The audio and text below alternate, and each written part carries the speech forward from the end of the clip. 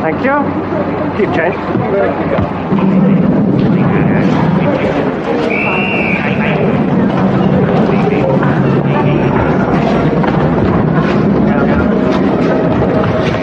Illustrator. Charles? Charles? Nigel. Good man. So Sir Hubert phoned you? I'm awfully sorry, Charles. Could you sub me 10 bob? I had to leave in a fearful rush and won't take a cheque. Of course. I'll go to the bank as soon as we arrive. There's no banks where we're going. I'll get the tickets.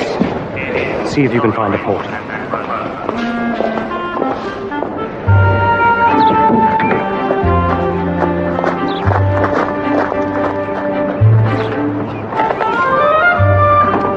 Come on, Van. Don't do this to me. Not today.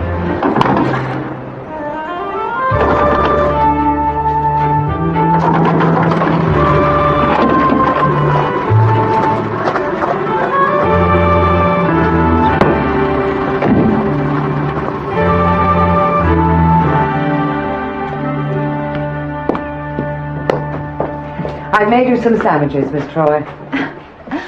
It only takes a couple of hours. But you're not expected until tea time.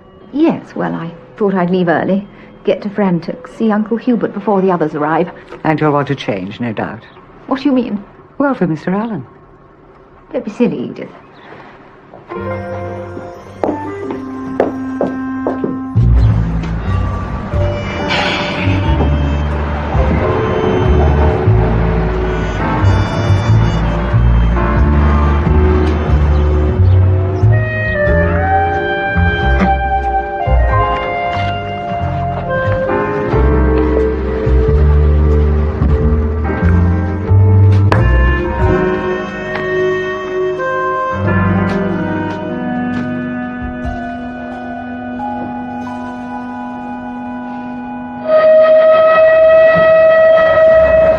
remember you the war, Charles. The action, the people.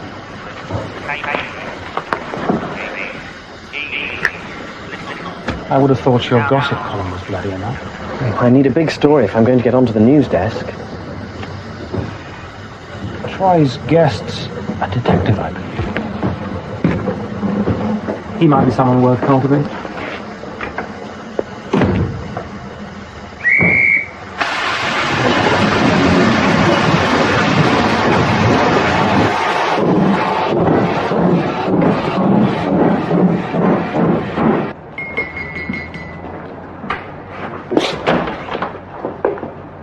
Bailey, could I possibly ask you to deal with these?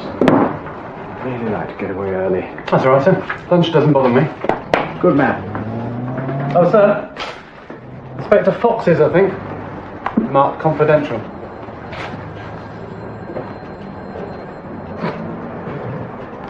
And copies of the Racing Times.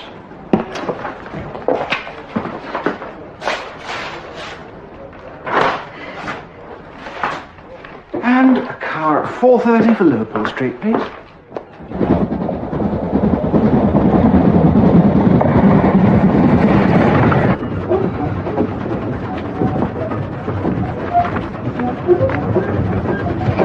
Have you met Troy's policeman yet, Rosamond?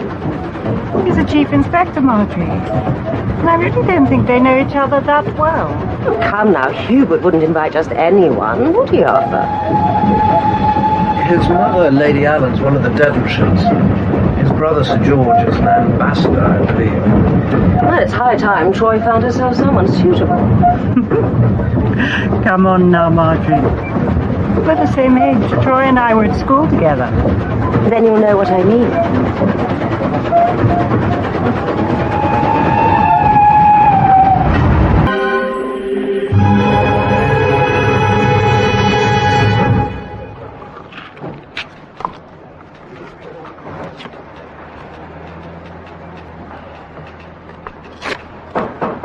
Come in. Tea, sir. Thank you.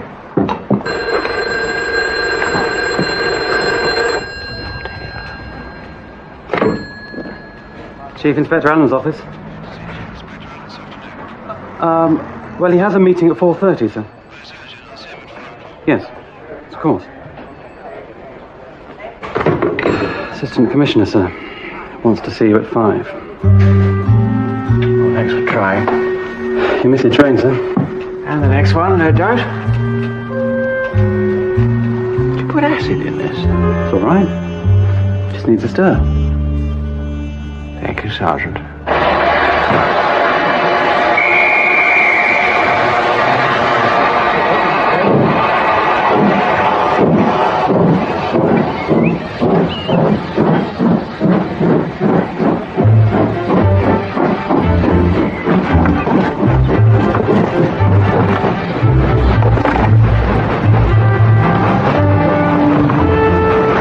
Be very careful with that. I'm back.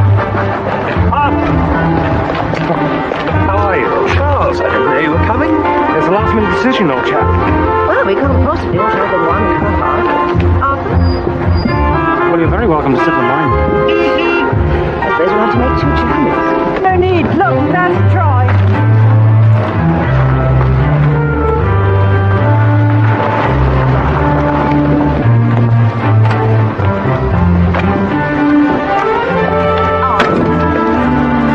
How are you, Ron? Never better. It's good to see you so happy. We're getting engaged, but not a word till after the announcement. I always said you'd be first.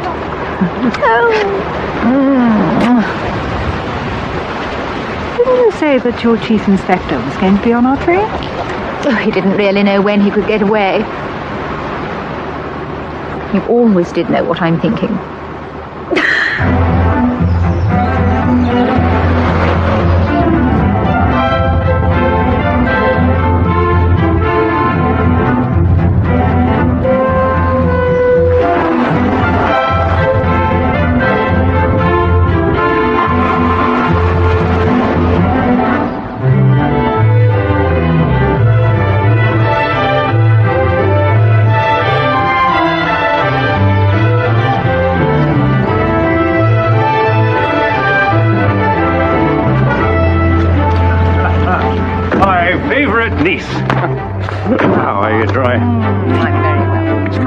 And you are? Bathgate, sir. Our Rankin's cousin, yes, welcome. Glad you can make it. Very pleased to be here, sir. Good, good. Make yourself at home. Hello, Arthur. Charles, thank you. Hungry.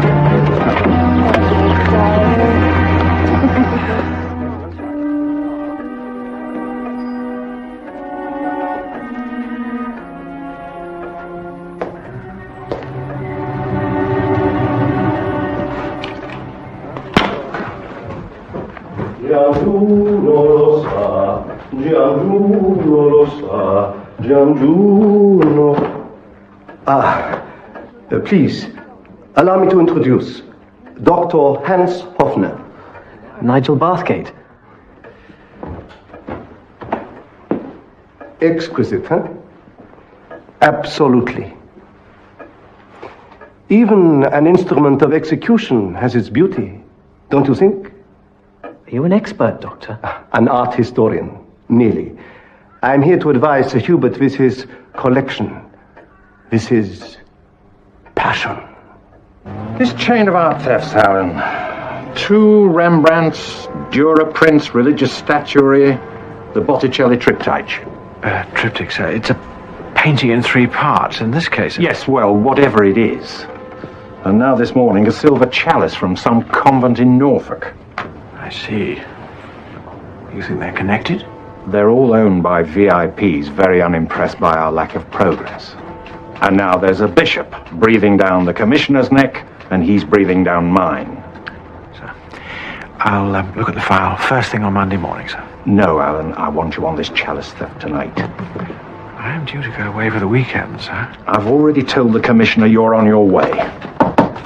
Come in, Fox. Sir? I've called Inspector Fox back from leave. I want the best possible team on this job. Thank you, sir. Sorry to see you back again so soon, Brad. Thank you, sir. My apologies, gentlemen, but we're all under some pressure here. Yes, of course.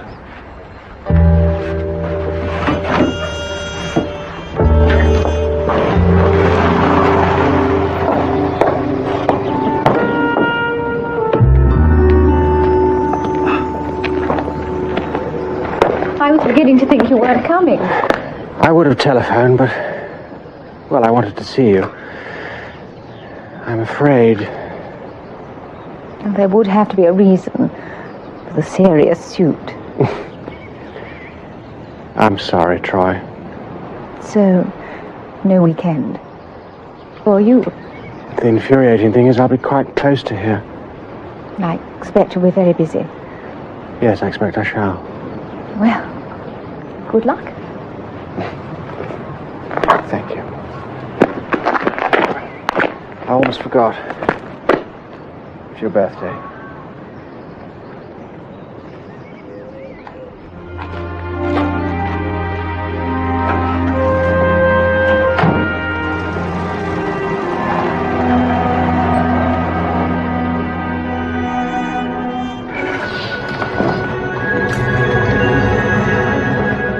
Bring him out here, will you?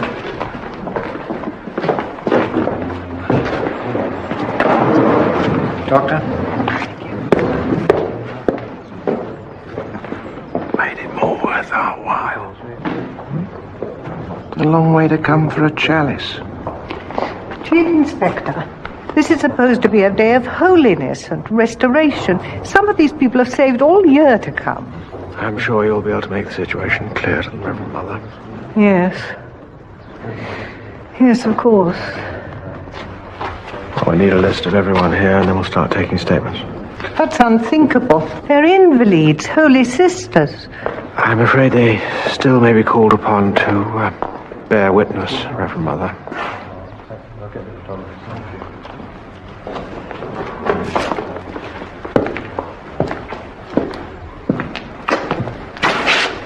Well, Doctor? He died of a broken neck. Rather expertly, I'd say. See the bruising here? I suggest a blow delivered by hand, no weapon. We'll have to have that confirmed by post-mortem, Doctor. Yes, of course, Inspector. And this. Slivers of glass, front and back. Well, he probably cut his hand taking the chalice. There's blood on the altar.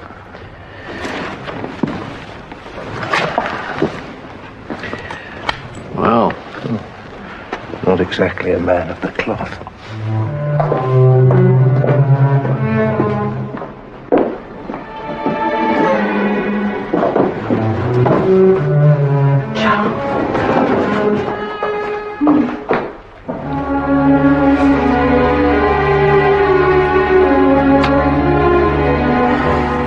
I thought we'd never have a moment alone. Be patient, darling.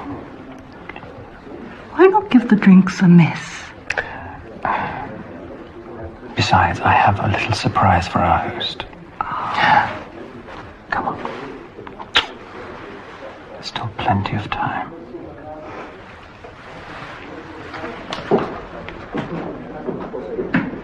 My dear friends, as we know, these weekends of mine have acquired a certain reputation for their dramatic quality. And in that pleasurable tradition, I propose that this weekend we play murder. Over dinner tonight, Walters will pass one of you this red plaque. And then he or she will have until this time tomorrow to plan the murder. It all sounds rather bloodthirsty. The murderer must get the victim alone and say, "You are the corpse." And then we have to investigate who did it and how. Well, there's no lack of weapons in this house, Hubert. You must have a convincing motive, my dear, but no weapon. Ah. But I have something which could provide some inspiration.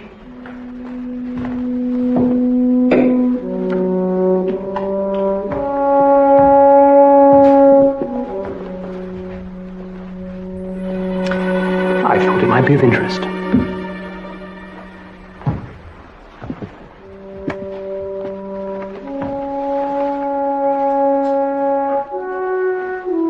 It's beautiful. Quite incredible. Isn't it? How long, sir, have you had this? I saved a man's life. He gave it to me to show gratitude. He'd been left for dead in some sort of brawl. About the time we were in Germany, Hubert. You were well rewarded, Charles. But your ownership, sir, is totally inappropriate. This is a rare medieval reliquary. Look here. The gold handle, chased with rubies. And within it is sealed a fragment of a saint's bone. Must be worth more than I thought. A fortune, certainly. But it is its unique religious significance which makes it priceless. I can help you return it to its rightful owner, Mr. Rankin. Oh. I can't afford your principles. Besides, there must be one or two collectors who would revere the dagger. And appropriately, don't you think, Sir Hubert?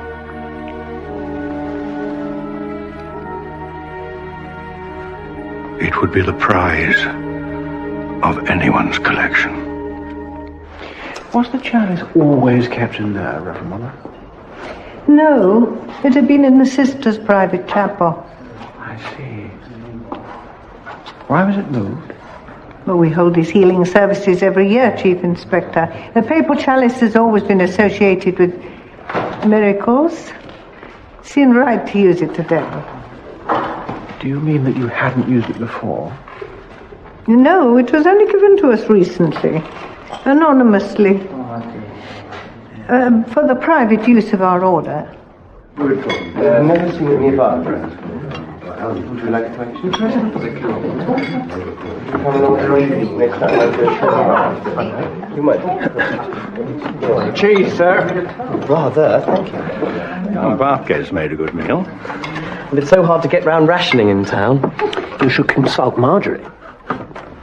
She seems inventive enough when it comes to clothes. I should ask you to step outside for slandering your wife like that, Arthur. It'd be a pleasure, I assure you. It's all talk and no action. It's been the same ever since we were boys. Concealing gracefully has always been one of Arthur's better qualities. Sir? No, I do not care for cheese. I wasn't joking, Hubert. What? If I get the plaque, I shall give it back. Very good, my dear. Strategic lying is all part of the game. And you could always be murdered instead. Ah. I'm serious, Hubert. I want no part of it. Oh, Marjorie. I'd rather watch. Now we know you'll play acting. Well, it's all just a bit of fun, isn't it? And personally, I'd rather be in the thick of it. You always were game, Rosamond. Madam? No, thank you, Walters. All this murderous talk has quite taken away my appetite.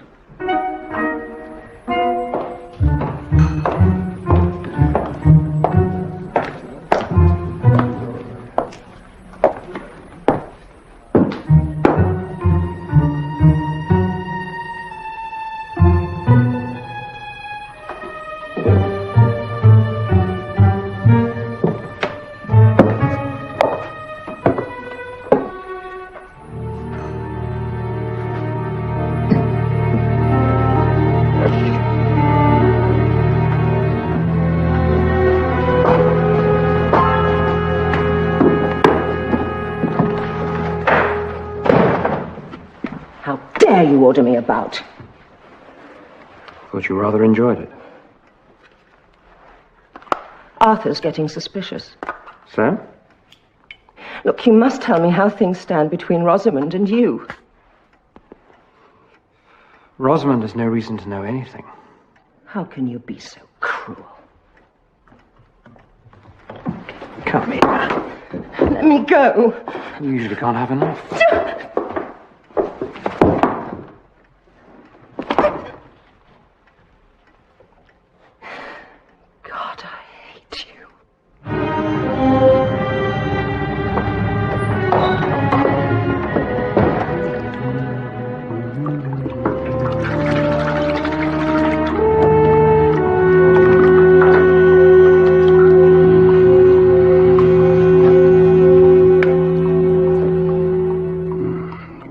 Dead monk.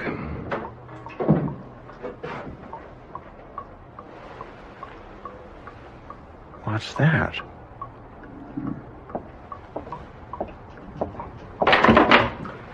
Got him, sir.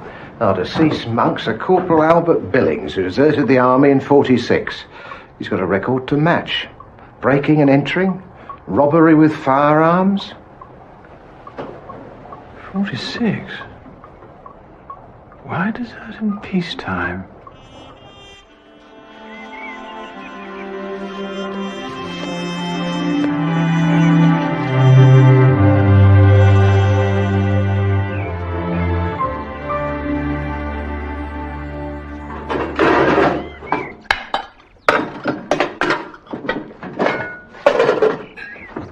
I say, Troy, I wondered if I might take you out for a drink to celebrate.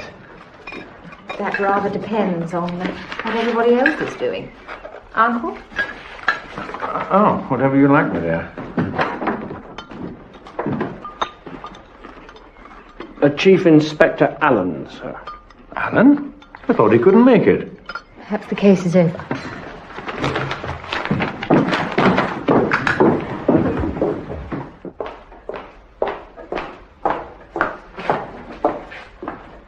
Happy birthday. Still the serious suit? I'm afraid so. Alan! Sir Hubert? Detective Chief Inspector Alleyn, Scotland Yard. Good to meet you at last. I'm sorry it has to be over a professional matter, sir. Oh. But a man's been found murdered at St. Mary Magdalene's convent. Oh, dear. And how can I help? Come along, Nigel. I'll show you the village and you can buy me that drink. All right, Hoffner.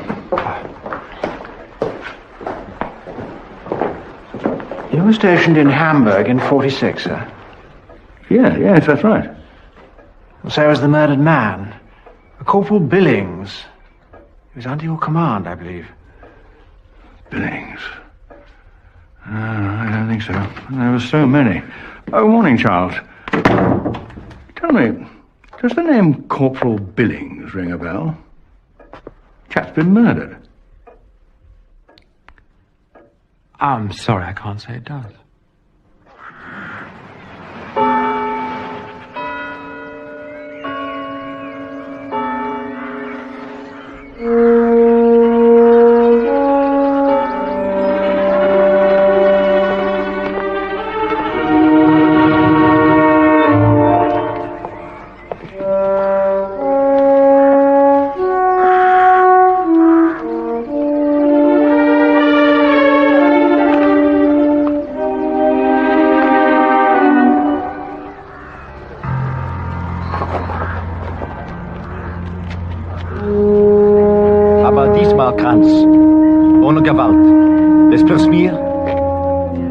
Solange du tust, was ich sage, geht nicht schief. Wo genau ist der Dolch? In Rankinzimmer. Das ist gut.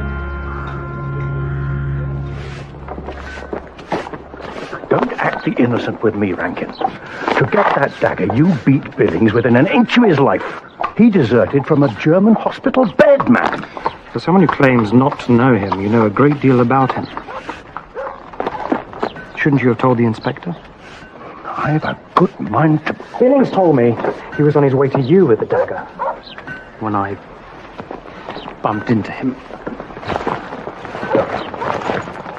You won't get away with this, Rankin. Oh, come on, Hubert. You're just relieved someone got rid of him for you.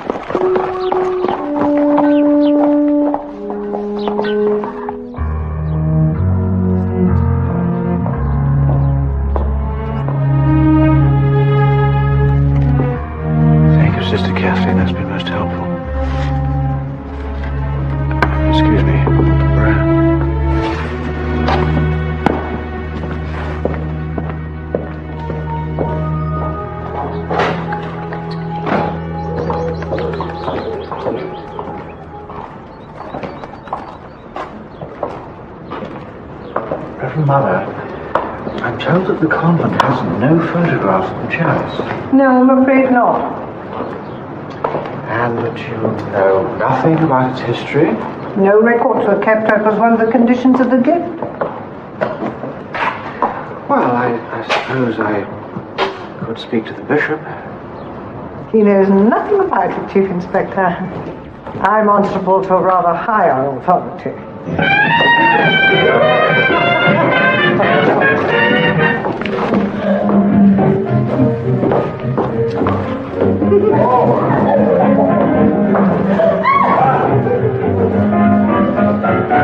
Turn it out a bit, darling.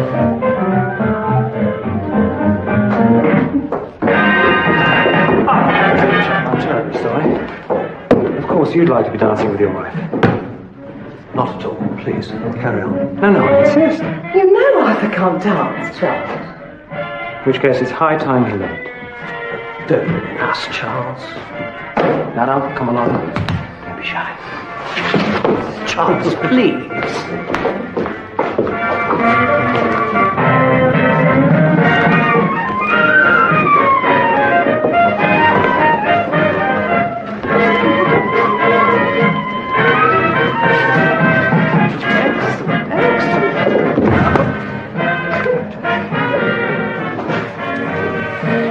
Ungrateful chap, Charles. If I didn't know it was useless, I'd call in your debts. I'm terribly sorry, but most of the money's tied up in the household, man. Still, you'll receive your reward in heaven. Ross. I say, Charles, old chap, if things really are that tight, I'm sure I could help. That's very good of you. The dagger. Yes, what about it? Well, you know I want it. I rather think the price went up today, don't you, Sir Hubert? Very well. We'll talk about it later. Oh, no. Let's talk about it now. You've all seen the dagger? What do you think? Should I sell it to Sir Hubert? Oh, don't be such a ham, Charles.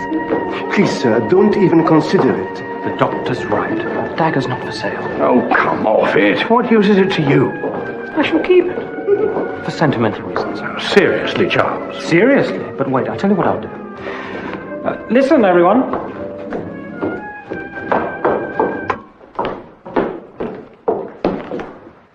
In the spirit of brothers in arms, the dagger's yours. I'll leave it to you. Very well. Put that in writing.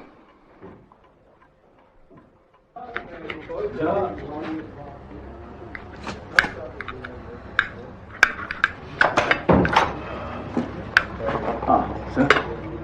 Bailey, pull up a chair. I hope you like spam fritters. Look what the men found in the convent grounds.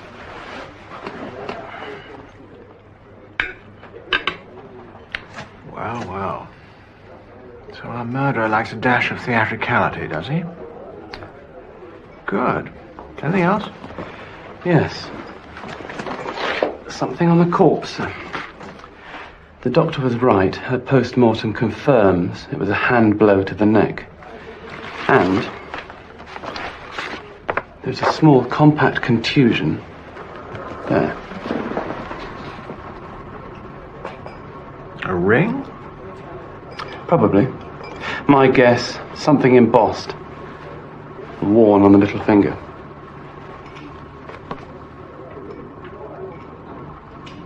Well, don't look at me.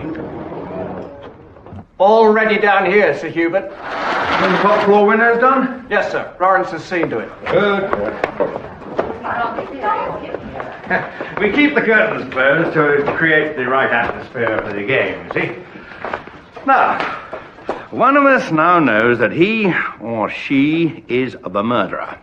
Now remember, when the lights go out and you hear the gong, count to 10 to give the killer time to get away from the scene of the crime, eh? I refuse to be left alone with anyone. Come on, Troy. I'm going up to change. Am I forgiven? Then, if I'm done away with, everyone will know it's you. Ladies, please allow me to escort you to your rooms. Oh, wait. I'm coming too. Here. Hubert, you shall see how well the dagger sits in your collection. For the weekend, at least. If you'll excuse me.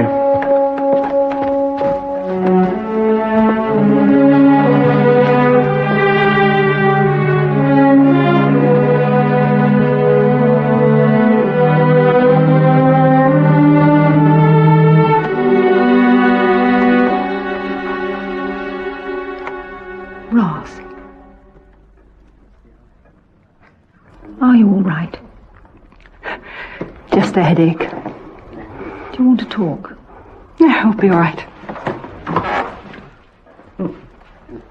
It's nothing, Troy. Honestly.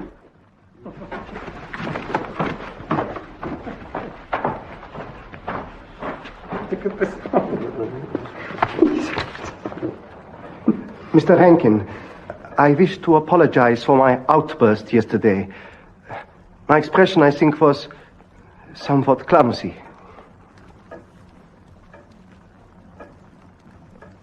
But the fact remains, sir, that you have no moral right to that dagger. Morals be damned. The dagger was given to Charles.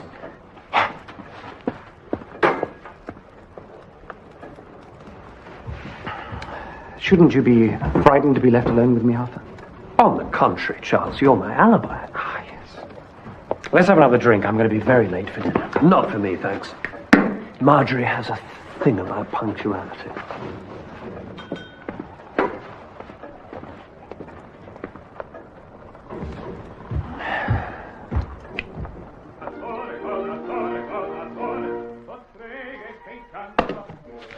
You finished in here, Bathgate? Yes, thanks.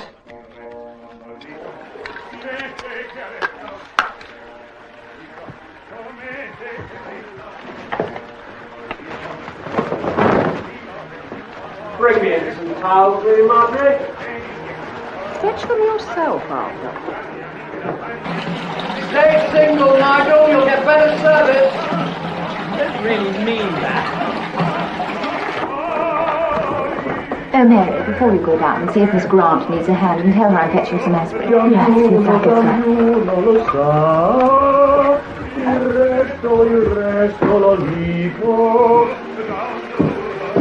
Florence has brought some towels, darling.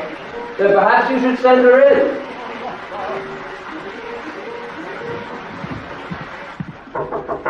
Come in.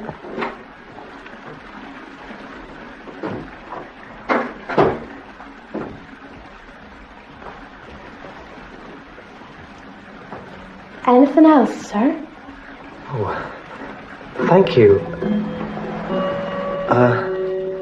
Florence. Florence. I don't suppose you could help me with this damnable tie. I don't like to ask anyone else. I feel rather a fool. Of course, sir. Arthur, hurry up in there. You'll be the last down. This is most awfully kind of you. It's a pleasure, sir. Ah, just a minute.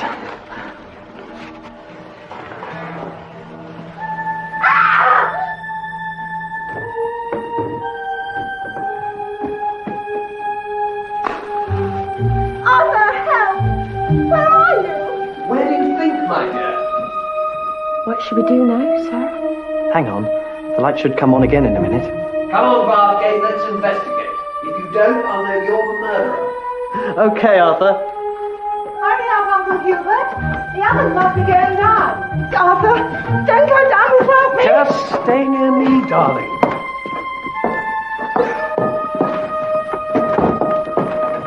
Please, we should go down now. Be careful. Oh, trust old Charles to make a meal of it. He looks so uncomfortable. Put him out of his misery. Oh, come on, Charles. Well, no, wait for us. Put all the lights up, Doggy. Oh, I'll do it.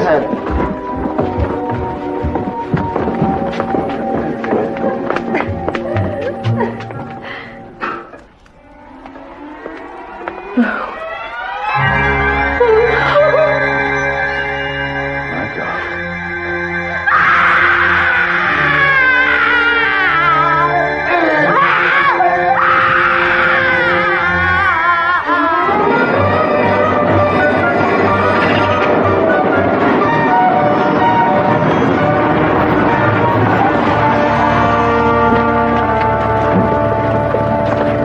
Are you all right? Yes, I think so. I already had a word with Uncle Hubert. He's terribly shocked.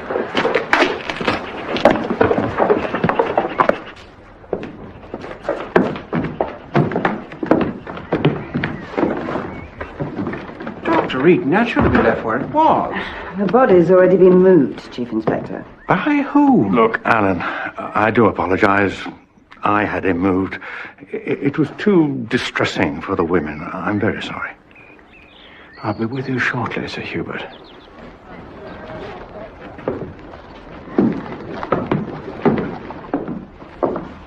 Dr. Eaton, I apologize.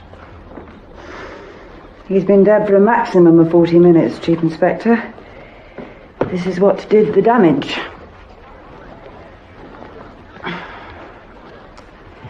The blade was angled through the third and fourth ribs.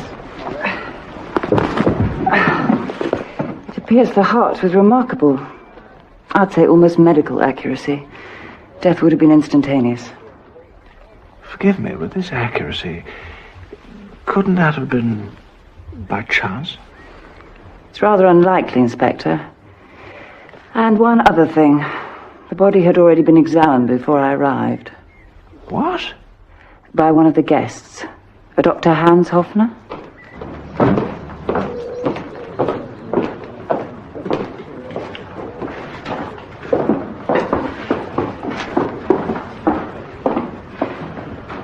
Disinfectant, honestly. Sir Hubert didn't waste any time, did he? Oh, they missed this. Must have been his glass. Well, looks as if he's had some company. I don't know. Fire on in summer, curtains drawn. Sergeant, can we have some light on the subject?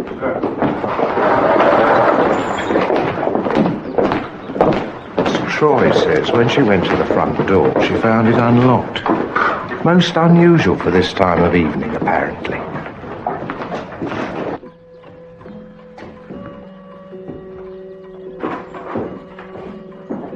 I was in my room the whole time, Chief Inspector.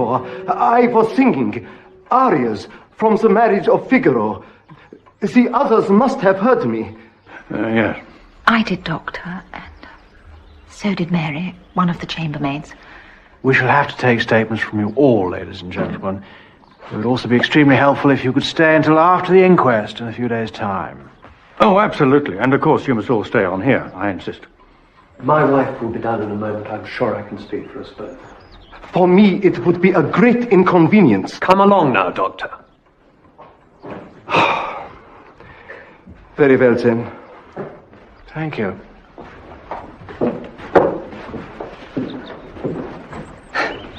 It's too ironic, isn't it?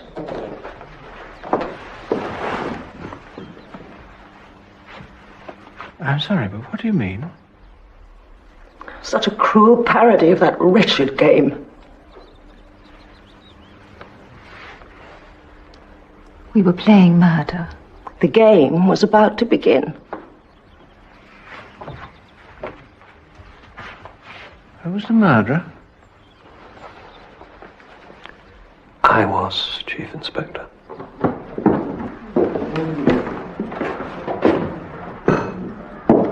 Mr. Bartlett, do sit down. Look, I can see what you think. As chief beneficiary, I must have the prime motive. But I didn't do it. Honestly.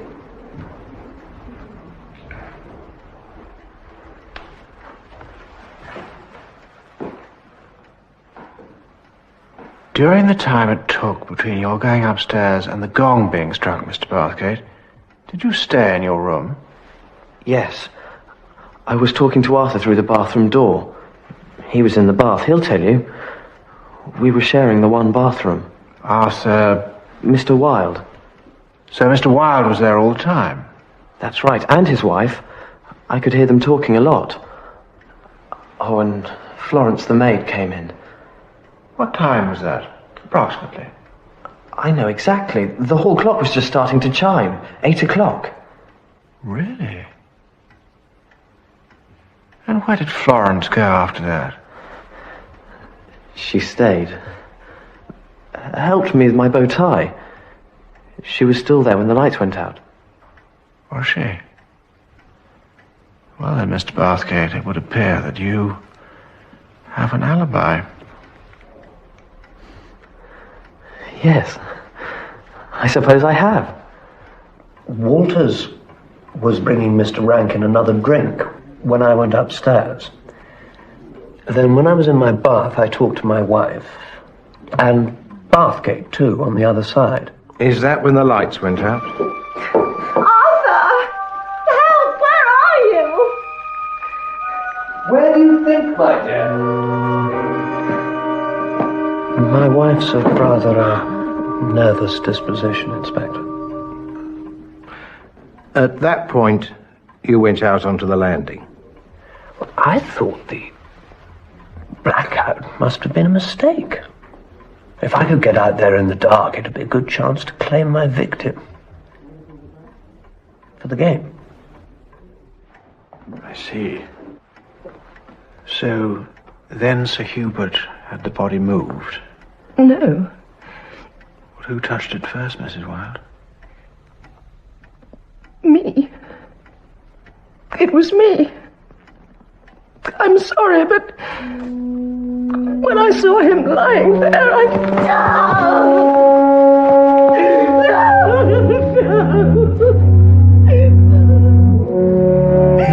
Don't leave me.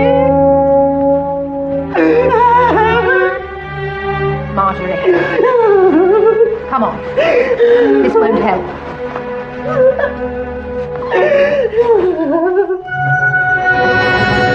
Mr. Walters, can you explain why the front door was left unlocked this evening? I told you to do that, Mary. But I did. I'm sure. What are you saying? The inspector's lying? No, but I...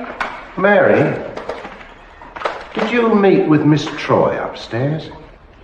Yes. She told me to go to Miss Grant's room, though it weren't my place to. Were you with her when the lights went out? No. I stayed there. But Miss Grant wasn't in her room, Inspector. Ross, where are you going? To my room. I've nothing to say. But we all have to be interviewed. It's too late for talking.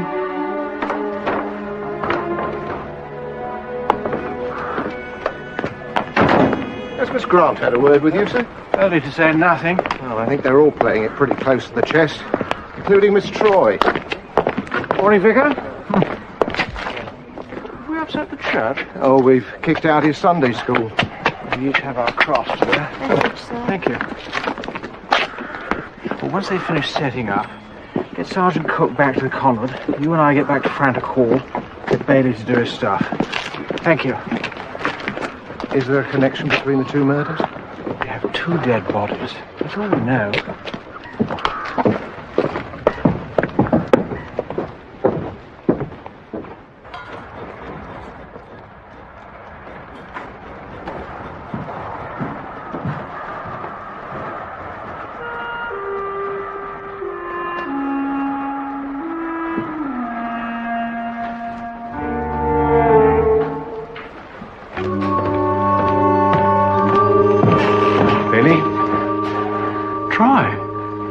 The undertaker.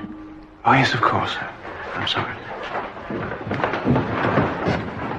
Makeup on the jacket, sir, and scent, too. I'll have them tested, but I'm pretty sure the scent's Goya. I think that might be Mrs. Wilde. No, sir. Miss Rosamond Grant. Good Lord.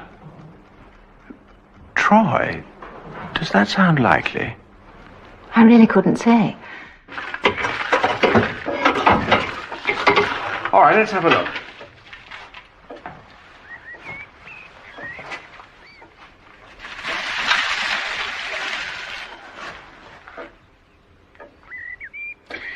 Bailey, tweezers.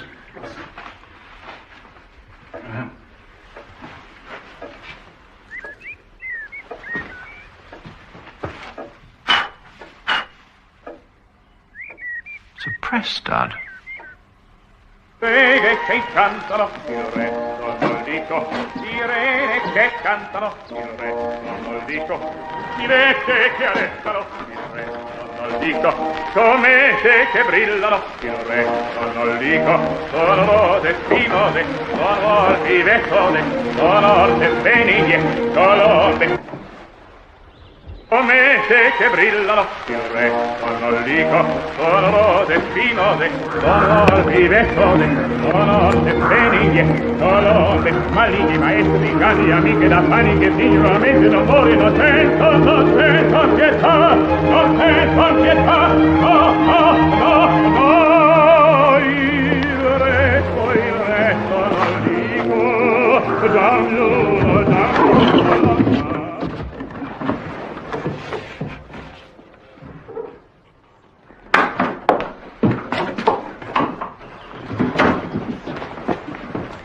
Full description of the stolen chalice and of Hoffner's mattress. Oh, my money's been on him from the start. Look at these lists. Well, they're in German, of course, but paintings, porcelain, 16th century statues, late medieval Italian reliquary, icons. Must be over 100 pieces in all. Well, could be to do with his research. They could be stolen. But Bailey, do you think you could have them photographed and get them back into his room as quickly as possible? Oh, what's that? Found this. Down the back of the bottom drawer. Well. Looks familiar.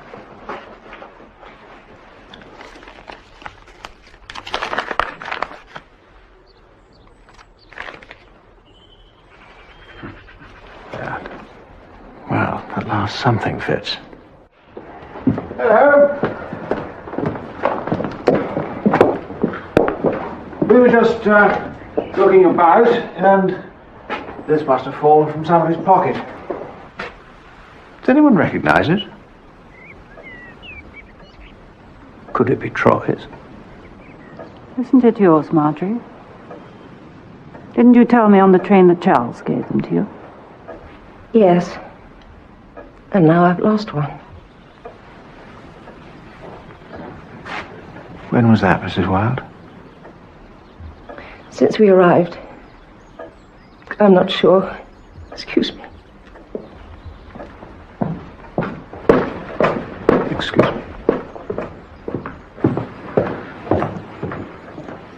Why do you let everyone else see how you feel, but you won't even talk to me? You're the last person, Arthur. So it seems. You should hate me. How could I? And him. All I feel is sadness. How long had it been going on? It was just a stupid fling. It was over, Arthur. I didn't even know he'd be here.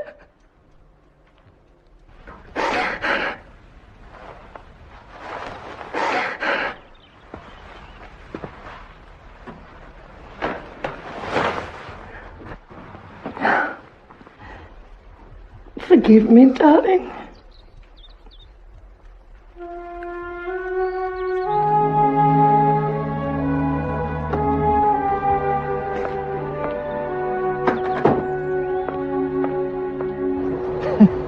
Are you vain enough to complain, I wonder? No, of course not. I'm flattered that you've found time to draw me. Faint praise indeed. Who's this? Oh, just someone I saw in the pub garden with Dr. Hoffner. Why, do you know him? I'm not even sure if I'd recognize him again. Perhaps this will help you. Did he give you his name? No, Chief Inspector. I did not either. But you bought the man a drink. This conviviality of strangers makes your pubs famous, does it not? Can you tell me nothing that might help me trace him? We talked about the weather. So, that makes him English, Now, if you'll excuse.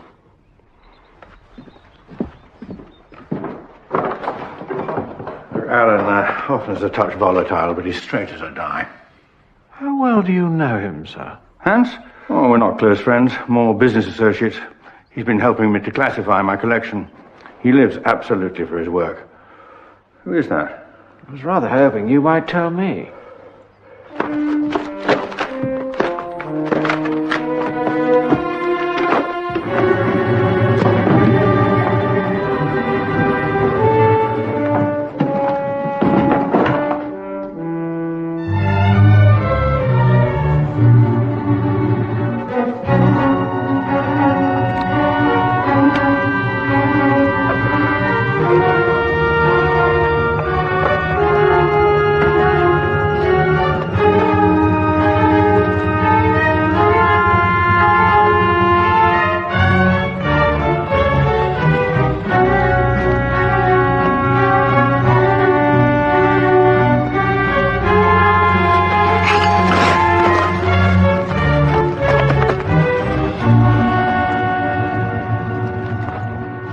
Pages have survived quite well.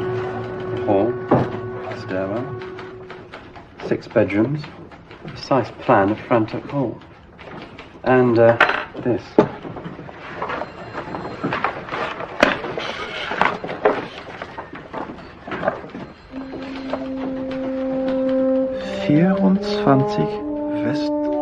Westgarten. 24 Westcourt Gardens, Kensington.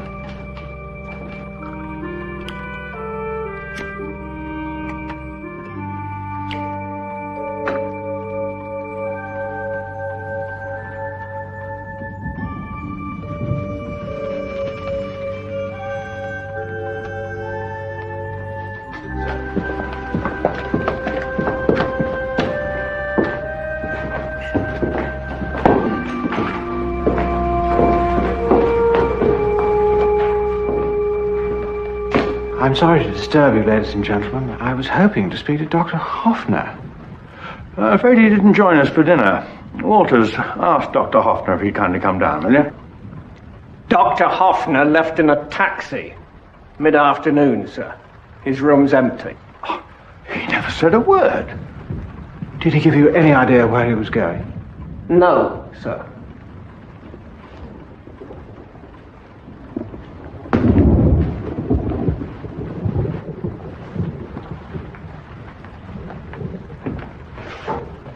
Do you have his home address, please, sir? I only ever got in touch with him at hotels in London. Which ones? Oh, they were always different. I rather doubt if I've kept a note of them. Could you check, please, sir? We usually got in touch by telephone. He'd ring me. Dr. Hoffner did work for you, sir. I find it hard to believe he'd be quite so elusive. Believe what you like, Alan. You'll kindly modify your tone.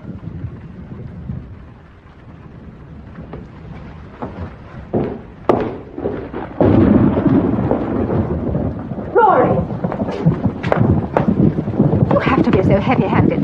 It isn't my uncle's fault that Hoffner's bolted. I wasn't suggesting that it was. You shouldn't have let him get away. Troy, I shall assume that you're upset. Yes, and so's my uncle. Well, getting people to tell the truth isn't always pleasant. Have you considered the possibility that you might have got it wrong?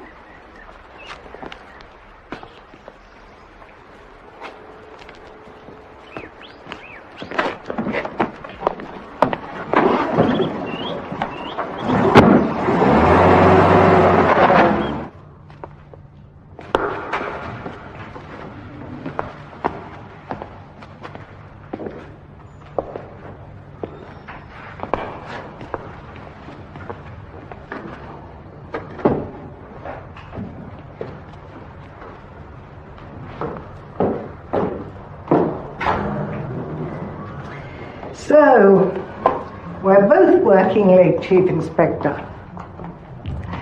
How can I help you? Reverend Mother, would it shock you to learn that the stolen chalice was itself stolen? Are you sure? We have it on a list of stolen treasures.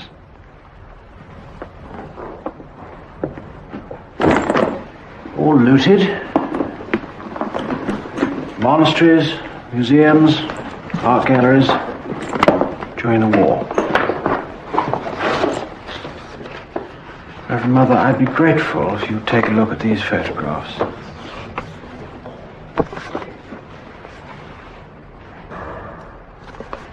Have you seen either of these men before? Take your time. I don't suppose Sir Hubert realised the chalice was stolen, do you? Oh, no, I'm sure not.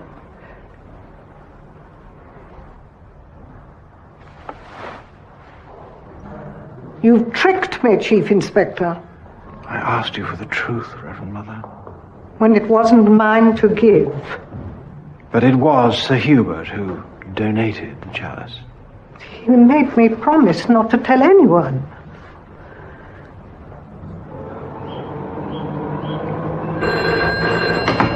Hello? Inspector Fox? Yes? This is Miss Nellie Weston at the post office. Miss Weston? I think I might have some important information for you, Inspector. Please go ahead. It's rather delicate. Do you think you could come round? Yes, of course. The role of your unit in Hamburg, Sir Hubert, was to relocate art treasures. All the occupying forces did their bit to sort out the chaos.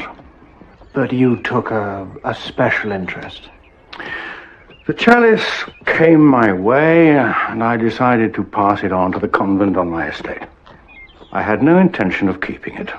The plain fact is you abused a position of trust and responsibility. No, it wasn't like that. And looted things you were supposed to be protecting. Damn you, Alan. I wasn't doing it for myself. Please. The chalice and the other things, well, at least I was keeping them safe. Things were disappearing, being melted down. It was dreadful. You broke the law, Sir Hubert. Yes, I suppose that's how it must seem.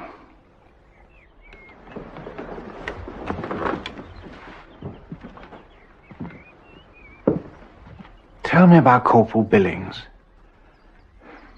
He was my driver. He ran certain errands for me. He did damn well out of it. Perhaps he didn't think so. Is that why he was trying to steal back the chalice?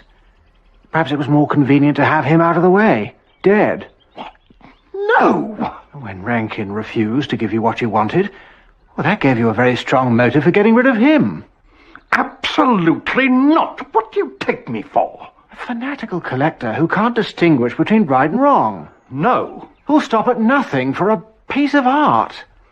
I would never have killed for it. Never!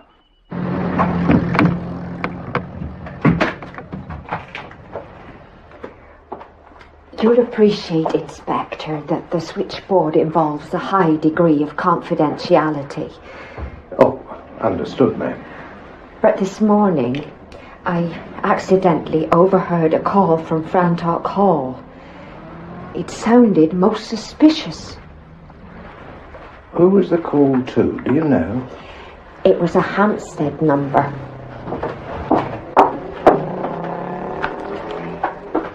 A Mrs. Sandilands. A maid answered, said her mistress was gone till tomorrow. Then it went all peculiar. Please destroy parcel in Tunbridge and don't tell a soul. Can you describe this voice from the hall? A lady, nicely spoken. Thank you, Miss Weston. Your help has been invaluable. Rest assured, Inspector, I shall regard it as my duty to oversee all calls in future in the interests of your investigation.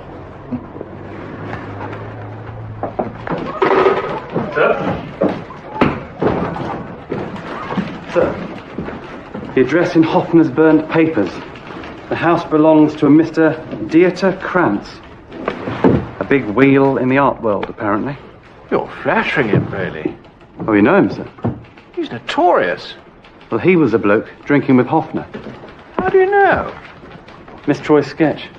She caught him exactly.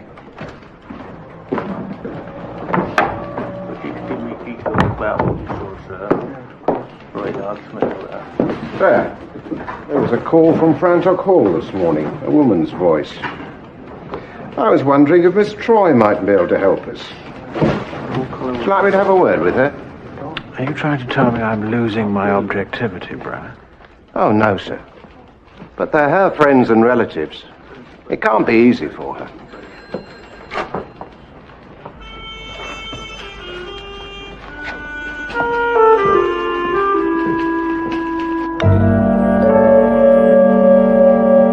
I had to push him, Troy. How would you feel if it was someone you loved? It's my duty. My uncle had nothing to do with this. Rory, he just wouldn't. I wish you'd speak up about everyone so candidly. I'm not sure what you mean. I need to know more about her and Charles Rankin. Then you must ask her. She won't talk to me. Nor me. But why? Please. Roz is a dear friend. Please don't ask me to speculate. But you have a duty to help me with what you know. Rankin's jacket showed traces of Marjorie's powder and Rosamond's scent. I need your help, Troy.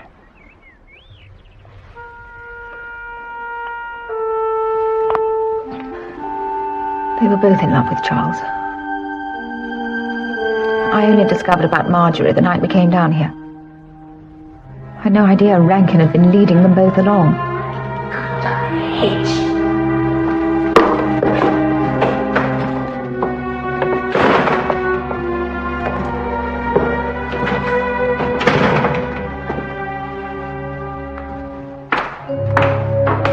The strange thing was, when they left, another person slipped out of the room. You think it was Rosamond? I don't know. did she know about Rankin and Mrs. Wilde? I'm confused. She seemed so happy when we first arrived. So a discovery like this would have been a terrible shock to her. You're just guessing. Enough to make her do something desperate. No, not Roz. How can you be so sure? It's just inconceivable.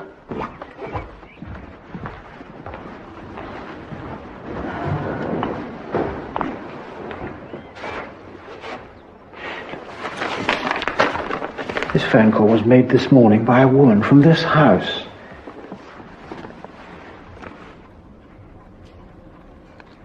Marjorie has a dressmaker called Mrs. Sandilands. Or a friend, really. What about Tunbridge? Do the Wildes have a house there? I'm quite sure they don't. But what could she want destroyed so badly?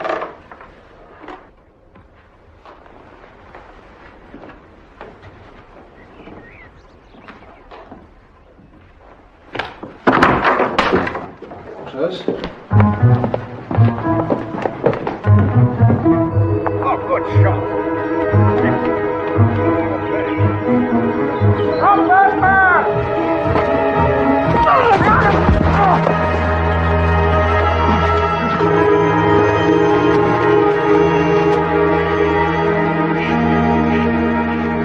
Well tackled, Bathgate.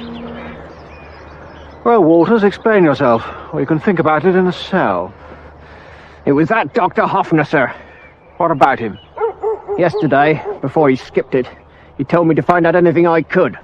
Where is Dr. Hoffner? I don't know.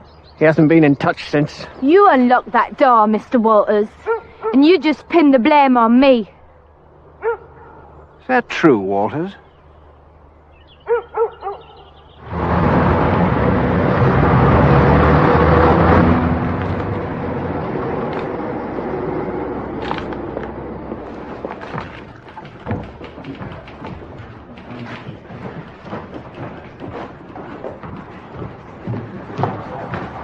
Rory, I'm sure that if I could look around Marjorie's flat, I could solve this Tunbridge business.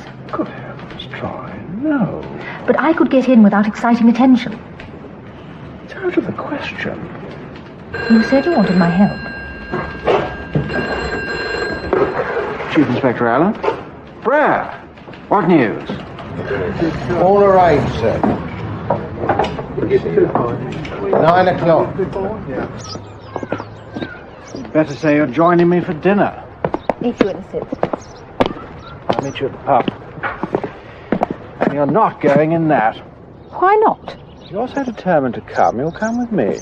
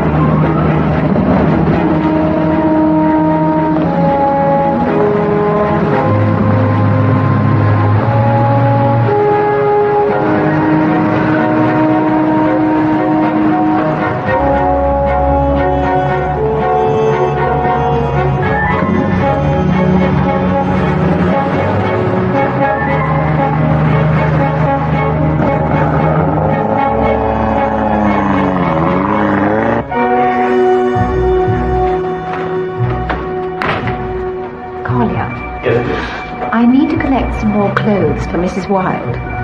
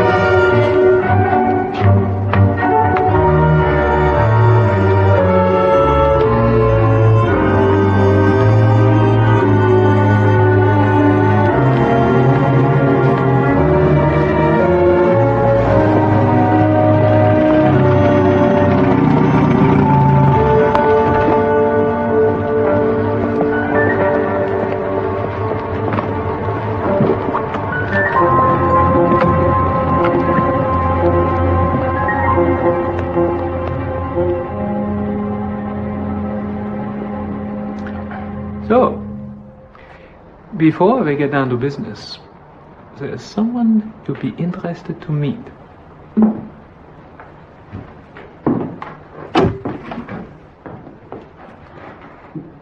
Dr. Hoffner. Hans, are you out of your mind? Chief Inspector Alleyn is here to facilitate a business transaction, hence we shall both require your help. Don't look so startled, Doctor. Surely, as a lover of fine things, you can appreciate a policeman with, what shall we say, expensive tastes. In my life, Chief Inspector, I've had to face many reassessments. Dr. Hoffner might feel more reassured once you have presented your credentials, Mr. Alleyn. By all means.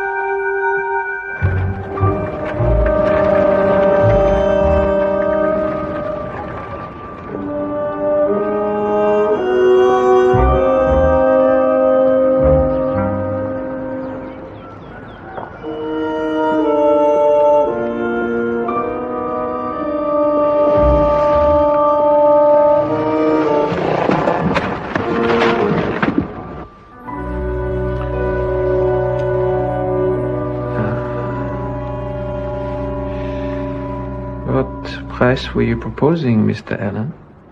I prefer to talk about an exchange. An exchange? For what? The papal chalice. That is out of the question. Quiet, Hans.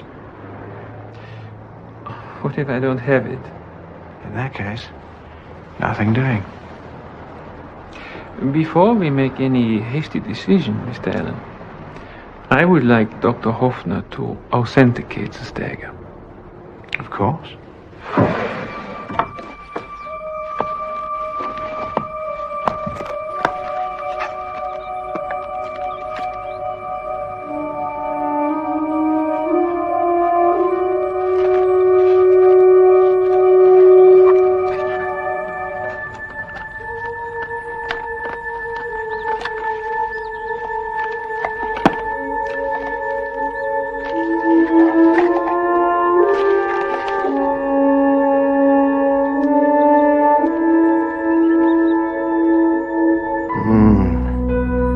This is definitely the Saint Michel dagger.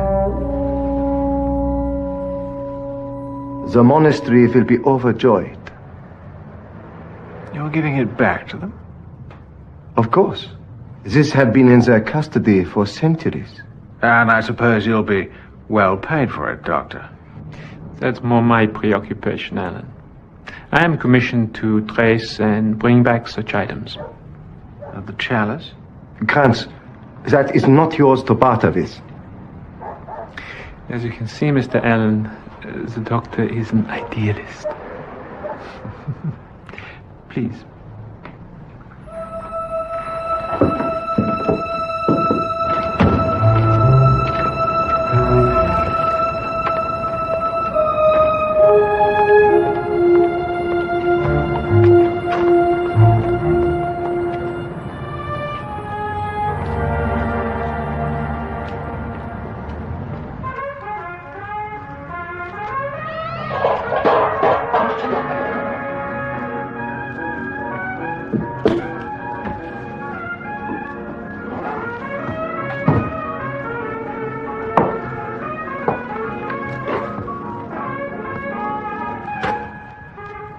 Well, I must congratulate you on this convent job, Herr Kranz. Praise indeed.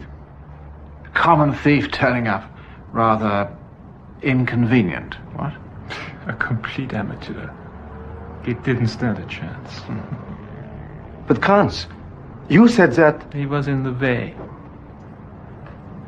Well, there you are, you see. A professional can deal with anything. Unlike you, Dr. Hoffner.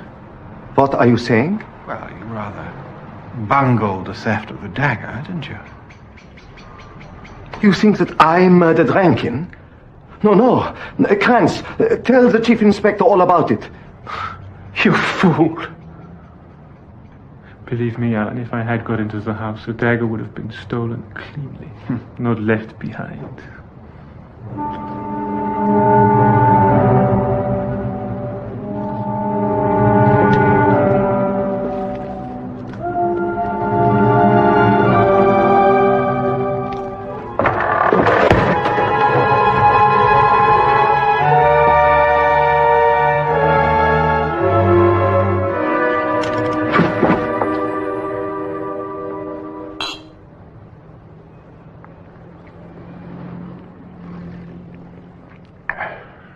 A pleasure to do business with you, Herr Kranz. Dr. Hoffner.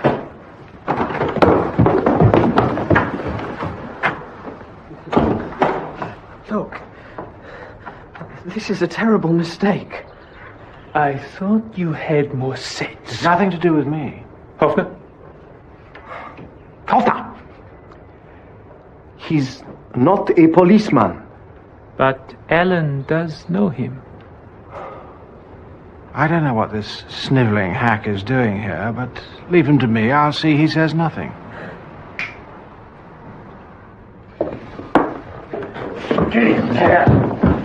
There's no need for that. He's not worth it. I hope you're not trying to fool me, Alan. Go on! Pack as much as you can, Hoffner. You too, Bryant. And you, Chief Inspector, are gonna help me get out of here.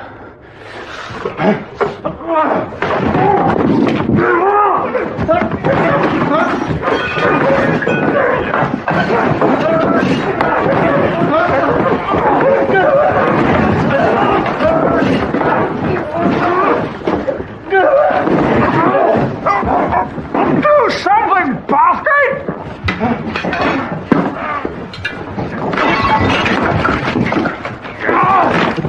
Hans, no!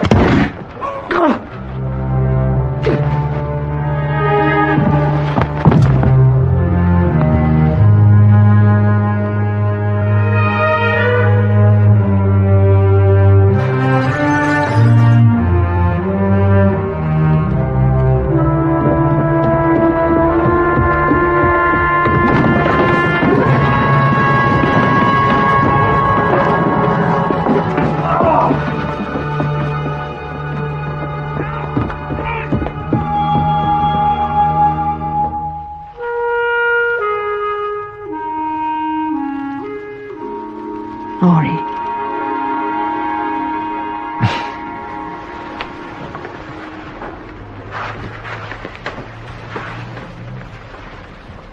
Letters. Where were they? I'd got it all wrong. I was looking for an address when all the time it was a box. But what about Tunbridge? That's the kind of box. Tunbridge ware, it's a sort of wood inlay. Of course. But I feel awful taking Marjorie's letters. Troy, I'm hoping they'll help us get to the truth. We still don't know who killed Charles Rankin. Here. Oh, there you are. Look, I know it's late, but are you up to driving, Mr. Bathgate? Snivelling little hack, don't you mean? If you're asking us to leave, I can drive. I'm sure you can. And, thank you for dinner, Chief Inspector.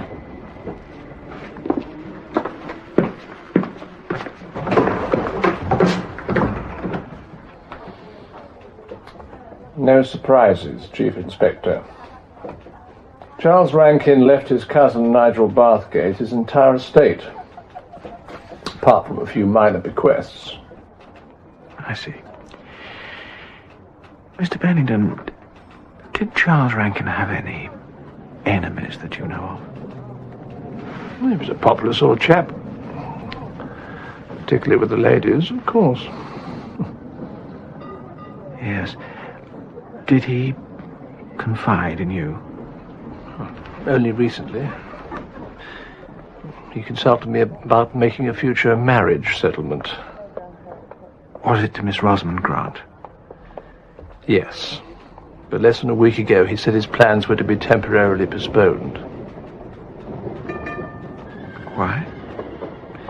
In his own words, he confessed he'd been caught cheating and made an enemy of the woman who still loved him. So she might have felt that if she couldn't have him, no one else would. Roz? Roz, where are you going? Let me be, Troy. Got to get out for a few hours. I'm suffocating. I'll come with you. No! Why are you doing this, Roz? It looks as if you have something to hide. Troy, I have. Then don't shut me out. Chief Inspector Alleyn is your friend. How can I confide in you? Oh, Roz. Do you really think our friendship means so little to me?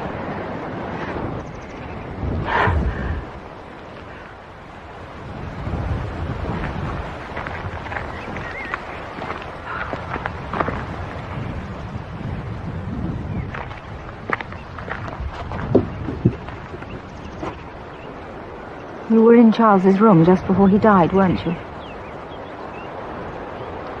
I had to talk to him, Troy. He'd been deceiving me with Marjorie. Oh my God, what have I done? And I don't know if he loved me at all. Not the smallest thing in his will, Troy. Not a sign. He couldn't acknowledge me. Not even when he was dead. So you finally decided to tell the truth. What would you know about that? Charles was just using you. It was me he loved. He'd finished with you.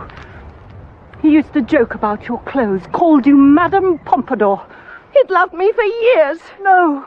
And that's what you couldn't stand. Stop it! No! No!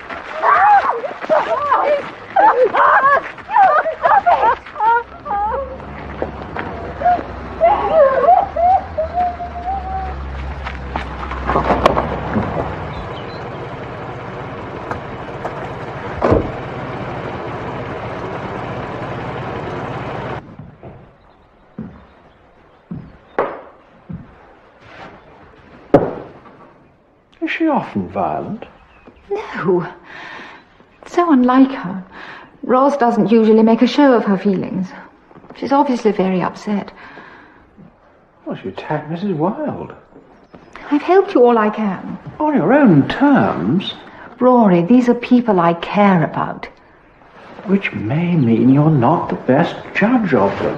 Yes, well, you've already proved that, haven't you? I'm simply trying to assemble the facts.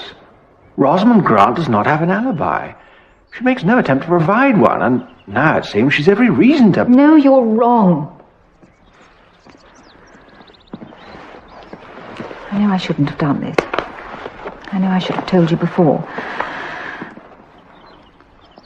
I took this from Rankin's room the morning after the murder. It's Rosamond's. This is withholding evidence, Troy. Yes, I know. But, you see, Ross told me she was waiting to face Rankin in his room that night. You see, this proves it. She couldn't...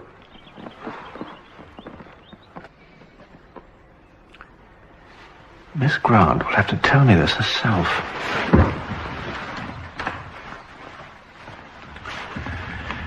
Well, anything else you haven't told me?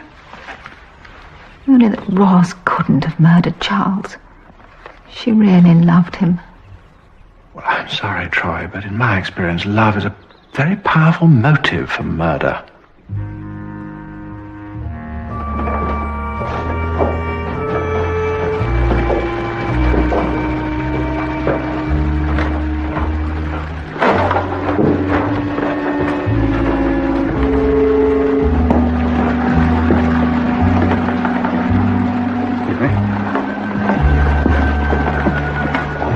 Go downstairs, Marjorie. Leave this to me.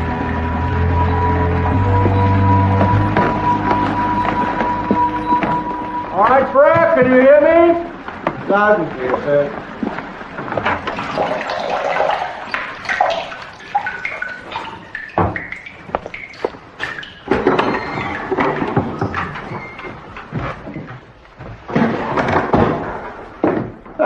There's nothing wrong with that.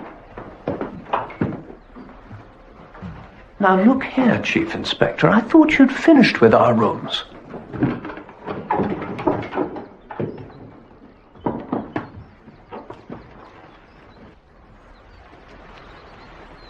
Mr. Wilde, when you were in the bath, where was your wife?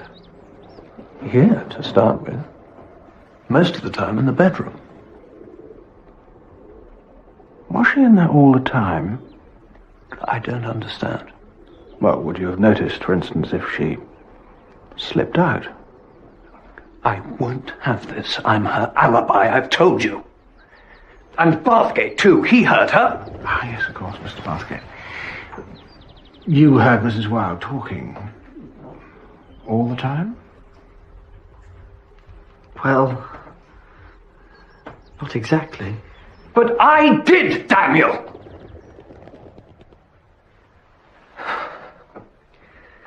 Forgive me, we've all been under a lot of strain.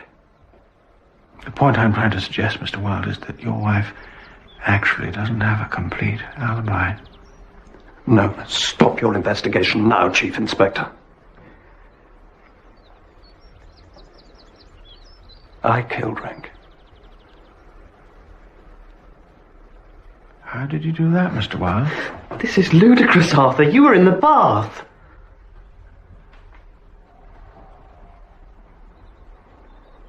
It's very understandable, Mr. Wilde, but aren't you playing rather a foolish game?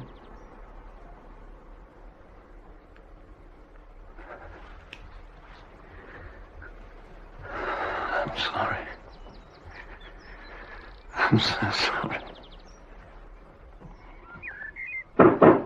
Come in. Ah. I wondered if I might have a word, Sir Hubert. Of course, dear boy. Come in. It's about the dagger, sir. Ah, yes. I've had a word with Bennington. Charles's bequest is quite legal, he tells me. That's what I wanted to talk about.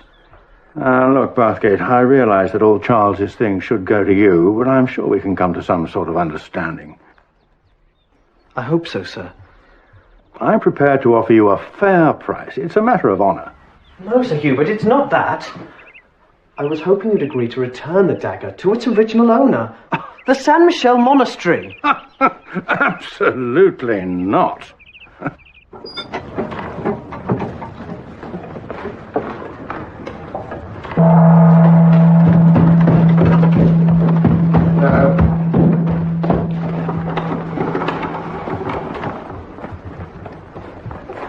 What's going on? Could you all calm down for a moment, please? I need some help.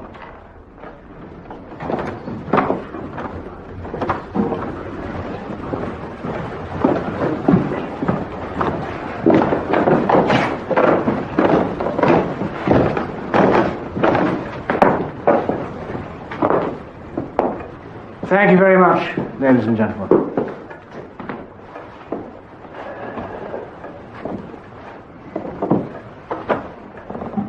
I need a volunteer.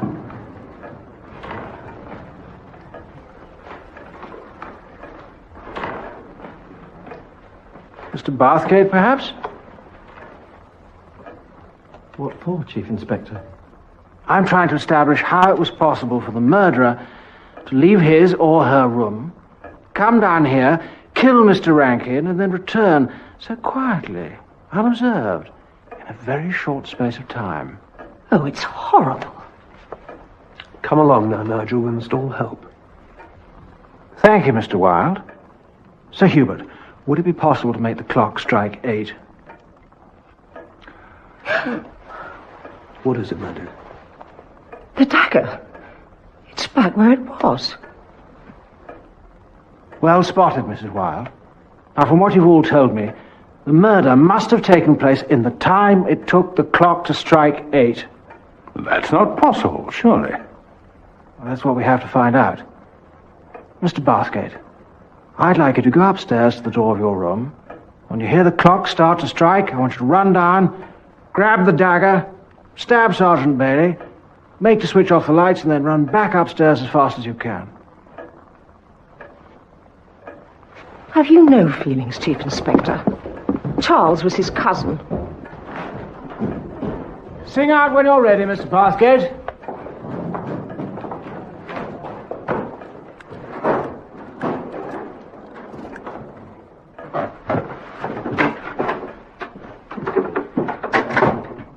Ready?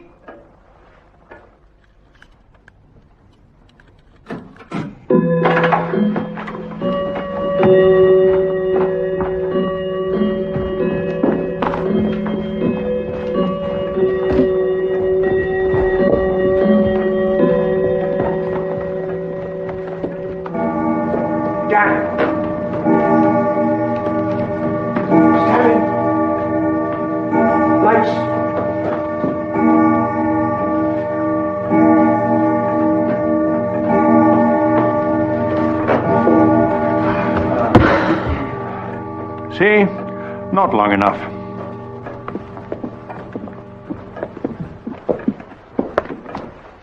Thank you, Mr. Bathgate. I suppose there's one other way we could try. Mr. Wilde, I wonder, would you mind? I doubt if I could manage it any faster. This time, carry the dagger up with you.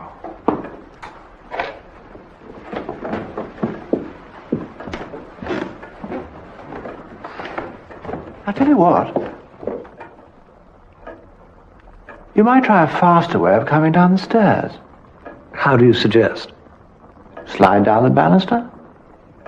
I think I'm a bit stiff in the joints for doing that sort of thing. Which is why I'm not trying it myself. Rather easier for a woman, I imagine. Side saddle. That's it. Well, now, Mr. Wilde, let's see. How would you do it? Well, you left Charles Rankin down here. You picked up the dagger. Then you went upstairs to your bathroom. You made sure that Mr. Bathgate and your wife knew that you were there.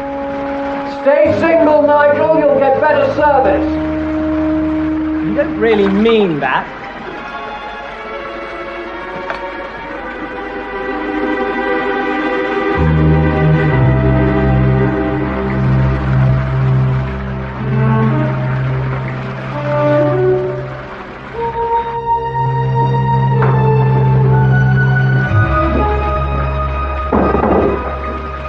Then, having made sure your wife was in her bedroom, you looked for her gloves. You found only one. You took it and ran out across the landing.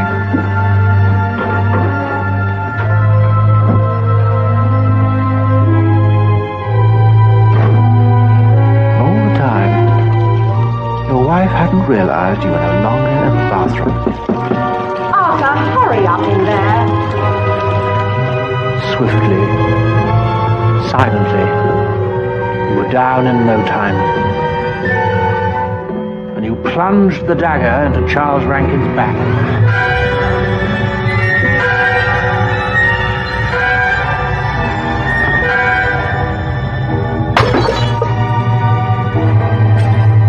You switched off the lights, and you ran back upstairs to your bathroom before the clock had done striking. Later, quite calmly, you threw the glove onto the fire. Well, Mr. Wilde, have I left anything out?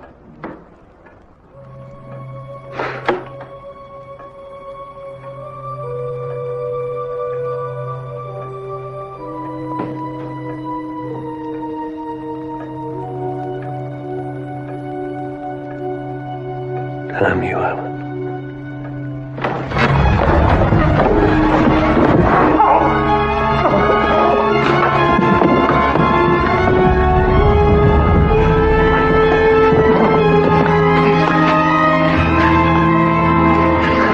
Bastard Rankin didn't even try to hide your sordid little affair.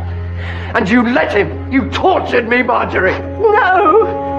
And then you squandered my money just to please him. No, Arthur, listen. He deserved to die, and you should take the blame. That's enough, sir. Come along now.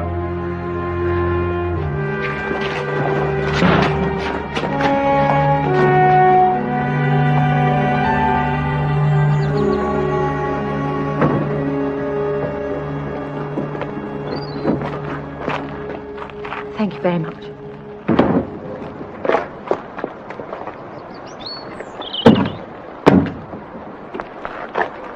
Rory, those letters from Rankin Marjorie wanted destroyed so badly. Wilde had already read them. We found his fingerprints on them and matched them to his tooth mug. We won't be needing this any longer. Thank you.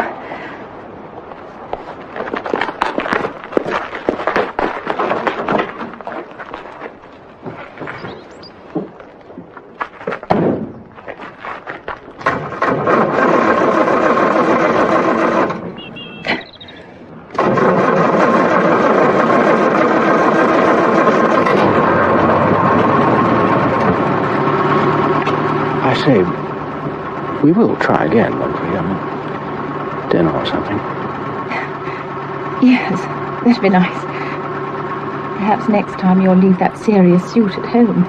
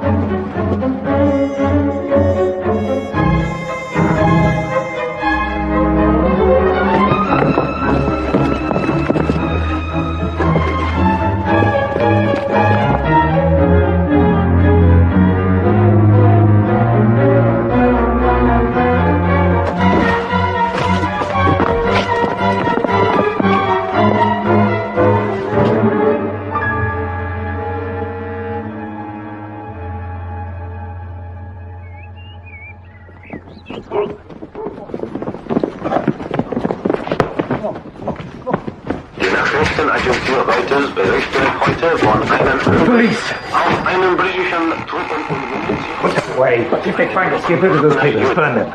bei dem Überfall der sich im Orange...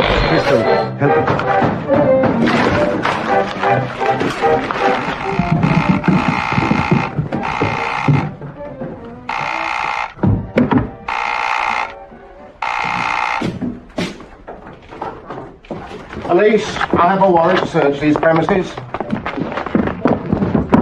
Making a lot of noise.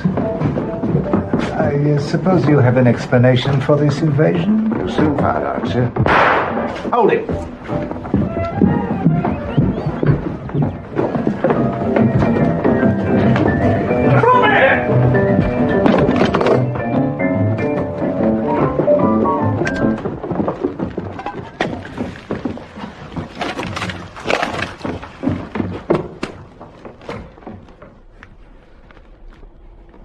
Ask the Chief Inspector to come here. I'm here, Brad.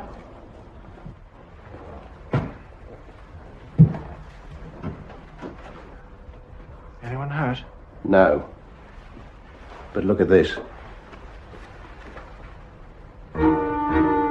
Derek O'Callaghan.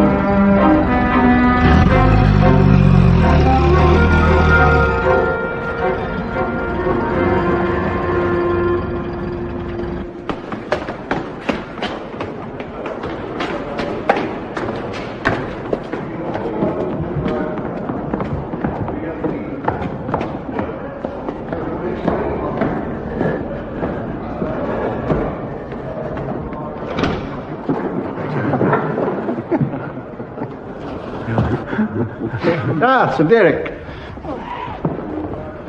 My apologies, Prime Minister. Nice to go. Thank you, sir. Congratulations. Hello, William. Hello. Nice to see you, man. Thank you very Ah, Sir much. Derek.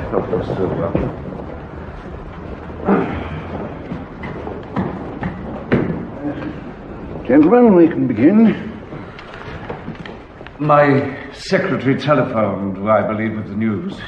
We've been discussing it. Scandalous. Things can't be allowed to go on like this. It has been suggested that more troops be sent in. You agree? Well, with respect, Prime... Mr. Derek. Home Secretary, some brandy.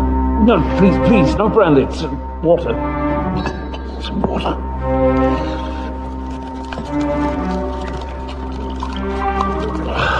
Thank you. Sorry about this. My dear fellow, what on earth was it? Keep meaning to see my doctor, but, well, his Palestine business is so pressing. But you mustn't ruin your health over it. Gentlemen, I think it best if we adjourn for the moment. No, there really is no need, Prime Minister. The pain comes and goes quite quickly. I'm quite recovered now. I wanted a private word with you anyway. Gentlemen.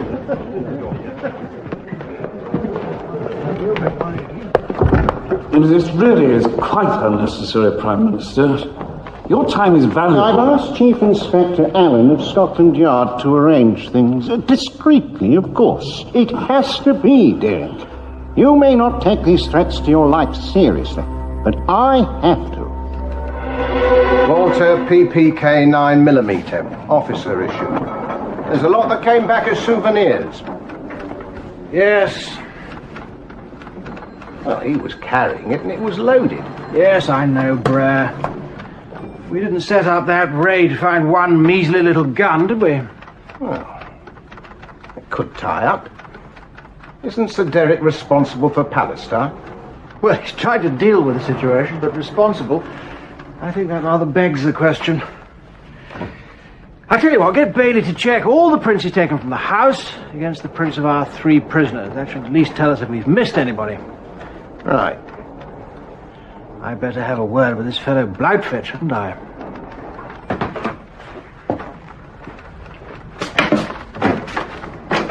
I tell you what, Brad, see if you can can get an opinion from the handwriting people about that stuff you saved from the fire.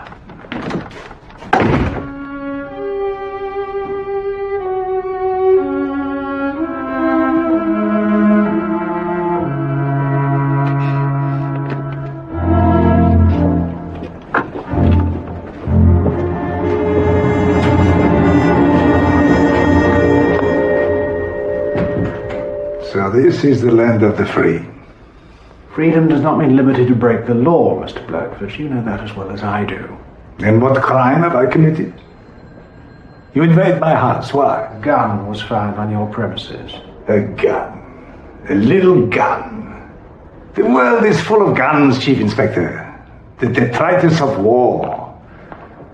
Was it necessary for half the police in London to strip my house from top to bottom to find one little gun? Oh. Where did you get it? How did it come to be in your possession? That is a long story, Chief Inspector.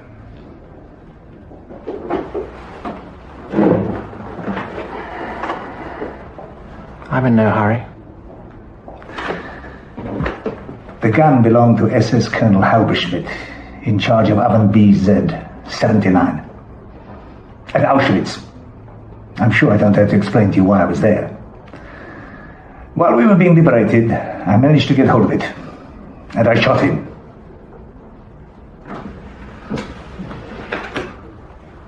Am I going to be charged with murder? Your actions elsewhere do not concern me. Here they do. The gun was loaded. Why? I have enemies. Personal enemies? I'm a Jew, Chief Inspector. Do you consider Sir Derek O'Callaghan to be an enemy?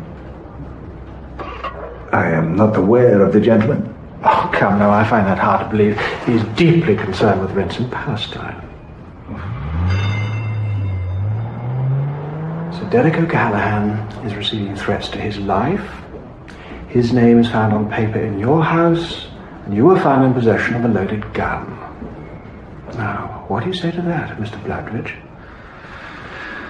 I think in the land of the free, I am entitled to see a solicitor.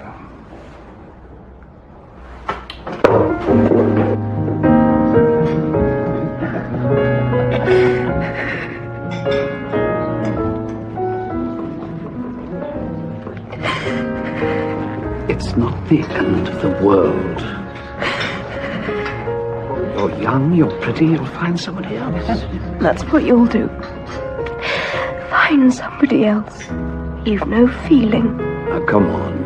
You're not a child. Let's be adult over this. We've had good times together. They aren't good times when you remember them and know you were just a man's good time. I loved you.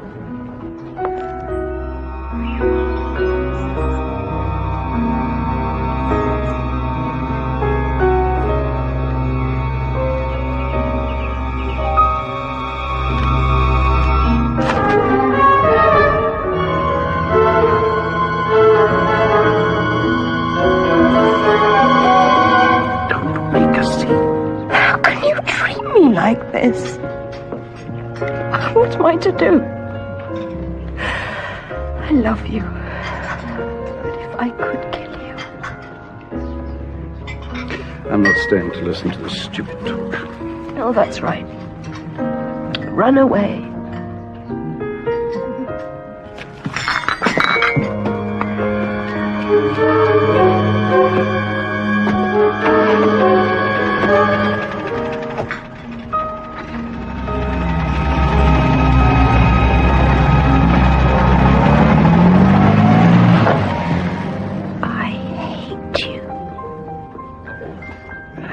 Hate you.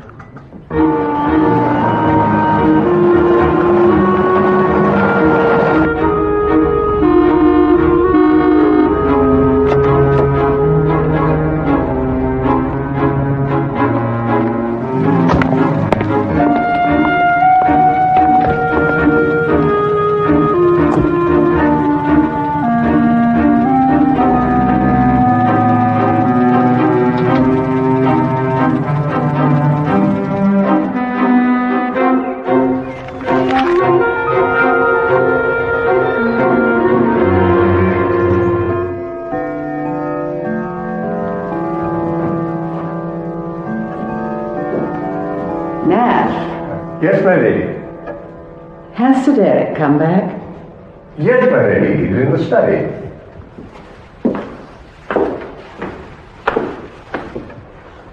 Thank you, Nash. Shall I serve dinner, my lady? How was Sir Derek? Well, much more as usual self, I'm happy to say, my lady. Then we may as well eat as usual, Nash. Very good, my lady.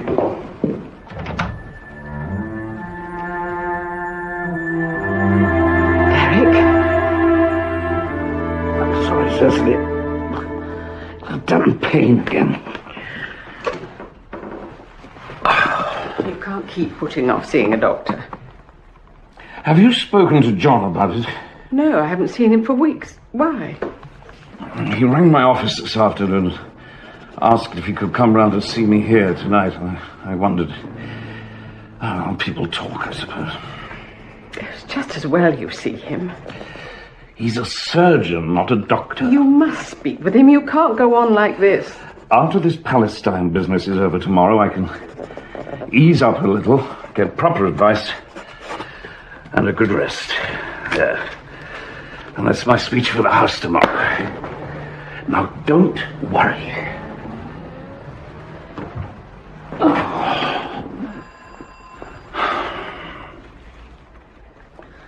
Have you had any more of those letters?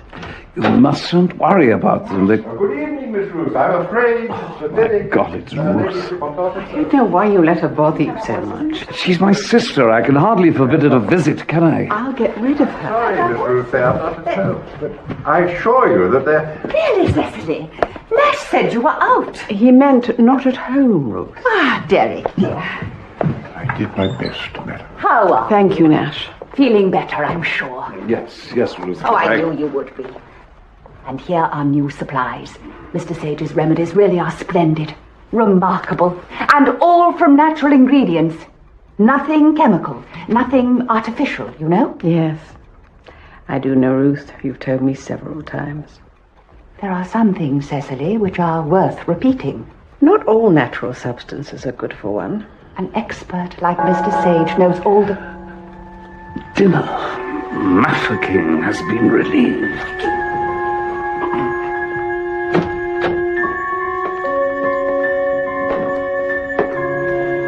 There's a curious mark on this paper, Bray. You can just see the faint outline. Bailey says there's one set of prints unaccounted for. So, 3 in the cells, 4 sets of prints, 4 in the gang. We missed one. We missed more than that, didn't we? Yes. Bad luck on Sir Derek. Well, if we'd found the weapons, it would have given him a head start in the House tomorrow. What's that? Censure motion by the opposition on his handling of the situation in Palestine. Huh. I'm too busy with crime to bother with politics. Well, you'll jolly well have to bother with him in this case. Well, let's see. We've got the Stern gang. You've heard of them, I take it. Supposed to have a cache of arms at Blightfitch's house, ready for shipment to Palestine. All we find is one little pistol and a piece of paper with Sir Derek's name on it. So, what's going on, Brer? Well, it looks like the threats came from Blautwitz. Likelihood is he's stopped those. Yes, but for how long? Blightfitch has already got his lawyer busy.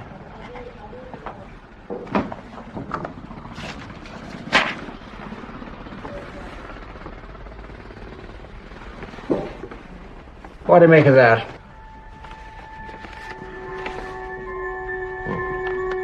Not a lot. A couple of snakes up a tree. That's a caduceus. Oh, yes. What's that? The symbol of the medical profession. Good evening, Sir John. Is Sir Derek in? I believe he's in the library, Sir John. Perhaps you'd care to wait in the study whilst I inform him of your arrival. Very well. May I take your coat and hat, Sir John? Not now. John. Ah, Cicely. Hello. I'm so glad you've come. That will be all. Thank you, Nash. You know Derek has been unwell. You must have heard. Of course, yes, but... He refuses to see a doctor until this wretched Palestine debate is over. With that and the stress of threatening letters. You must know about those. Surely. Yes, but... There you are, John. Sorry to interrupt you. Do have a word with him, John, please. I'll get Nash to send in some coffee. We'll share something stronger, I think. Come inside, my dear fellow. Your coat, John? Doesn't matter, I shall not be here long. I've been so busy lately, and politics are a damn curse. And as for this Palestine, do sit down, dear fellow. I've not come here to exchange pleasantries, O'Callaghan. What? You're an unfeeling, insensitive blackguard. Your conduct has been beneath contempt. I don't know what the hell you're talking about, but... I'm talking about Jane Harben. Oh. What's she to you? Her happiness is more important to me than anything in the world. And you have ruined it. Oh, come on, old boy. Good Lord.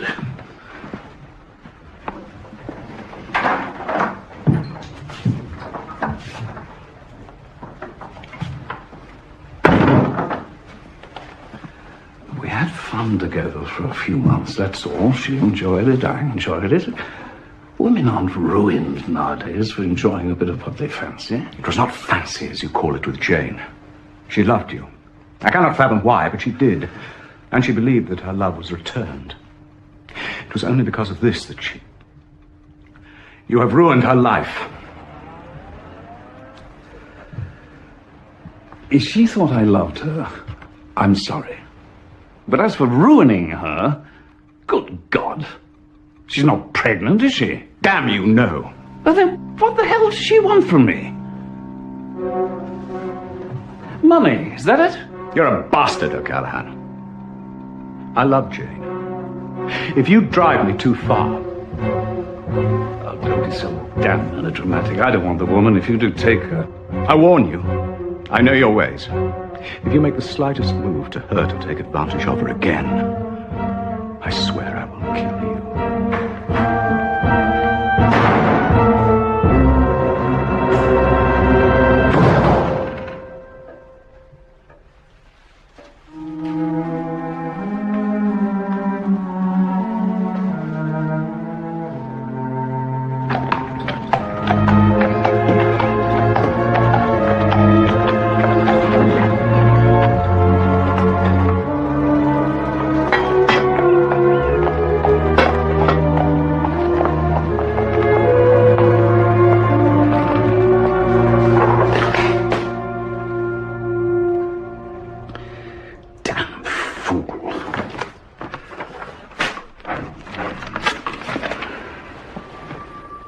Is that another of those letters? No, it's something like that. What's the matter with Nash? Nothing. I wanted to bring it to you myself. To wish you luck on your big day. Well, that's very sweet of you. Thank you. Perhaps we could have a weekend at the cottage. A change would do you... us. Good. Yes, why not? I'll get myself a good going over and get rid of this, whatever the damn thing is. I'm sure 2 aspirins would do you more good than those things of Ruth. Oh, pleases her to think she's helping me, and herbs can't harm me, can they?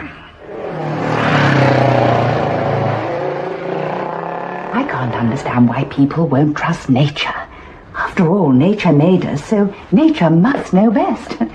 It is rather obvious, don't you agree, Mr. Sage? Alas, not everyone has your clarity of mind, Miss O'Callaghan. Now, remember, it's essential these are taken regularly until the treatment is complete.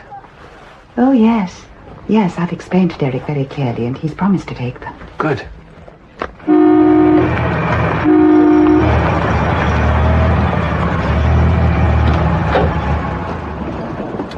Well, into battle. I hope they're not too hard on you. I can give them as good as I'm likely to get. Don't worry. You will take care, won't you? Look. Armed guard never lets me out of his sight. Damn nuisance, actually.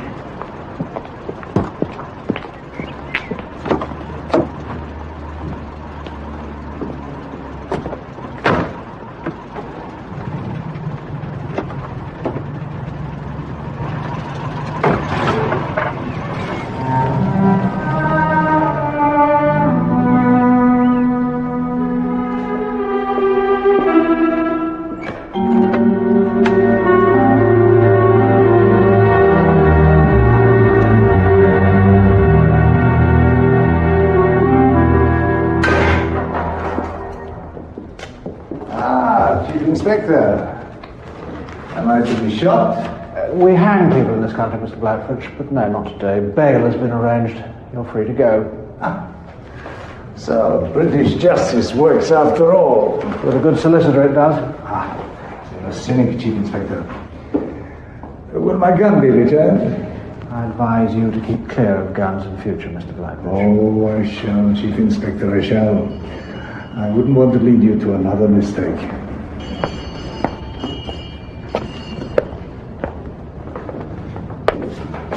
One moment, sir. Well, I might be arrested again. My papers, sir. Oh. Your pardon, officer.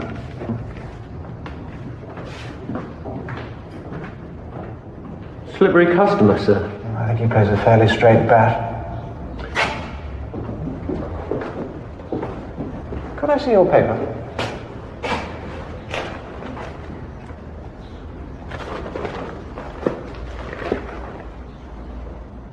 Did you tear this out?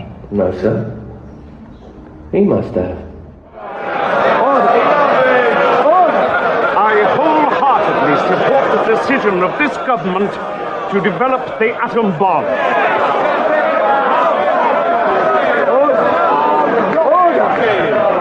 No, I will not give way. The defense of this country and the safety of our troops in Palestine is my prime concern. We hold that country not for any gain, but under mandate from the United Nations to seek a peaceful solution to the conflict there. It is a burden we reluctantly assume. Why don't we get out there? It may be in the nature of the honourable member and his party to run away from responsibility, but on this side of the House we have some sense of honour.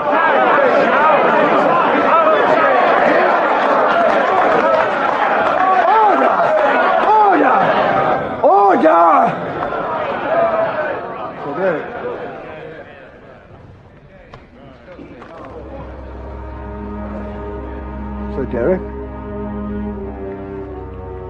To yield to terrorists, to succumb to force is not a characteristic of our island race.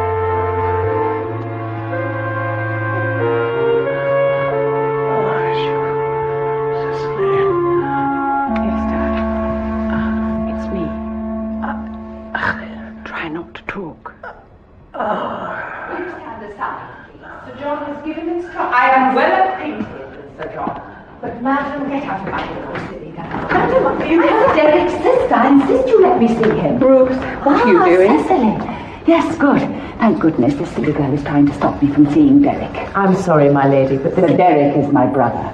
I keep telling her. It's all right, Nurse Banks, thank you. Sir John Phillips would like a word with you, Lady O'Callaghan. Oh.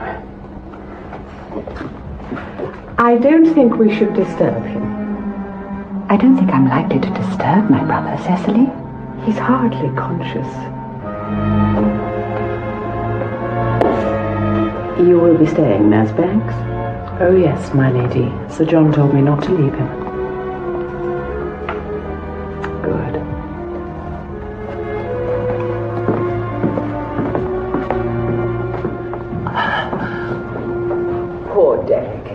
Is the pain very severe? It's dreadful. You must take some of Mr. Sage's pulvitables.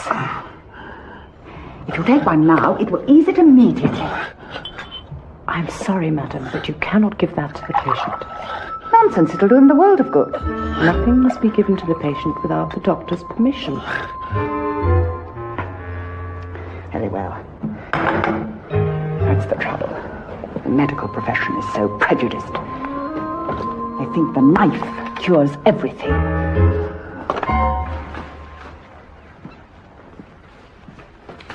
Cicely, it's probably peritonitis. An operation is really imperative. I think we should get Somerset Black to do it.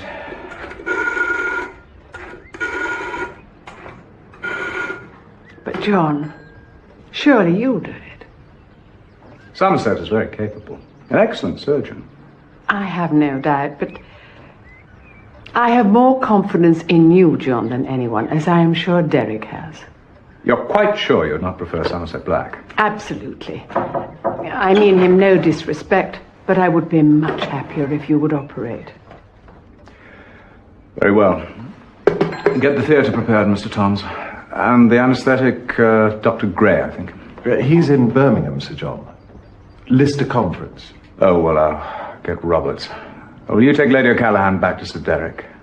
I'll join you shortly. Thank you, John.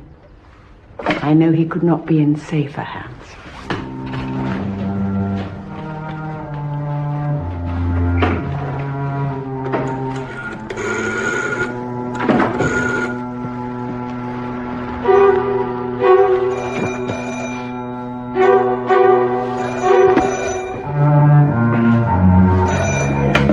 Dr. Roberts? Oh, Sir John, yes. I'm at St. Quentin's. Dr. Gray is unavailable. Unavailable? Oh, yes, I see. It's an emergency. Sir Derek O'Callaghan. Sir Derek O'Callaghan? Acute appendicitis. I must operate as soon as possible. I shall be over at once. Thank you, Roberts. It was an honor to work with you, Sir John. Oh, I shall bring my own equipment as usual. Of course. Goodbye. Goodbye.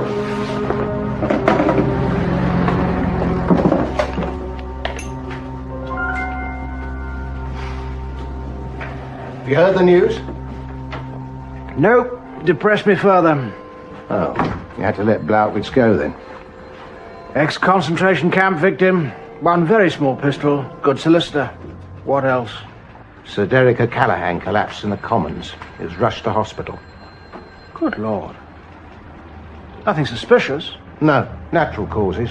Appendix, I think. We can hardly accuse Blackfish of that, can we? No, we can't. I really think I should take more exercise. I'll walk to the corner. The corner? Yes, I have this sudden, overwhelming desire to buy a newspaper.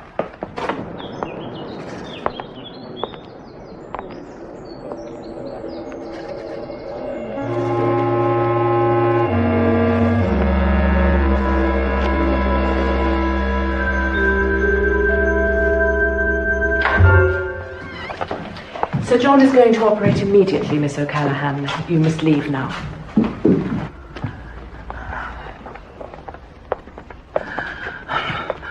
It's wrong. The knife is wrong. Nature's way is best. You should let nature cure him, not the knife. I can understand how you feel, Ruth. On your head be it. On your head! I'm sorry, John. Ruth... Please, I understand. And I'll do all I can. Try not to worry. Look, not here. Don't let it. It's not. Pain sometimes makes patients delirious. It'll all be over soon.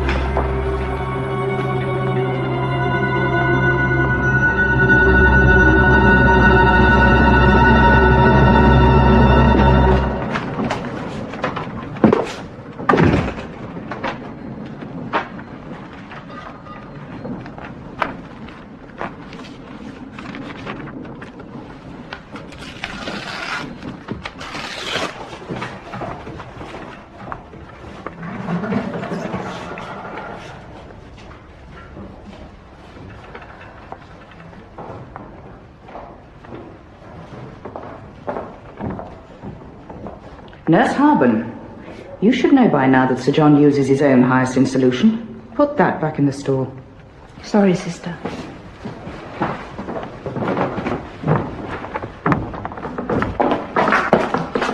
Your tray is ready, Sir John. Thanks, sister.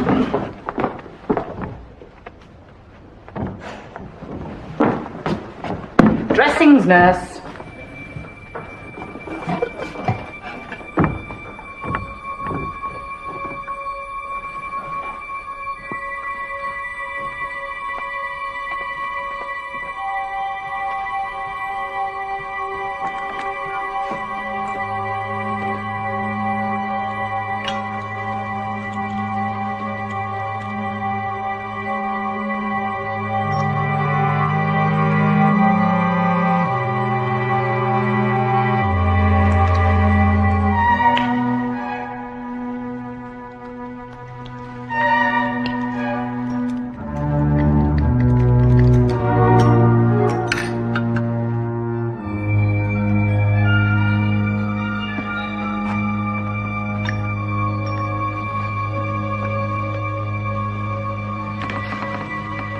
Not giving him two, are you?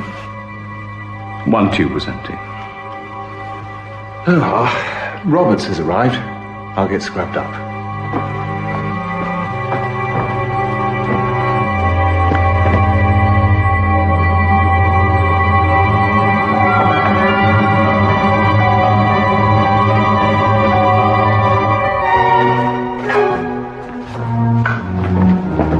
Nice banks. Doctors are dressing. Politics is an honourable profession. Might be. Trouble is, the nuts who enter it. Power and the glory, that's what they're after. Egomaniacs, mostly. Do anything, sir? Obvious. Always handing each other titles. Knighthoods, peerages, all that stuff, right, Mercy? So you think Sir Derek O'Callaghan's an egomaniac, then? Hardly got a humble opinion of himself, has he? And look at the mess he's been making in Palestine. No wonder there's Jews threatening to take pot shots at him. Arthur? I've heard he gets threatening letters. Of course, could be some of your pals, eh, Nursey? I have no pals among assassins. Though sometimes they can be right. If they'd managed it with Hitler, who'd have complained? Of course he was mad.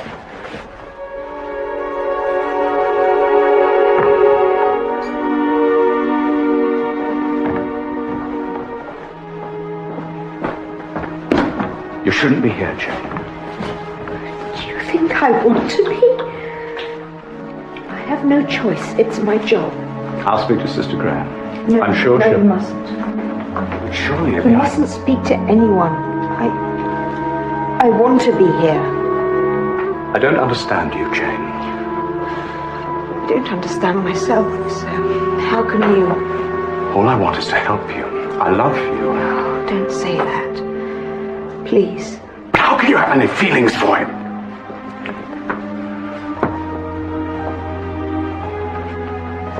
He threw you aside. What feelings I have, Don't ask me to talk about them. I'm afraid of them myself. No more than I am of mine. I hate him for what he has done to you. Is everything ready, Sir John? I've given him 100th of hyoscine. I'll have him ready in a moment. If you please, nurse.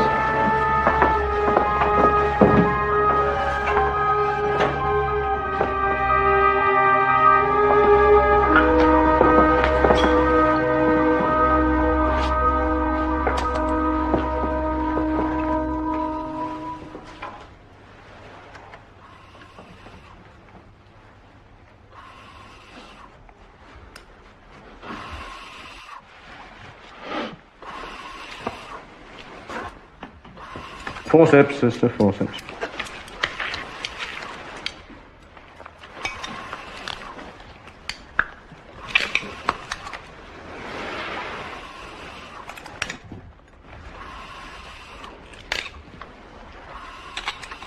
Mop. The pulse is weak, Sir John. I don't like his pulse. Count about 3 grains. Quickly, nurse.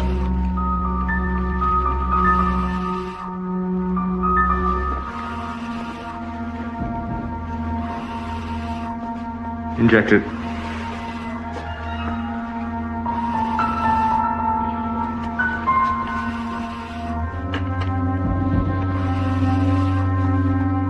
Serum, nurse. Serum, Nurse Halpin. Serum.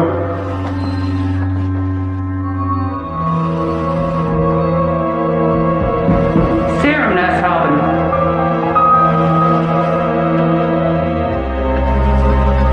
Pay attention, nurse. Sorry, sister.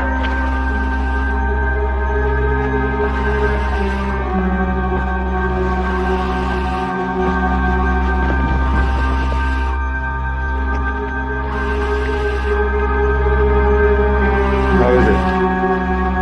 Not so good. I'll give him oxygen. Nasty mess. Must have neglected it. No doubt. Better take him back.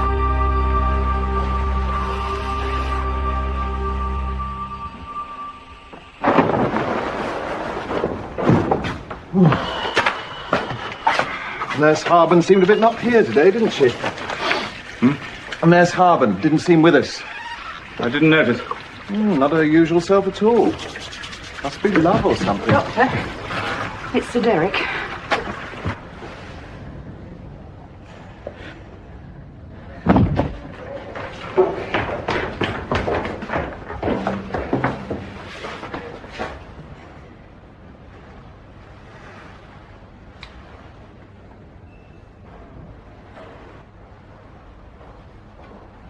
He's gone.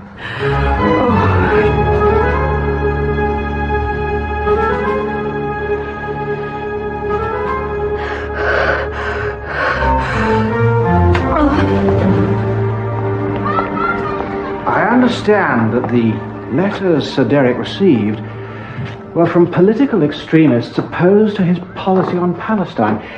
We feel that it's hardly likely that... I heard all this from the Prime Minister, Chief Inspector. There is no point in your repeating it. He is not aware, as I am, that a woman with whom my husband had had an unhappy relationship and who was embittered by his rejection of her works as a nurse at Sir John's nursing home. Forgive me, but are you sure of this? Wives are not fools, Chief Inspector. Was she present during the operation? That I do not know. It is sufficient to know she was there. I'm afraid that hardly constitutes grounds for a post-mortem. Well, particularly since the death certificate was signed by two surgeons, Sir John Phillips and Mr. Toms. Cecily, you can't do it. I won't allow it. You can't. It's wicked. It's wrong. The body is a sacred vessel. Ruth, I have a visitor. Chief Inspector Alleyn of Scotland Yard. My sister-in-law, Ruth O'Callaghan. Surely it's... You're Sir George Allen's brother, aren't you? He's George Allen's brother, aren't you? We met at Stone Towers, the Bellamy's. That's right, we did. You're a policeman. I remember. Yes, I am. Then you must stop her. There must be no post-mortem. It's ridiculous. Derek must not be cut up. Ruth! It's indecent. He must be left to sleep in peace. You may tell the Prime Minister I appreciate his motives in sending you here, but I require to know the real cause of my husband's death. The doctors may be satisfied, but I am not. Cecily, please, think of... My mind is made up, Ruth. The Chief Inspector is leaving Nash. Do you by any chance know the name of the young woman concerned? Jane Harben. She's the daughter of neighbours of ours in Hampshire. Thank you. You may be sure that the Prime Minister will be kept informed. She's a Ratisbon. They're a frosty lot, and there's a great deal of pull with the powers that be. Got a bit yourself, haven't you? I have friends, Brer. I don't have pull. Oh. I don't use them. Well, perhaps in the cause of justice. Well, isn't that what Lady O'Callaghan thinks she's doing? There's no point worrying about that until we get the results of the post-mortem. If she gets one. Rather a big if, I'm afraid. As I said, she's a Ratisbon. Their family motto, roughly translated, is we don't stop until we get what we want. Anyway, look, this is much more important. This might give us a lead on our fourth man. Anarchism, the means and the end. Your evening's entertainment, bro. Yes, I see your point. Unfortunately, Lady O'Callaghan is a Ratisbon. Family's very influential. Party needs their support in these difficult times. I fail to see why my professional reputation should be sacrificed on the altar of political expediency. Quite. Chief Inspector, perhaps you could... Quite. Lady O'Callaghan is very determined. There's nothing we can do to stop her arranging a private post-mortem. I have signed the death certificate. So has Mr. Toms. There is nothing unusual in death. Then you've nothing to fear. The whole world of politics is nothing but the embodiment of arbitrary power. As anarchists, it is our duty to oppose corrupt and bureaucratized states of any political color.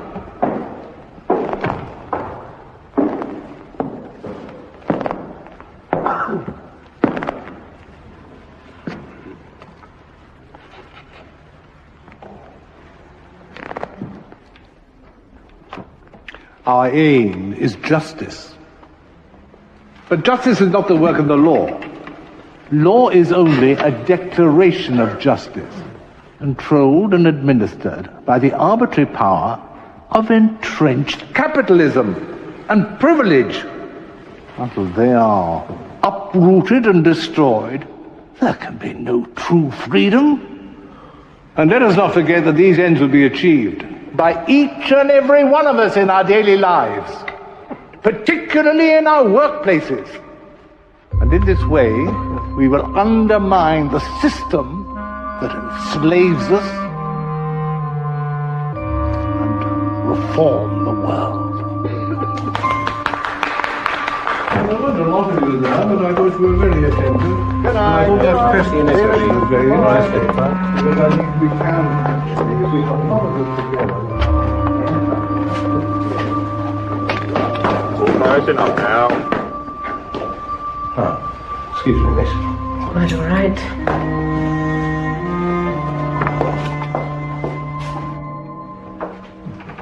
I beg pardon for disturbing you, my lady. Never mind, Nash. What is it? I scarcely know how to begin, my lady. I've served the family for many years and would not presume to interfere in matters of a personal nature. For heaven's sake, Nash, get to the point. What is it? I think you should see this, my lady.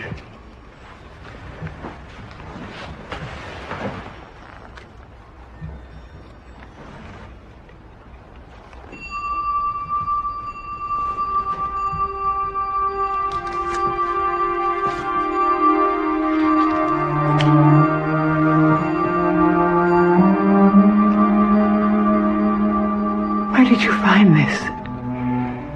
In Sir Derrick's waste paper basket, my lady.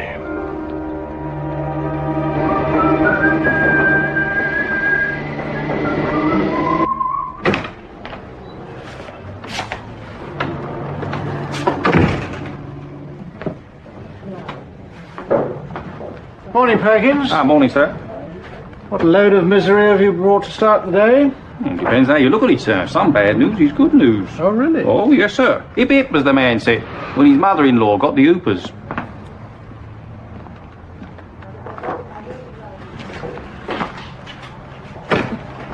Morning. Morning, Brown. Remember your two snakes climbing up a tree?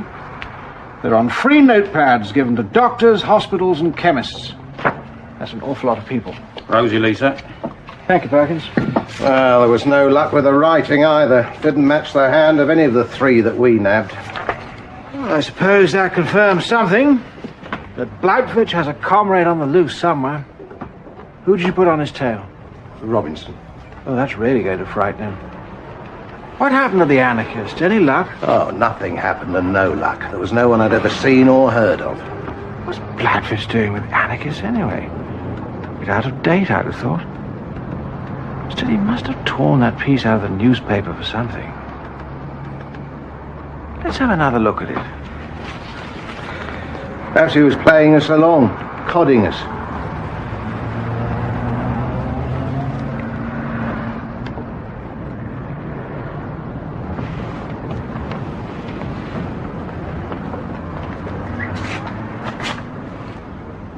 Sage's Herbal Remedies. I think we should try some of those, don't you?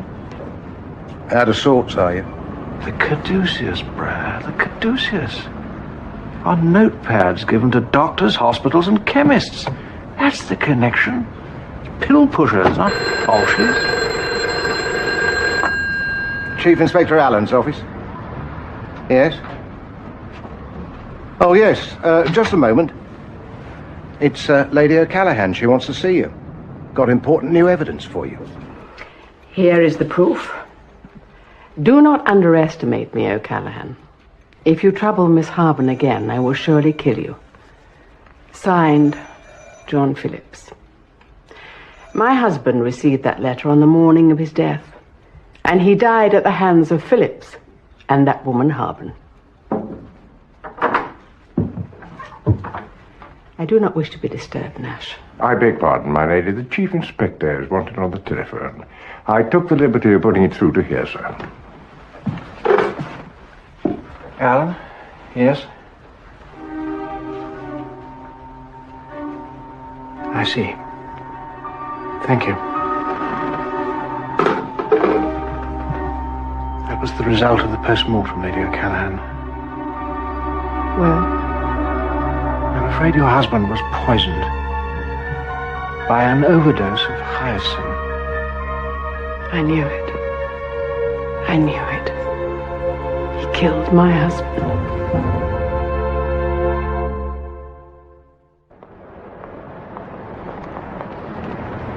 Looks like Blackwood's and the gun runners will have to take a back seat for a while.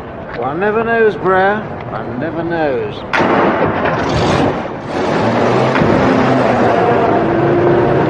Do you think it's murder? Sir Derek O'Callaghan dies of an overdose of hyacinth. It's the same drug administered by Sir John Phillips during the operation. Who signs the death certificate? Sir John Phillips. If it isn't murder, somebody's been awfully careless.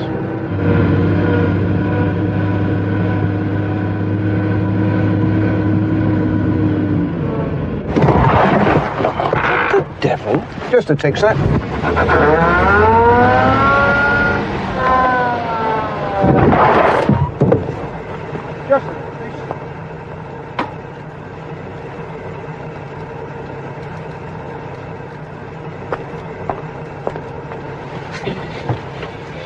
What was that all about? She's an anarchist. Well, she certainly got you stirred up. She was at that meeting that I got covered. You know, the one with the advertisement that Blackwood's cut out of the newspaper. She could be number 4. The one that was missing from that raid on the house. I'm afraid not. According to the handwriting experts, the name Sir Derek O'Callaghan was written in a man's hand. Oh. Well, it's a link, though. I mean, he died here, and that nurse works for Sir John. Well, there you are, then.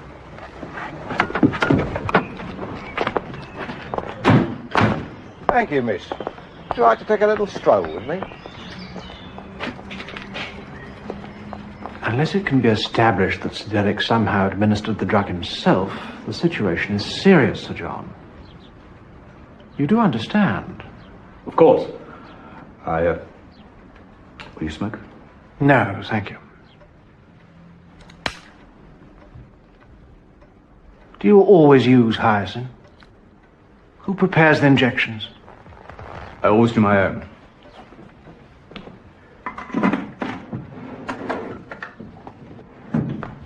These tablets, packed in tubes of 20, make only 1/5 of a grain in all. This is the tube I used. I've since used one more.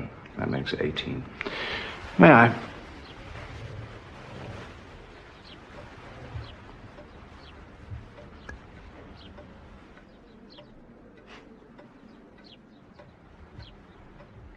May I hang on to these?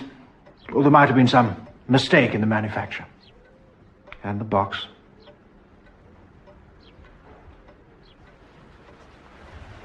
Was Nurse Harben present during the operation? I won't have her name brought into this.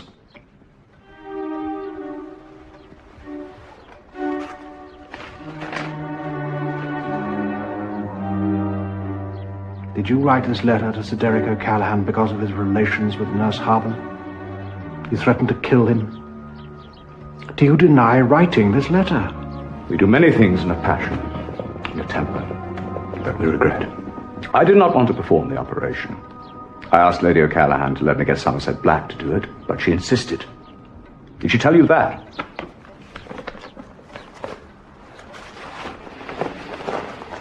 Did anyone hear you ask her?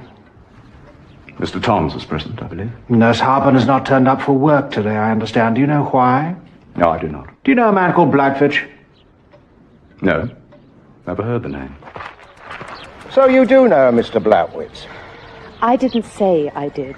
I said I wouldn't tell you whether or not I did until you told me why you wanted to know whether or not I did. Now, a few days ago, you attended a meeting organised by an anarchist group. Is that against the law, Inspector? No, nurse. No, it isn't. I've also been to Tory, Labour, Communist, Fascist and Social Realist meetings. Did you see me at those? No. I've told you all I know, Inspector. But just a minute. I haven't finished yet. Oh, there was a dirty glass in Sir Derek's bedroom.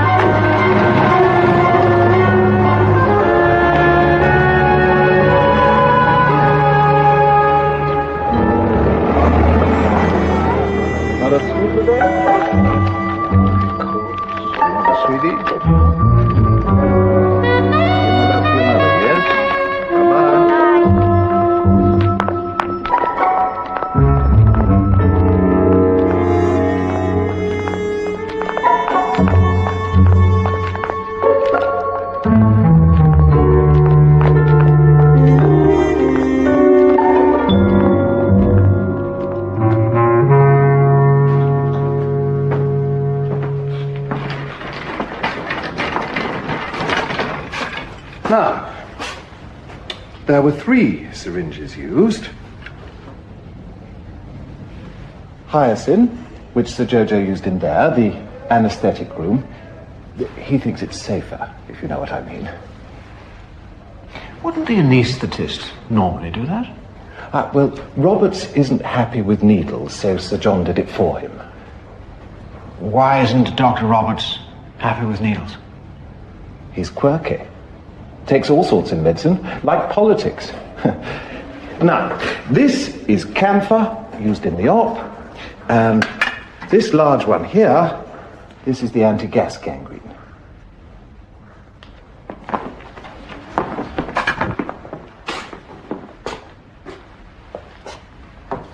Was anyone in here with Sir John when he administered the hyoscine?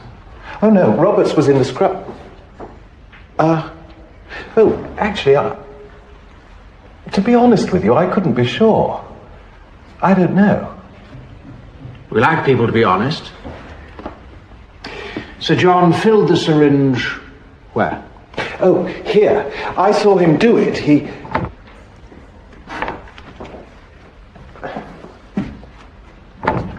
You what, Doctor?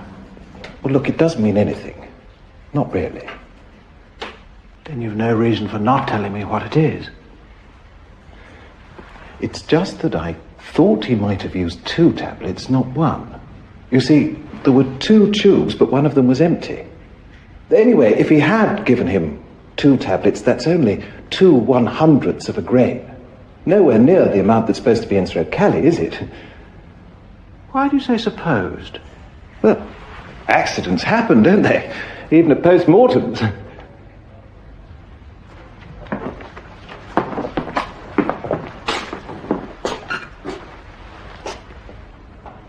And during operations?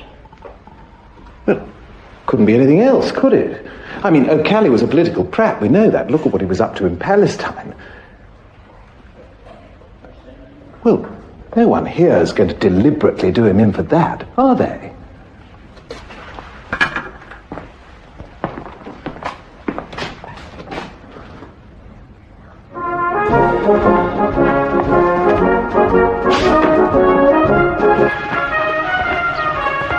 I understand Sir John has left. Where was he going? I do not know. It's not my place to ask Sir John where he's going. No, of course not. But did he say how long he was likely to be?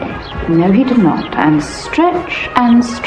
He may have been going home or to see a patient. I don't know. Have you had any word from Nurse Harben explaining why she hasn't come to work today?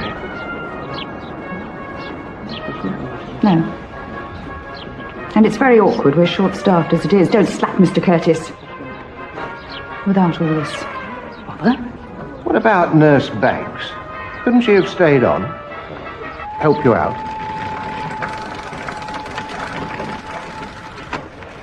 I saw you coming from the window. Ah, good. They think Sir Derek O'Callaghan was murdered.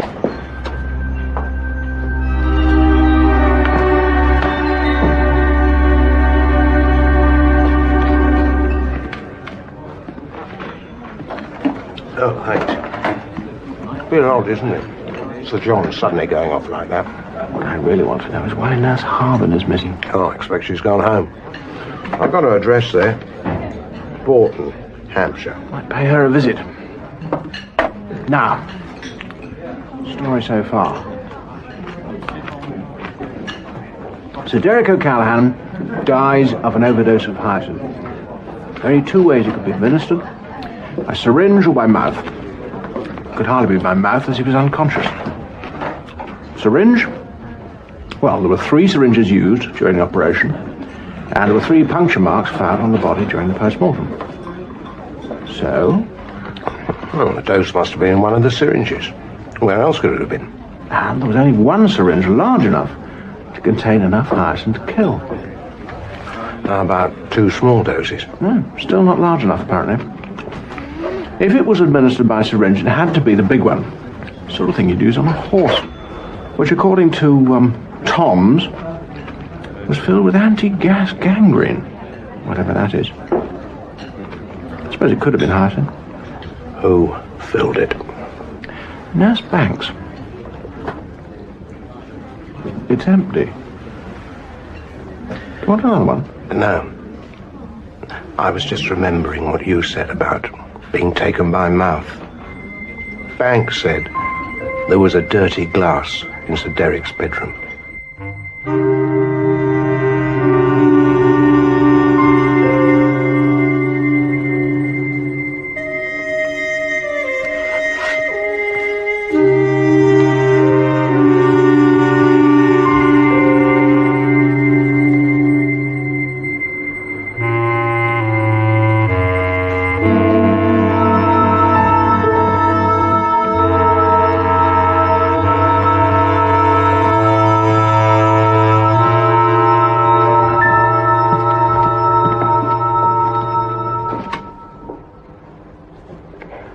Sorry to keep you waiting. Chief Inspector Alleyn, isn't it? And you're Dr. Roberts. Do sit down. Thank you.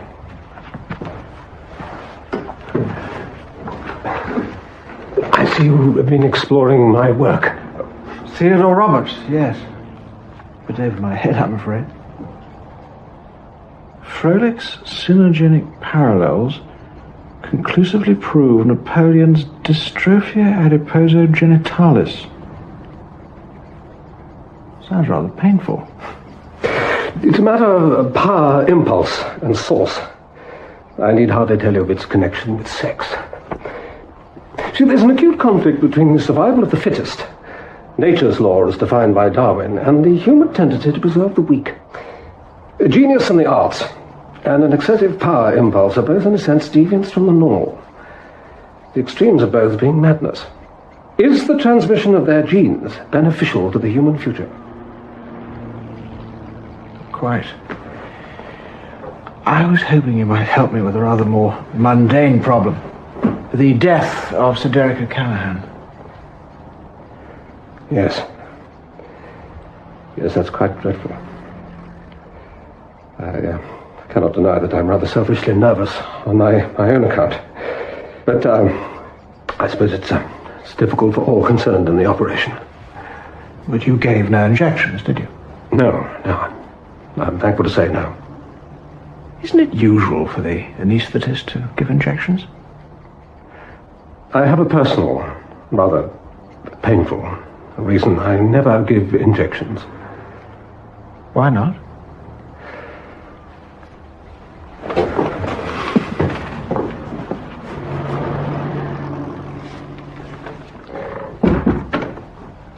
I gave an overdose of morphia to a patient who died as a result of my carelessness. For some time I was unable to work at all. And then I had to. An urgent heart case. It was successful. Restored my confidence. But I have never been able to use the needle. I'm sorry, this must be very distressing for you.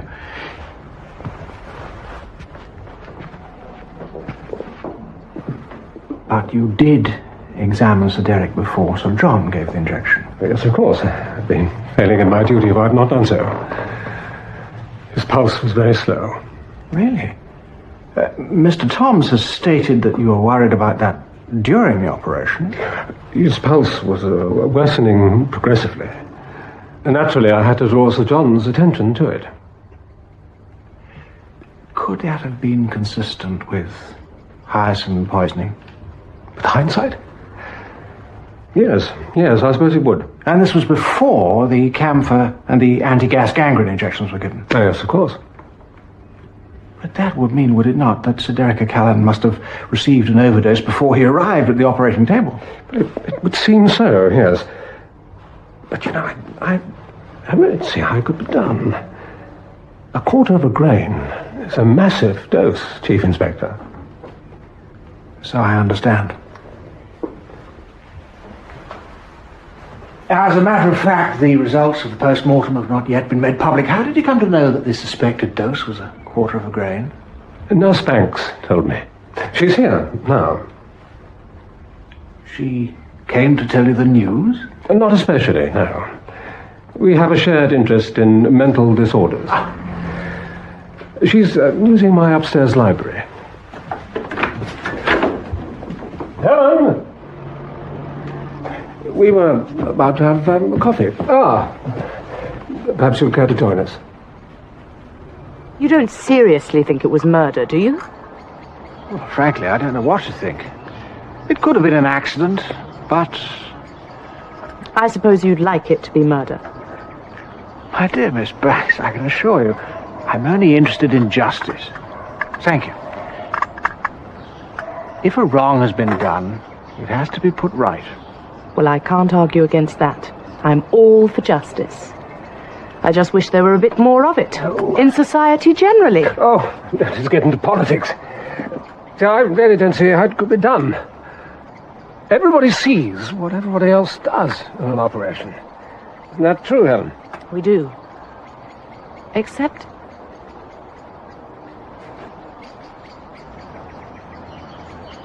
Except what? It must have been an accident. I filled the anti-gas and camphor syringes myself, so how could it have happened? That is what the inspector is trying to find out. I didn't like O'Callaghan, or his policies, but I hate killing of any kind. If I could help you, I would, but I don't see how I can. Well, perhaps you could just tell me why you told Inspector Fox that there was a dirty glass by Sir Derek's bed. That was just... There was a dirty glass there. I don't suppose it was important, but his sister wanted to give him some patent medicine, and I told her... Hyacinth! It's a sedative, and it is often used in patent medicine. Now, if he'd been taking that before the operation, there would have been a build-up, and the dose that Sir John gave him might well have taken him over the limit. I told her not to give it to him. But you think she did? It's possible. I did leave the room for a minute or two, and the glass was empty. That's it. She'd given him something with hyacinth in it. That wouldn't surprise me. Ruth O'Callaghan is an eccentric, I believe. And there is a streak of insanity in her family. Her father committed suicide. And one of her sisters is in a home.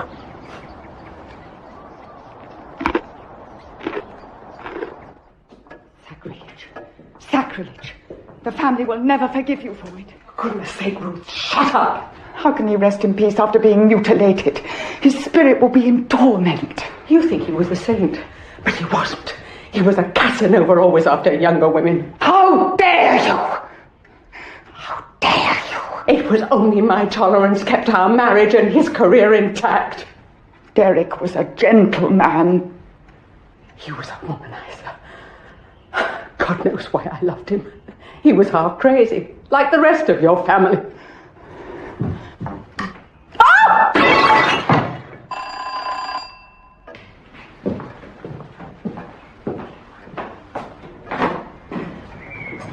Good afternoon, Chief Inspector.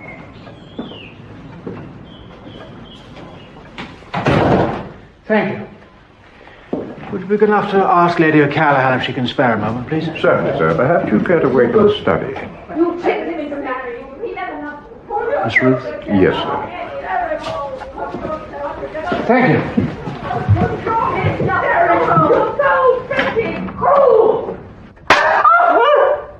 Chief Inspector Alleyn has called, my lady, and would like to have a word with you and Miss Ruth. I've shown him into the study. Get Bessie to clear up. We've had a slight accident. Very good, my lady.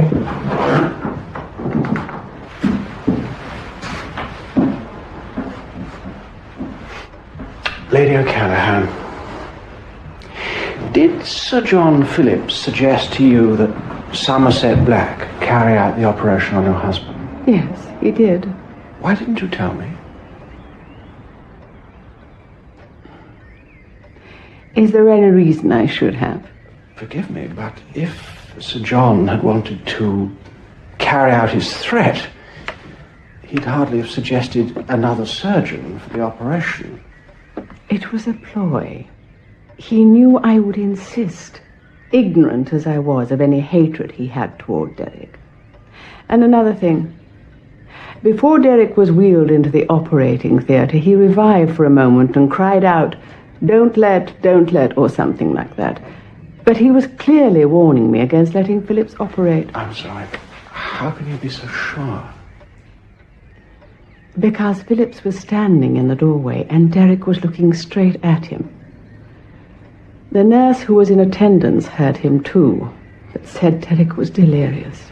And, you didn't think this worth mentioning before?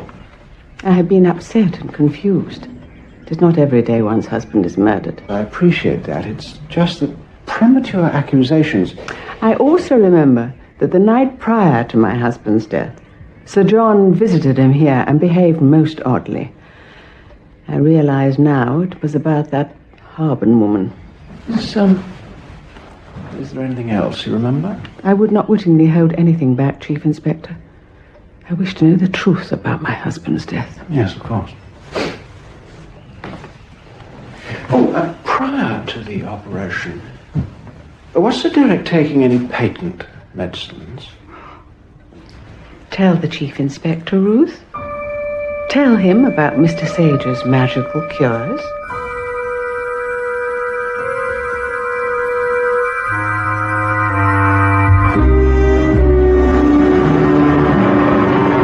That's the one that Blackwood's went in? That's right, son. 105, he went into Sage's, 104 Collins. Yes, never mind the others. He went in there. You sure? Of course I'm sure, sir. It's in the report. Right, wait here.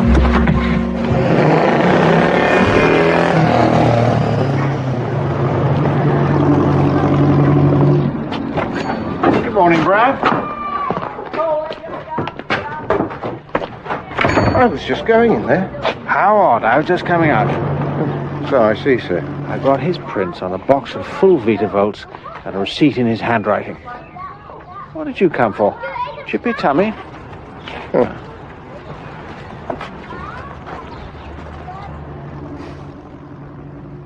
Fascinating. Absolutely fascinating. I can't make top or tail of it.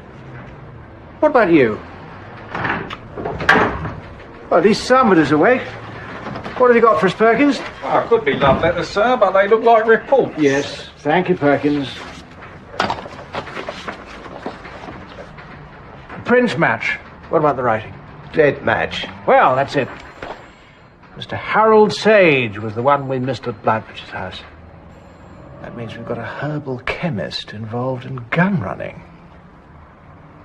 Wheel in some tea, Perkins. Oh, would that be your herbal, sir? Perkins. Right away, sir. You shall have it, good and strong, without water. It gets worse.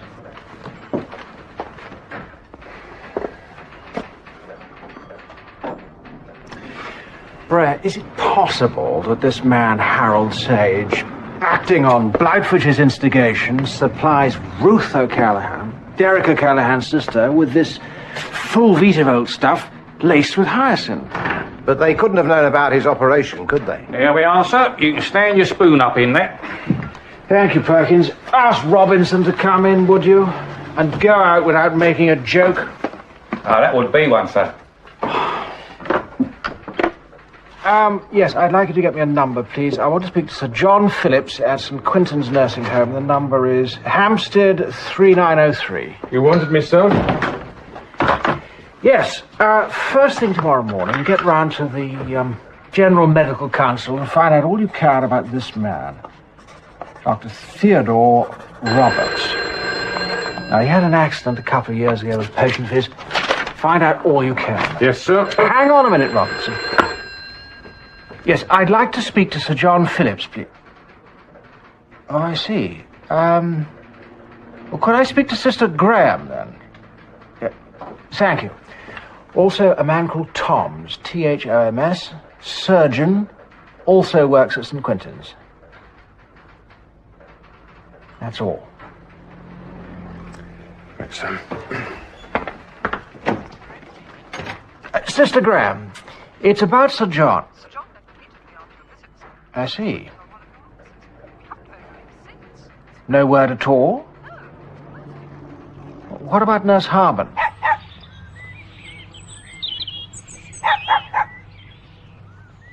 It was an accident. It must have been an accident. You surely don't think I killed him?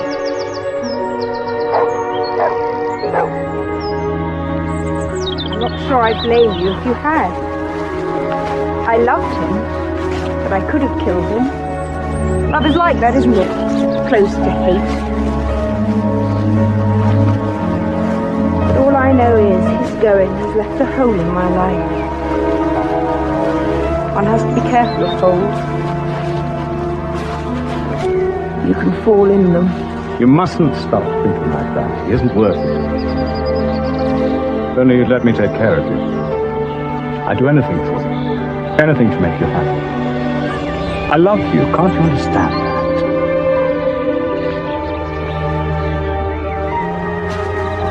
How do you know you aren't just infatuated with me?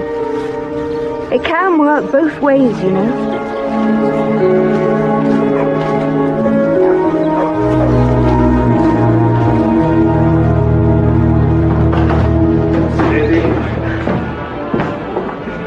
Hello. What's all this? Deep in thought or a touch of the old catatonics? Is Dr. Roberts coming? Well, he's here already. Don't tell me you're pining for him when there are handsome young surgeons available. Oh dear. Right then, what's on the menu today? Not an appendectomy, I hope. I don't think Sir Derek O'Callaghan's death is something to joke about. Maybe not. There's no point being hypocritical, is there? Wouldn't you agree on that? I mean, Sir Derek O'Callaghan is not exactly in love throughout the land. And go further, in some quarters, it won't be sorely missed. She goes on about warmongering politicians, but when about the worst one in the land gets knocked off, she goes all conscience-stricken. Knocked off means murdered, doesn't it? Don't you try and get clever with me, young lady.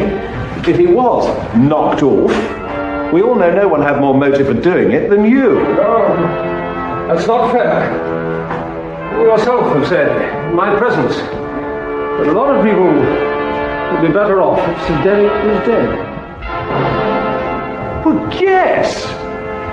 I was just thinking about those poor Jews he kept stuck in a boat. Unable to land. Exactly. Nurse Banks was merely thinking of the other unfortunates. I know you both mean well, but really you're arguing over nothing. No Nobody here would murder a patient. And how could they? And everyone watching what everyone else is doing. It's impossible. Nothing's impossible.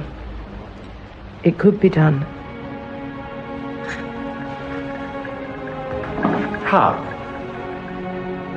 Come on then, smarty pants. If you know how it could be done, tell us. Come on.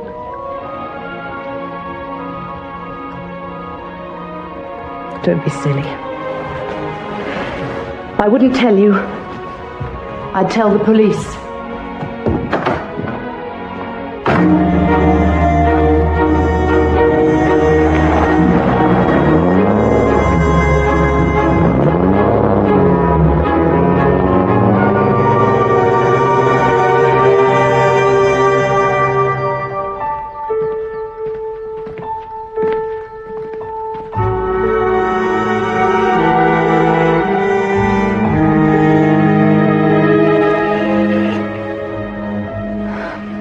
I understand what you're saying, Chief Inspector, but how can I? I knew what kind of a man Derek was, but I loved him. There it is. And Sir John?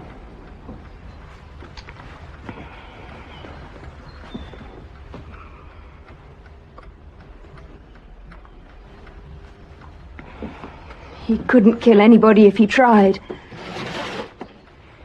He's too soft. You've got to believe that. Do you happen to know where Sir John Phillips is? He went back to London. He left just before you arrived. Are you sure he's going to London? He's not the sort of man to run away. Can I answer that? Or are you afraid I'll run away? Don't be too harsh on us, Miss Harben. We're only doing our duty. I'm sorry. It's all so upsetting. More than 226? Hello? Hello? She loved him. I sometimes wonder what women are made of. They often wonder that themselves, but so I'm told. Still, in love with Sir Derek. Oh well. Mind, she doesn't exactly seem averse to Sir John. Well, defending him like that. It's Scotland Yard. They want to speak to you, Chief Inspector. Thank you.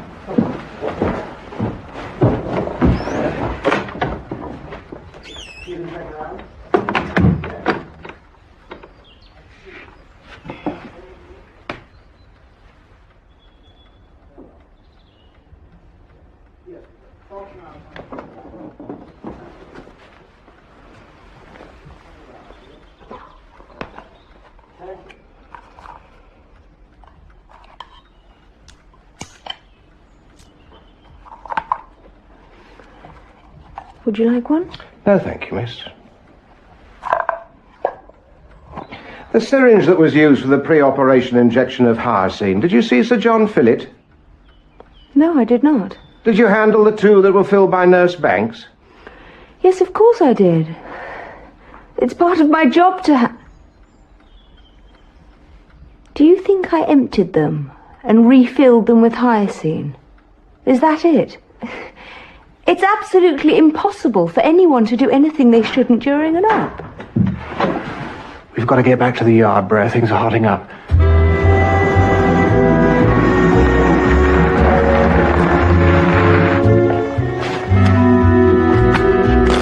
You really think you need that? Well, I hope I don't. But we don't know what we're up against. Well, put it away somewhere. Good luck, sir. Thank you. No Parthian shot? Silence is golden, Holmes.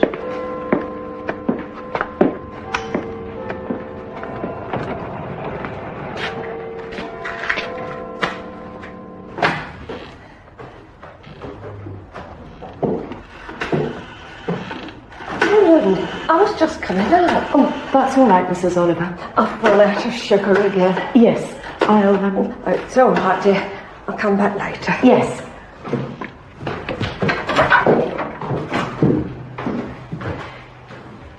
Could I speak to Chief Inspector Alleyn, please?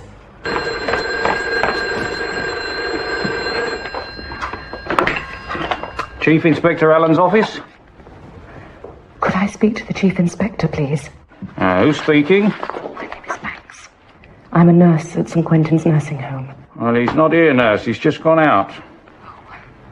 Please ask him to ring me. I know how something could be done. Tell him that. Know how something could be done. Right, nurse. Thank you.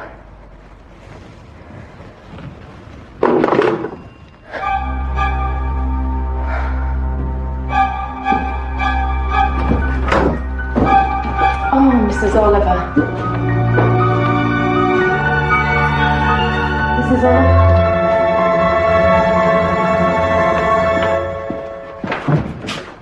Sage! All right! It's done. Yeah. Should have left 10 minutes ago. The ship won't leave on time. Never does. Now remember, number 3 shed. Say happy days and you'll be cleared. Right, let him go.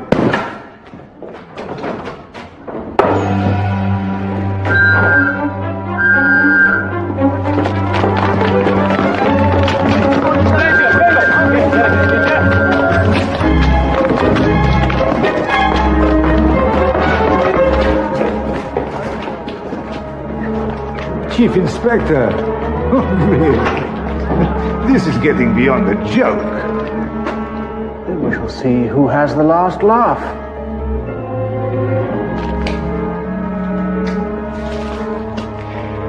Open it up, Bram. Correct me if I'm wrong, Chief Inspector, but wasn't Brer a rabbit? No, not this one. You've never heard of Brer Fox? Guns may be embargoed. Medical supplies are not.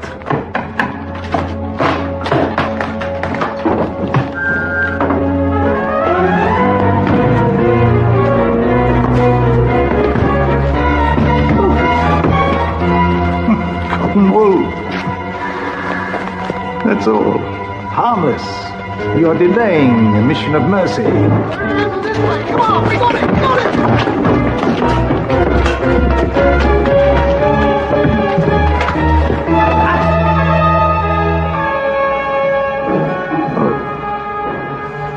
Mr. Blackfish. Chief Inspector.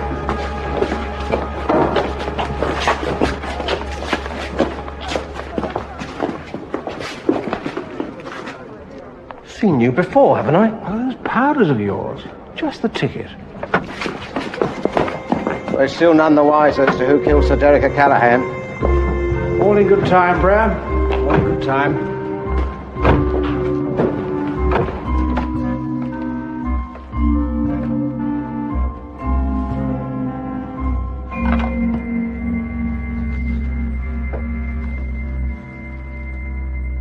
Nurse Banks knows how. Helen?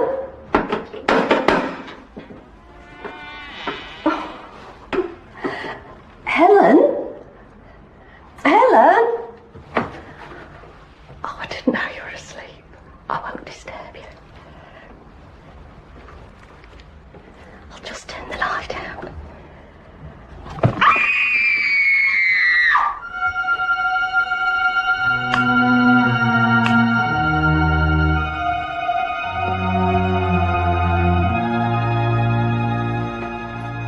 Yes, poisoned. Overdose of something. I can't say what, only the post-mortem, but it looks like suicide.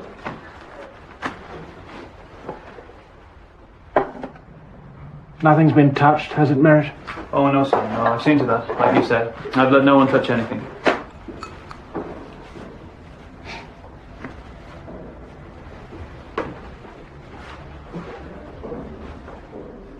Could be Hyacinth.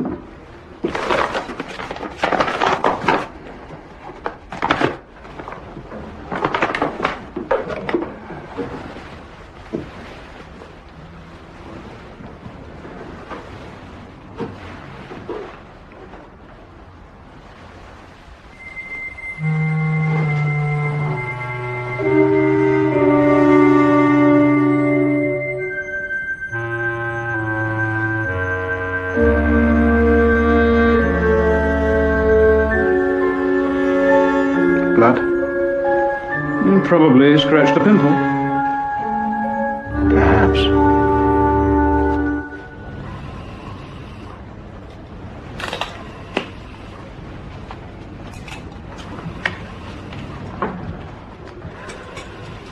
That's it. The painting be removed now. He's not his usual self today, is he? I don't wish to speak out of turn, Sir John, but Mr. Holmes seems to... That's another lucky fellow tucked away. Well done, Sir John. You're well advised to take your profession more seriously, Mr. Toms. Surgery is not a matter of humour. I wasn't being funny, I meant it. It was a damn difficult op, and the fellow was lucky to have you doing it. Sister Walsh, I think you better come. Oh, my God, what is it now? What the... What's all this? Jane, what's happened? I don't know. I was told to come in here with him and stay with you. Stay. No one is to leave without the Chief Inspector's permission, sir. This is ridiculous. Sir.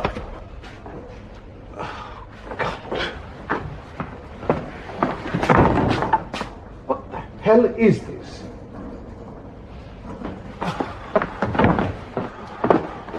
Oh, for God's sake. You can't come barging in here just when you feel like it. We have important operations to get done. All right. This is very irregular, Chief Inspector. So is murder, Sir John.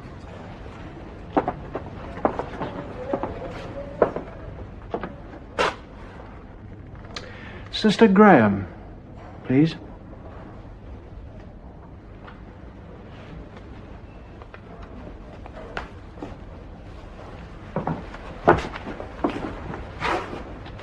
The syringes were on this table. I've already been through that with you. What's the point of... If you'll be quiet, Doctor, please. Is that correct? Yes. Sir John, you took a syringe, you filled it with hyoscine, you took it through to the anaesthetic room, and you injected it into Sir Derek O'Callaghan. That is correct. 1/100th of a grain. Would you show me, please? I picked up the syringe and... do you want me to go in? If you would, please. Where was Nurse Harman? There, by the operating table, I think. Would you mind, Nurse? She was there. As far as I remember.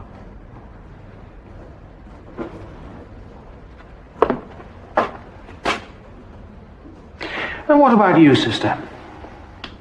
Me? I really don't know. You were there, at the table, looking at the syringes. No, she wasn't. She was by the store. You weren't in here at that time. Yes, I was. I asked you if you'd given O'Callaghan a double dose, didn't I? And you said one tube was empty. As I told you, Chief Inspector. Then I went off to the scrub room, you went to the anaesthetic room, and Sister was by the store. I really don't think I was in here at all. I was in the scrub room with Dr. Roberts. Well, you were there, Doctor. Certainly there when Toms came in. Yes, and I was helping you dress when he came in. No, you couldn't have been. When I went in, Roberts was scrubbing up. You were there, where you are now, sister. Nurse Banks came from the anaesthetic room and you told her to help dressing.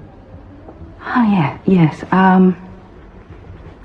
I think Nurse Harbin's right. I did speak to Nurse Banks. You were there, by the syringe table. Yes, very well, nurse.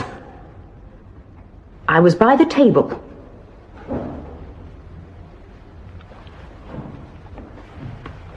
All right. Thank you.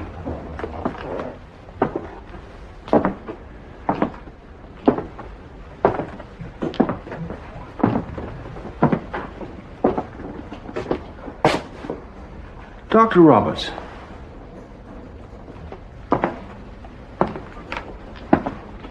Mr. Toms, you were both in the scrub room. Come on, he counts to 10, then comes to find us.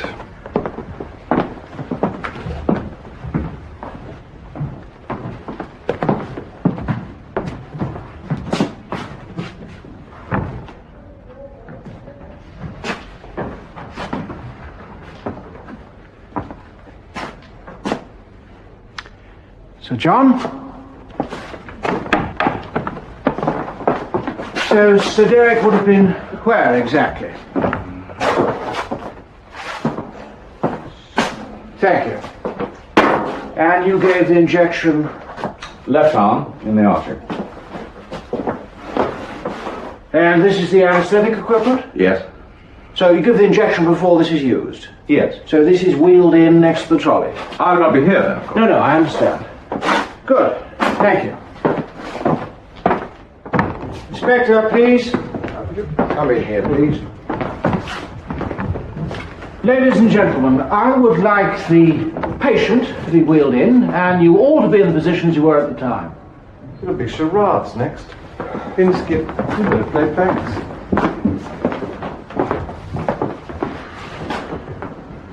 Just a moment. Shouldn't you have the anesthetic equipment with you? Already here. The equipment in there is ours. Dr. Roberts uses his own. So you bring this with you? We all of us feel more comfortable with our own equipment. Good. Carry on.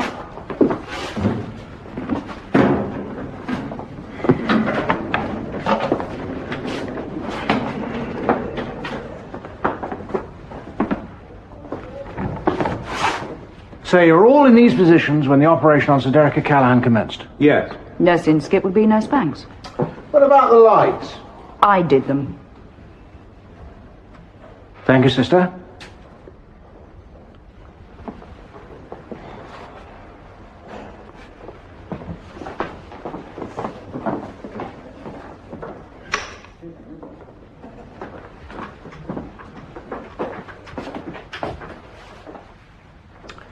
You went straight back to the table? Yes. You didn't do anything else? I adjusted the screen. What's that? Well, that's it. It's to conceal the patient's head while the surgeon works. In case the patient comes to consciousness for some reason. Well, we better have it then, hadn't we?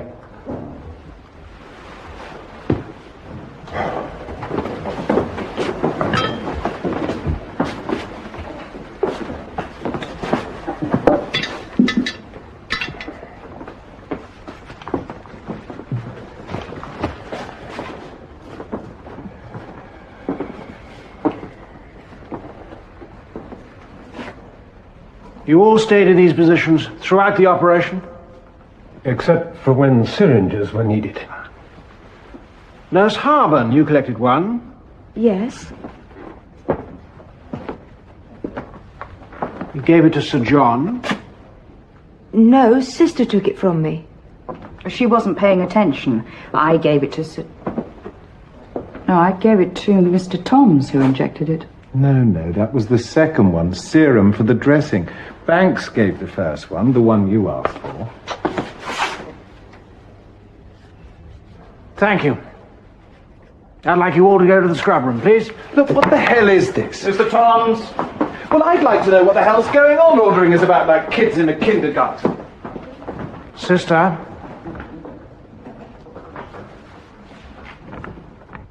Thank you.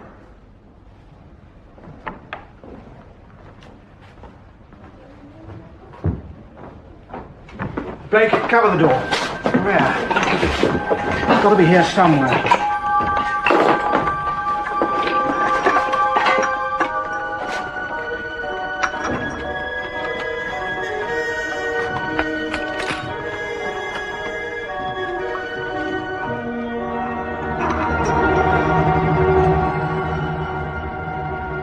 Brad, you're a genius. Oh, I wouldn't say that. Just a friend of mine. Grab it,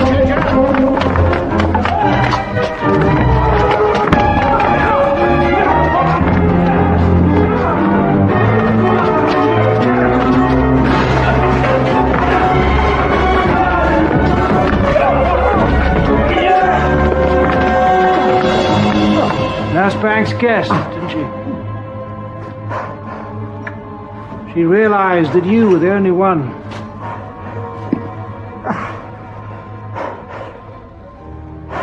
Who couldn't be seen. Is he... Did he kill O'Callaghan? And Nurse Banks. She was full of all sorts of burning causes, as he was so keen to tell me. One of them was justice. Why? What had Sir Derek done to you?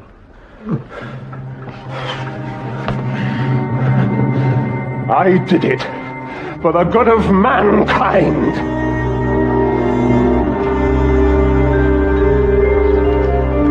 But there are only 3 injection marks on the body. If Roberts had used the syringe, there would have been a 4th. There is. In the head. Under the hairline. You see, I'd spotted a speck of blood on Nurse Banks's pillow, and so I had her head shaved. The same with Sir Derek. There they were. Tiny marks. So simple.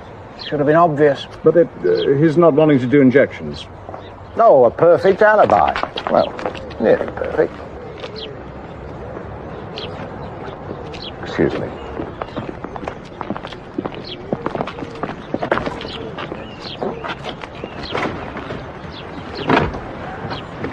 I shouldn't have tried to run away. I'm not ashamed of what I did. O'Callaghan was mad, like all his family. But then, so were all politicians and scientists. Mad with conceptions and power. You see, one murder makes a villain, and he's hanged. But connive at the making of an atomic bomb to kill millions. Allow as many again to suffer torture and starvation for political ends. And then what you get? A knighthood. Society rewards its potential destroyers. I killed them to try and save it. Was Nurse Banks a destroyer?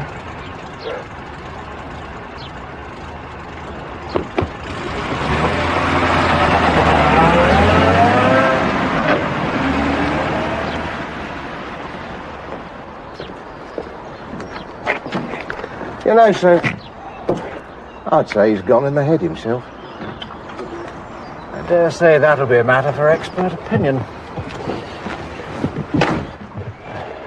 Do you know, Brer, I sometimes think madness is an extreme kind of sanity.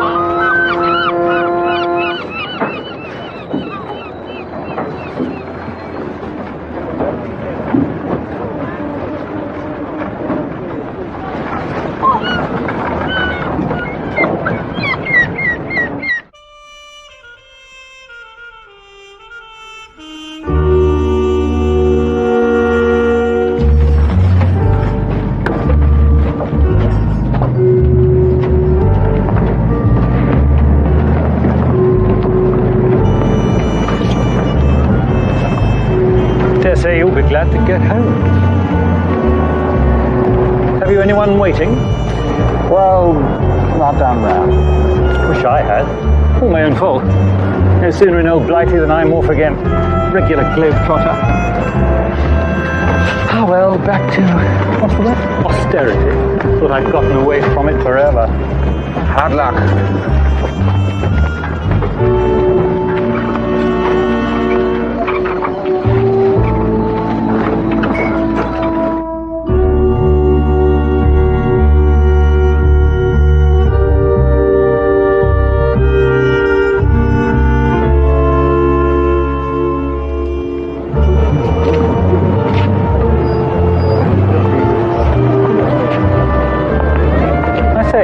Your lot. First officer's compliments, sir. You and Mr. Trumbucan disembarked by E-deck gangway, starboard side. Thank you. Thought you might like to see a paper, sir. The pilot brings them on board. Oh, thanks. Well, let's see if there's any good news for a change.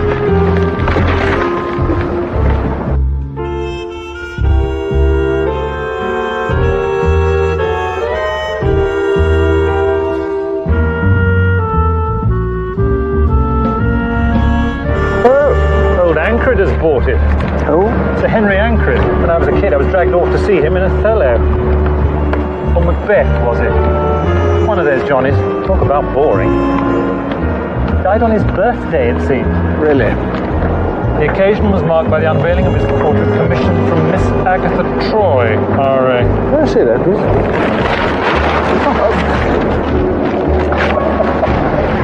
Rotten luck.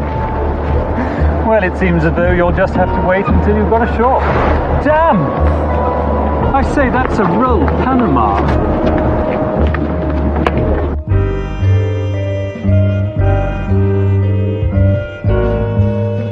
Oh, well, I suppose I wouldn't be wearing it again for a year or two. I think you can count on that at least. Time to go ashore, Mr. Chopper.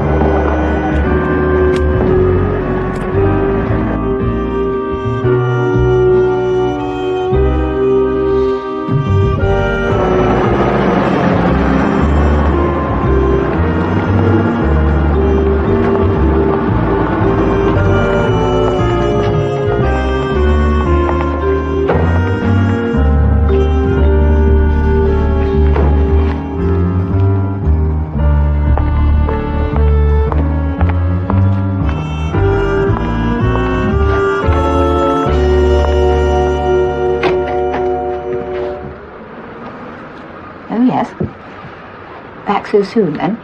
It's been 2 months. That's it? Well, I never. Is that for me? Flowers have a tendency to wilt. I haven't seen one of those in years. Perhaps I'll use it for a still life.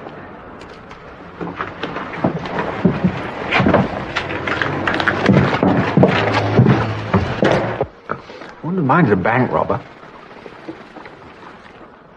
Even a murderer. Strangler, say, or one of those henpecked little fellows who's seen his wife off with an axe. Con men of the lower depths. They ooze what they think is charm, and it's endless, day and night. Laid on with a trowel. I know the feeling. When I think of sharing that broom cupboard of a cabin all the way from... From Cape Town, was it? Excuse me? What? Oh, I just thought that after telling me all about your adventures in India... South Africa. That you'd condescended to ask me what I'd been doing for the past, whatever it was. Oh, I know what you've been doing. Really? Clever you, then. Well, you've been painting that old actor Ancred who's up and died. My God. What's the matter? Do you know everything? One reads the Times. Well, I've been trying to... What's that awful expression? Get up a head of steam to tell you about it. What's the matter? Rory, I'm not scatterbrained, am I? No, don't laugh. The old man's dead. They all said it was the crayfish. But what about the red paint on the banister? Or that horrid little book about how to embalm a corpse? I mean, if it comes right down to it, what happened to the arsenic?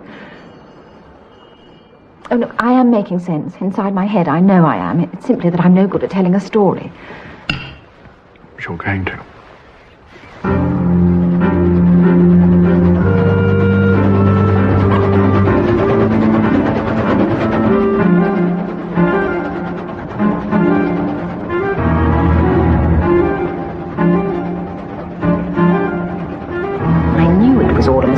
couldn't enjoy my sandwiches. And I'd given myself a treat, smoked salmon.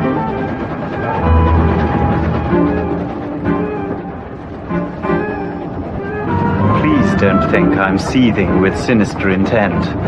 I mean, there's no need to swing from the communication cord. He had only to open his mouth, and swinging from the communication cord was the last thing one had in mind.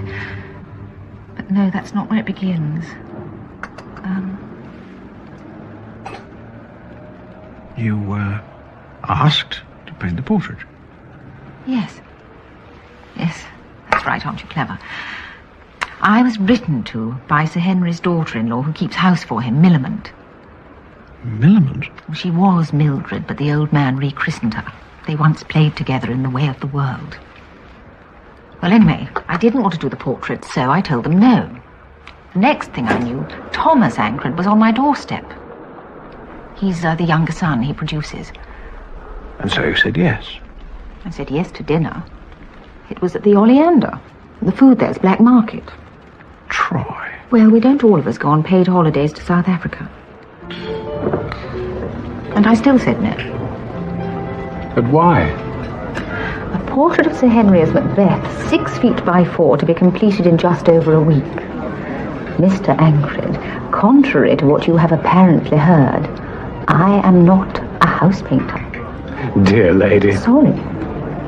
You see, it's Papa's 75th, and he was so in hopes that the nation would honor him with a portrait.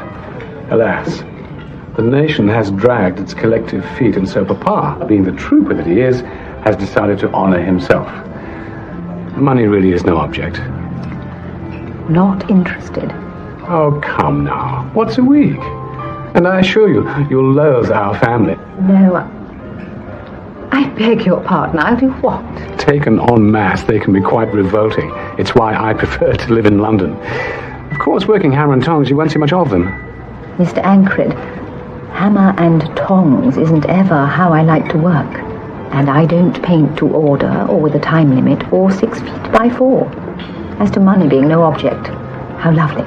But this week I find I'm unexpectedly solvent. So you can be as charming as you undoubtedly.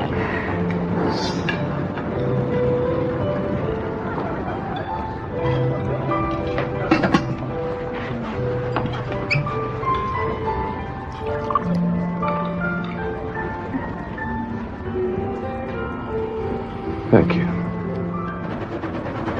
Which I imagine is how you came to be on the train.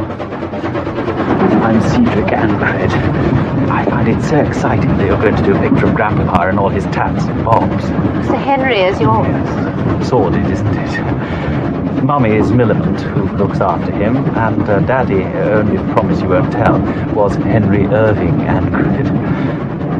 I paint, too. Do you? How nice. Not like you. I design things. Of course, it's all grim nowadays, but we keep on toddling. Oh, God, you were reading and I stopped you. It's not important. It is a sin against the Holy Ghost. What utter nonsense. You tell me so. Pardon me, Penelope.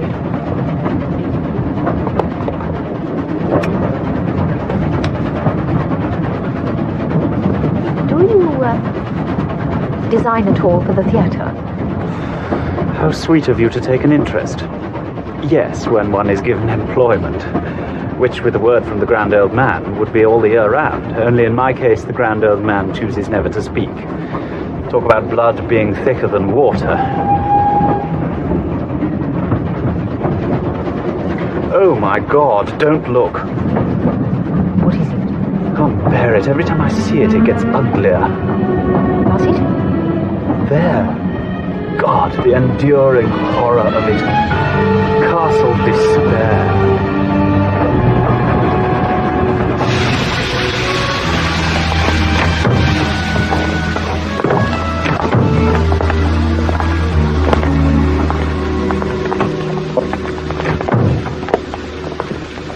I say, I spy with my little eye Ancred's 5 a dozen.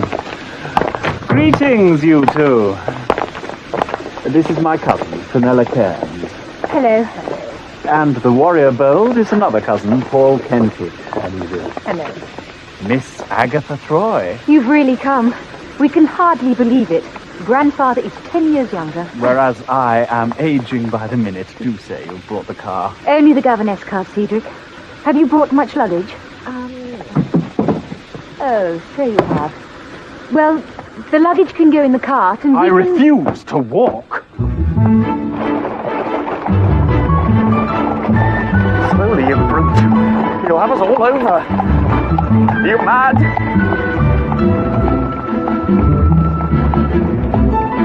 You animal! Slowly, I say!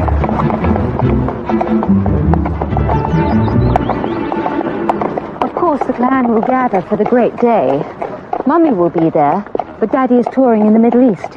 Touring? Do you mean with the army? No, he's in hay fever. In the desert? And there's my mother, who's already here. Not to mention Aunt Desdemona, who's never married, but dies for love at least once a year. 3 sisters. Good subject for a play. Not bad. Oh! What is it? A horrible child has just pulled a face at me. Oh, that would be my young sister. Oh, I'm terribly sorry. Don't be. She is a horror. Name of Panty. Oh, yes. What a charming name. It was the little blisters knickers were always falling down. In a way, I'm the black sheep of the family. Because I hate the theatre, want nothing to do with it. No, what I'd really like is to go into the police. But of course, with this gammy leg of mine, I'll be pie in the sky. I have a friend at Scotland Yard. I'm sure he'd be only too glad to talk to you. Well, that was kind of you. Oh, he's a sweet boy. When you go down to Anckerton, you and he... What? I mean, if. Pauline Kentish, Paul's mother, that is, had been in a great many of the kind of plays where people come in and go out through French windows. Hello!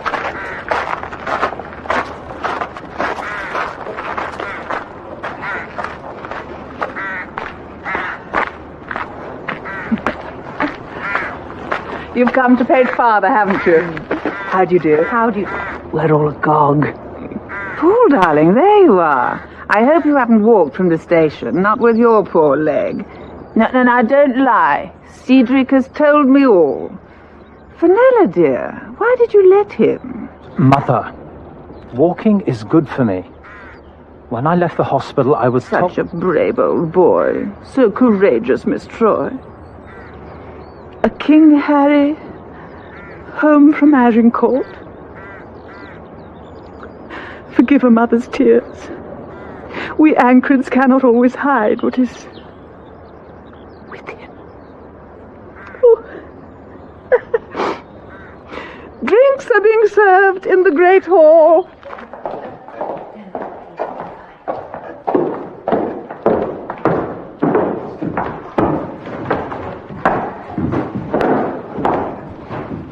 There you are. Come and have a stirrup cup. God, I'm done in. That damn pony ought to be put down. Cedric, sit up straight, not a child. Miss Troy, I'm Millamant Ancred. How do you do? How do you do? Millie is my mamma. My father-in-law looks forward to meeting you at dinner. He hopes you had a pleasant journey. And all that rot. Do sit down. Thank you.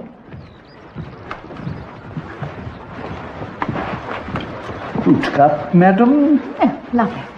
Millie, where are you putting Miss Troy? In Bernhardt or Sidden? Grandpapa named the bedrooms after actresses. Why not in Bracegirdle? Out of the question. The ceiling leaks, and there are rats. Until Barker finds the poison he mislaid, Bracegirdle is out of bounds. Miss Troy will do very nicely in Siddons. We could always move darling Sonia into Bracegirdle. What larks. Be quiet, Cedric. Fen, my poppet. Paul, haven't either of you told Miss Troy about Sonia? Is she one of the family? No, but she'd like to be. Cedric, you are impossible. Sonia is the old party's protégée. Oh, yes. Or if I may resort to ye olde English, she's his bit of naughty. Cedric, you're disgusting. Thank you, Fenella. But I believe chastisement is a mother's privilege. We all loathe her. Am I in time for the cup? Oh, say it's not all gone. Sonia simply must have a Twinkie. Darling! Cedric! You've come down for Noddy's birthday!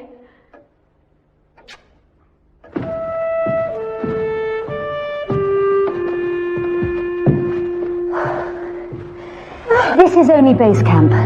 From here on, the ascent begins. Alpenstocks at the ready. Something like that. I'm afraid Barker's put your painting gear upstairs in your room. I'll have him move it to the theatre first thing. The theatre? Is there one? Well, it's not exactly Drury Lane, but you'll find that Grandpapa does nothing by halves. You'll have Macbeth scenery, the blasted heath and all that. And if Paul's sister, young Panty, can be made to pose, you'll even have the bloody child. And there's proper lighting. Oh, Lord, I need daylight. Oh, well, will a window suffice? We spare no expense.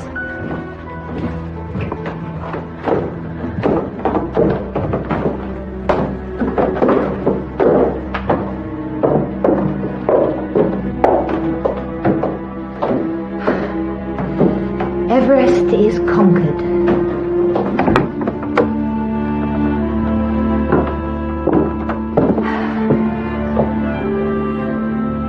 Why, this is lovely. I'm glad you like it. And you're so nice that now I wish for your sake you hadn't come. My word, what on earth am I in for? It's my beastly family. I hate them. I used to like Grandpapa so much, and now he's horrid. I mean, how would you like it if your grandfather brought a loathsome blonde into the house? Well, I don't know. My grandmother wouldn't have done handsprings, that's for sure. Oh, I am sorry, that was... What's more, now they fight amongst themselves about money. You should hear them.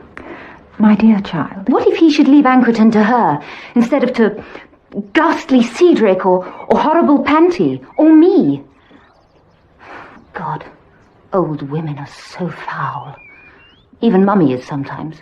She'll be here on Thursday. Well, as the same Cedric would say, what larks. But... No, please. I'm an outsider and I don't think... That's why I can... I don't think you should tell me what you might want to kick yourself for later on. Or want to kick me.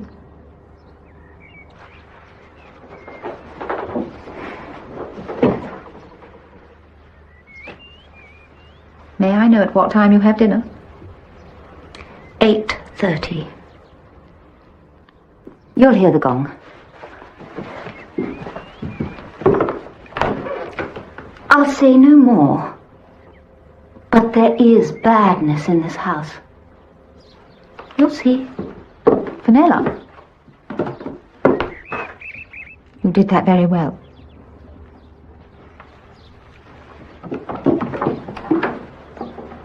I suppose it must run in the family.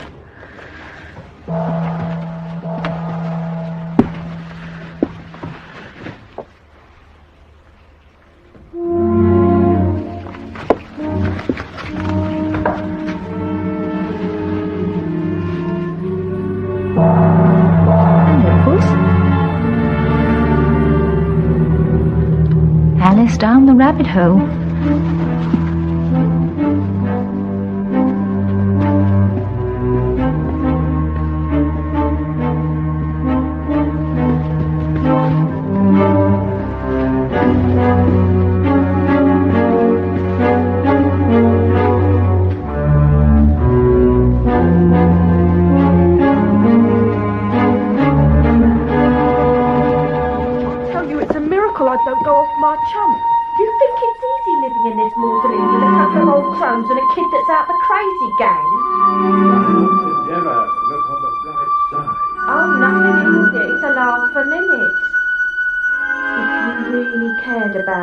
You put me in a position where I wasn't looked down on, not Dee. You owe it to me. A girl has her self-respect. There's somebody out there. It's that ghastly child!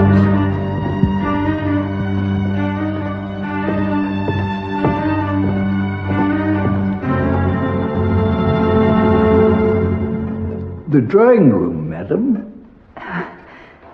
Thank you.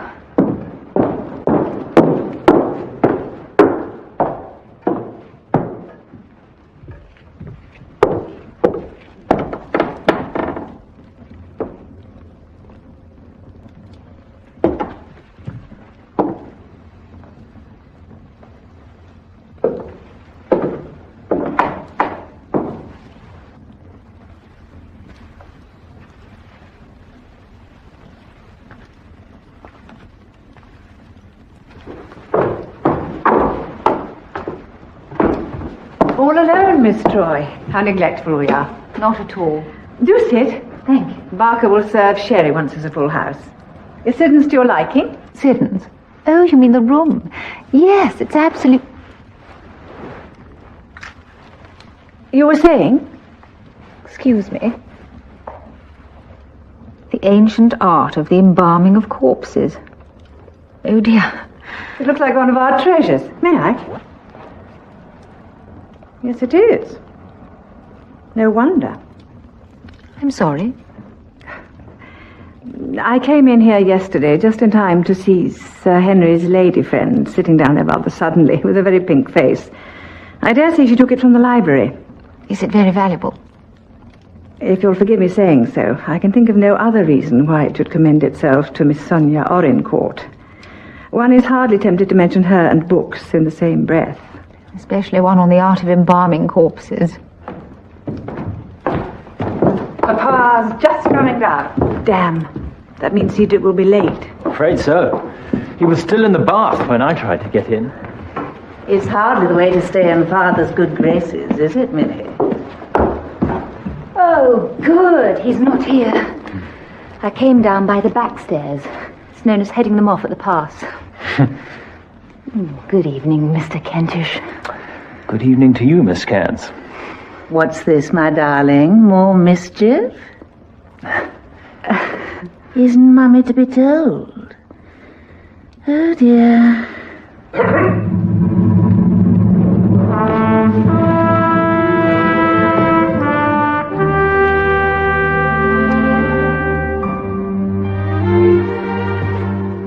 So, this is our distinguished painter. I am delighted. Delighted. I hope you continue to be. I believe I shall. I believe I shall. Millamant, my impression was that Cedric had come down to us from town. He had an important letter to write. Perhaps he didn't hear the gong. In what room is he? Garrick, I think. Then he most certainly heard the gong.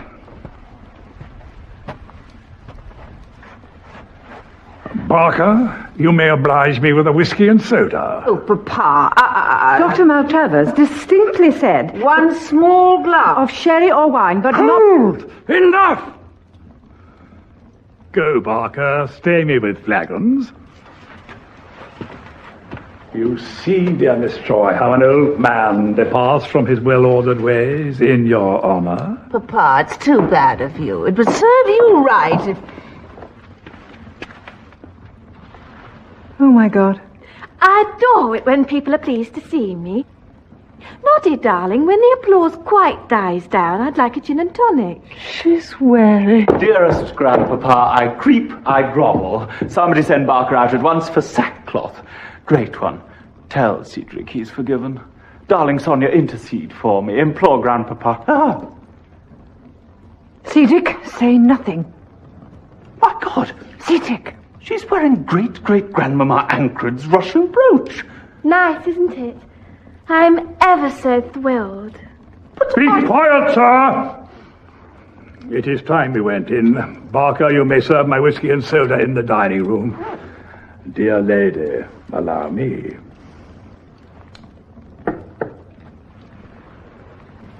Noddy? I haven't had my My drink. For that you must blame him who came down late.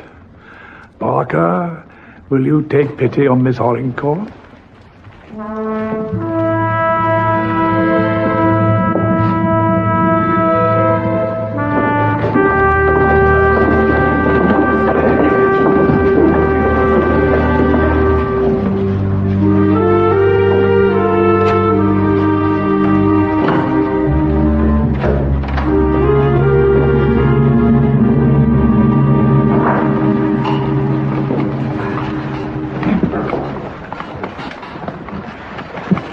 A trifling, foolish banquet, as old Capulet had it.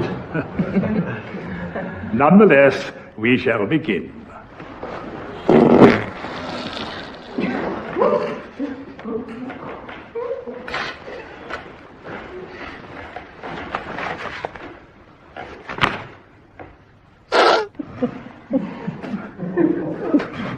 Oh, Papa, how dreadful. Who on earth could... The revolting infant, that's who. Can there be doubt of it? She deserves a spanking. Not to mention disinheriting. It shouldn't be allowed. It really shouldn't. I am grievously displeased. So, it has come to this. How sharper than... I think they call it a raspberry cushion. How sharper than a serpent's tooth it is to have a thankless child! I'm sure Panty meant it as a joke. Let the ingrate be brought before me. Papa, she's already in bed. If not out on her broomstick. Well, we don't really know that it was Panty. We shall know. Tomorrow we shall know. Let us now dine.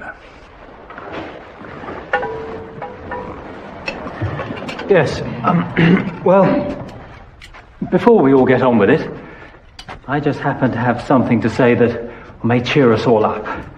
A Herculean task, I think. What say you, Miss Troy? Shall we hear him? Well, yes. Right then. Fenella and I are going to be married. Oh, Paul. Criminy. Dear heaven. So I think that congratulations may be in order. Never, never, never, never, never. Lear, Act 5, Scene 3.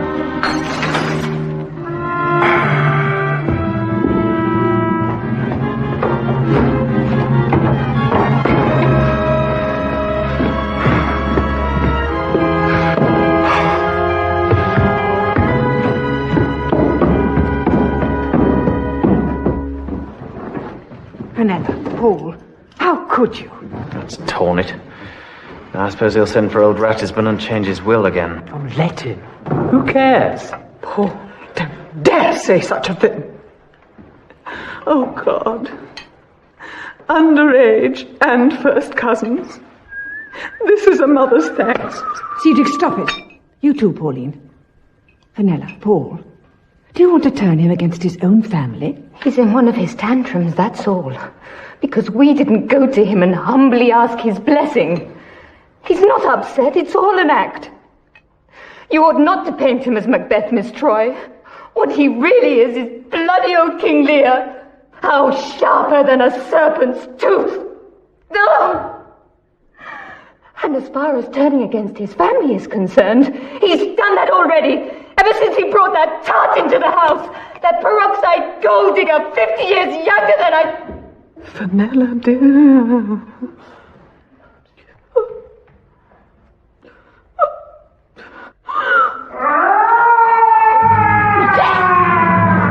Oh, blimey, what's happened?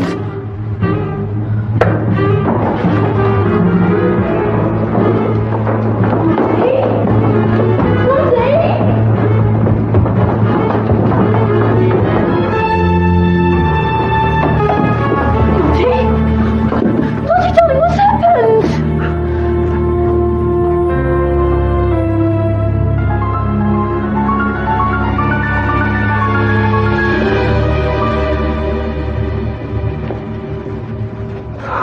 on earth? 20 guesses, dear. What is it? Grease paint? In this house? Well, of course it is. It's a carmine stick. I don't think so. May I? No, it's oil paint. Cadmium red. The shade is immaterial. My solicitor will be here by lunchtime. I think everyone was glad to make it an early night. I know I was.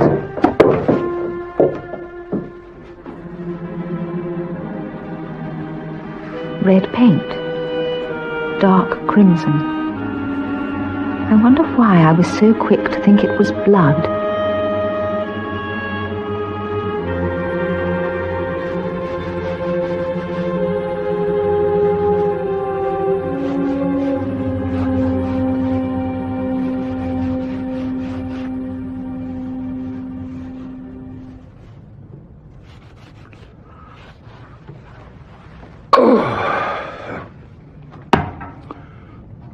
I've tired you, I'm sorry. One grows a trifle stiff. Well, then we've done enough for today. At least you have. I have been remembering my lines. Since 1904, I have essayed the role 6 times and always to tremendous business. It hasn't been an unlucky play for me. Oh, yes, I've heard about the Macbeth superstition. One mustn't quote from it. Or speak its name. It is known as the Scottish play. Am I to be allowed a glimpse? Well, it's only a kind of synopsis, I'm afraid. Oh, a clever lady. Yes, I have chosen well. Well, may you see things well done there. Adieu, lest our old robes sit easier than our new. God's benison go with you. A spark so for my tinder, then farewell. If we do meet again, why, we shall smile. If not, why then, this parting was well made.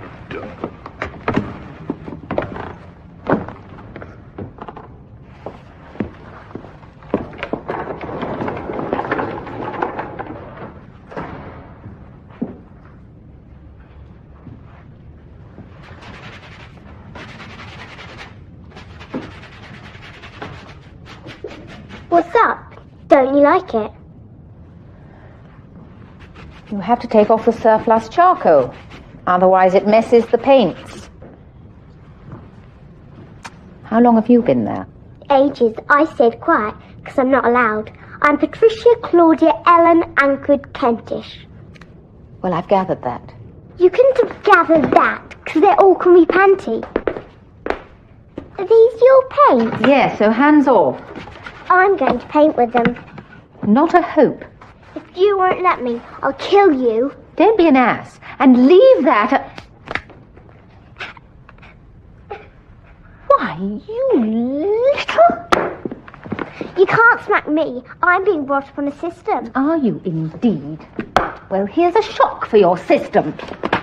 Ow! Beast, that hurt. Well, it was meant to. Serve you right if you catch it. Catch what? Didn't they tell you? I've been sent home from school. I've got ringworm. Do you want to see? No!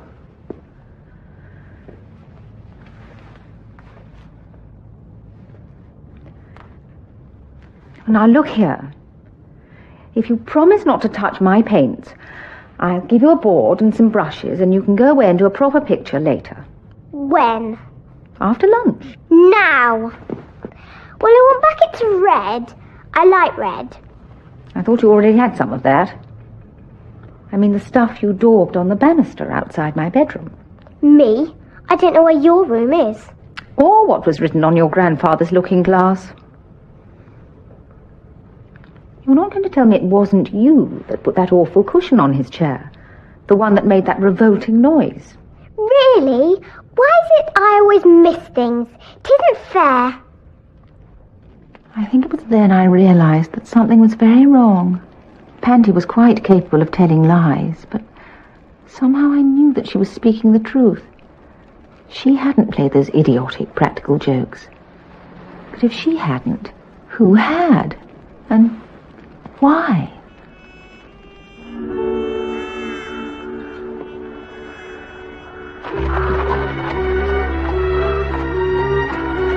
On the Thursday, as expected, Fenella's mother, Janetta Cairns, arrived.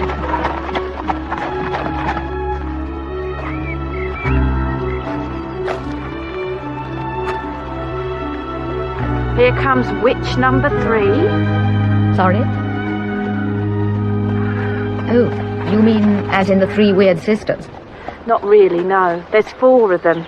The one they call Desi hasn't arrived yet. Desdemona. Anyway, Millicent isn't a sister, she's an in-law.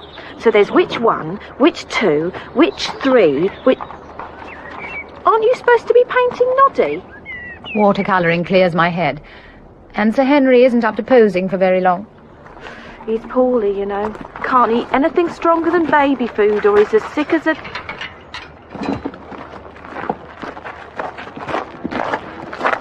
Good morning. Good morning. As a dog. As a lady dog. Do you see that for bloody manners? She's as bad as the rest of them. Load of toffee-nosed lady mucks. They all hate me. Anyone would think I wanted to be stuck in this godforsaken rat hole. Stone me, nothing to do and all day to do it in. Are you stuck here? What else is there? I'm delicate. Asthma.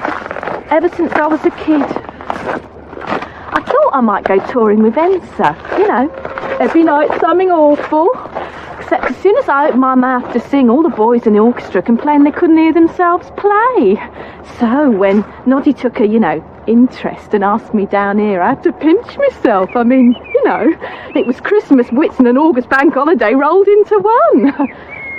Mind, whatever I get, I'll have earned it. He's the only one of them I feel sorry for.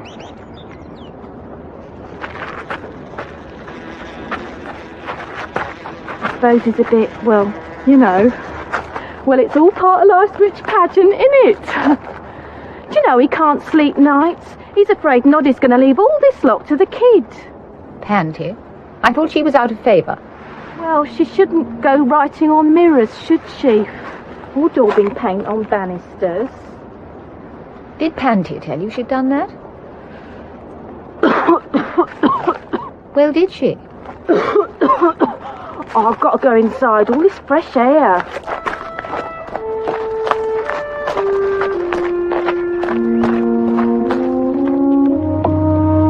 And on the Friday, the unmarried sister, Desdemona, arrived with Thomas Ancred.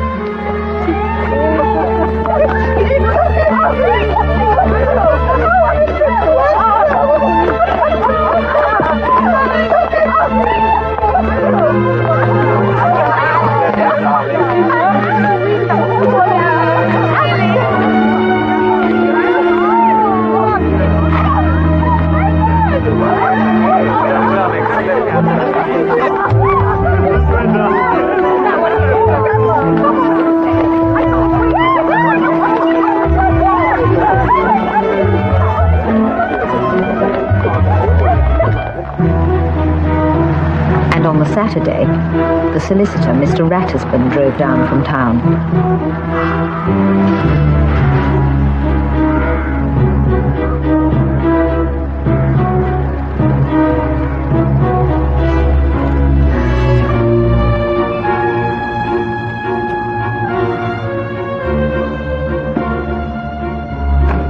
The birthday party was now complete. So, very nearly, was Sir Henry's portrait.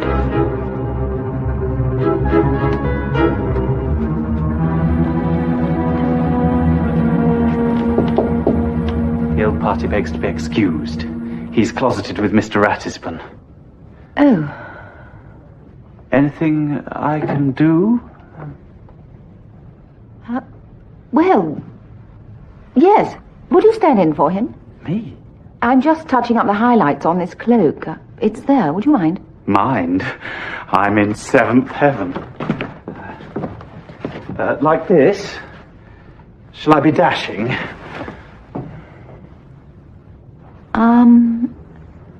Oh dear. Look, will you just try standing on this box? There. Now just let the cloak fall naturally. Raise your right arm as though there were a dirk in your hand. There. Let me just arrange you. I've never posed before. Well, not for a portrait. Tuppence to talk to me. That's it. Now then.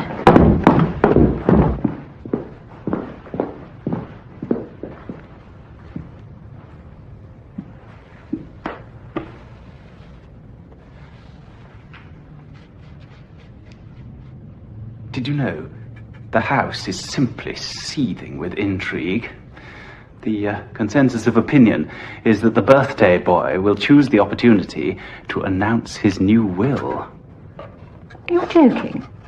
Be the star turn, top of the bill. Are you saying that Sir Henry... Oh, please do stay still. That Sir Henry would humiliate his family? Oh, yes. He does it every time. He adores it. Does he change his will often? On average, about every 2 years. It's sort of a command performance.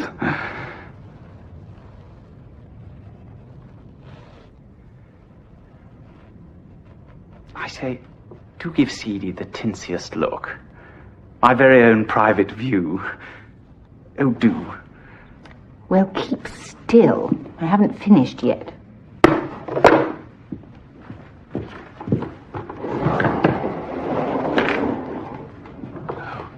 Oh, my God.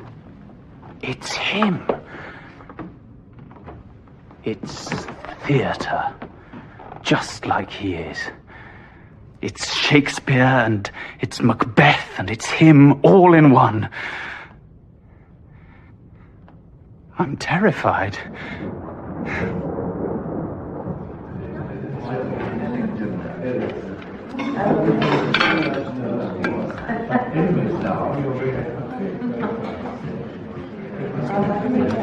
First, Papa will propose the King's health, then one of us will propose Papa's. Last year, Panty was brought in to do it, but what with ringworm and practical jokes, she's been scratched, so... I say, this can't possibly be crayfish. Millie! Don't blame me. He insisted. They call this rock lobster. It's no more a lobster than I am. It's an obscure Antipodean shellfish. Barker! Champagne! What ails you, man? Millie, you should have put your foot down. My foot is bunioned from being put down. If one of you lot wants to fetch and carry for that impossible old man, then you're welcome. It would make me the happiest woman in England. Nonsense, Millie. You thrive on it. I gave up the theatre for him. It's still in my blood.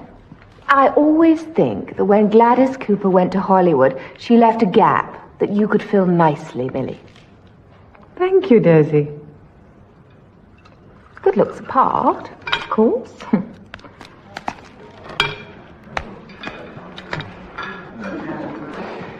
Champagne and hot crayfish. We shall hear more of this. Is it very bad for him? Catastrophic.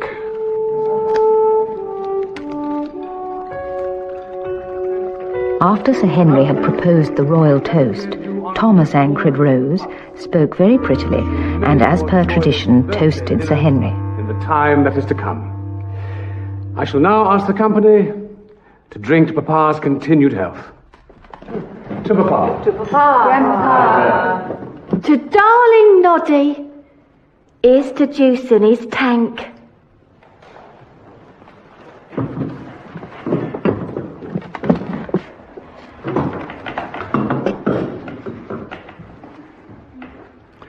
Beggar that I am even poor in thanks, but I thank you. There is no audience as near and as dear to an old player of parts than his own kith and kin. Bless you. Soon now we shall all of us repair to the theatre, there to see unveiled the fruit of our lovely artist's mighty strivings. Yeah. A likeness of myself which I may say it is my intention to present to the nation. Bravo. However, before we feast our eyes, there is that which I would impart. I shall be brief. Forgive me. My heart is full. It is my inestimable pleasure to announce that Miss Sonia Audincourt has this day done me the immeasurable honor of consenting to be my wife.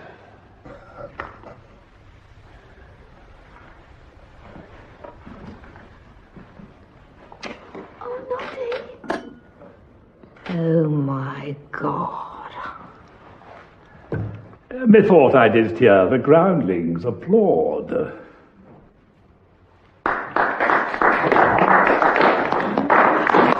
Congratulations, Papa. I thank you all. I am moved. And now I come to the reason for the good Mr. Ratisbon to grace our festive board. Of late I have been treated with disrespect, nay, with contumely. My goodness has been repaid with the basest insult. All of you here do know me. All of you know that those who love me not, I do not love.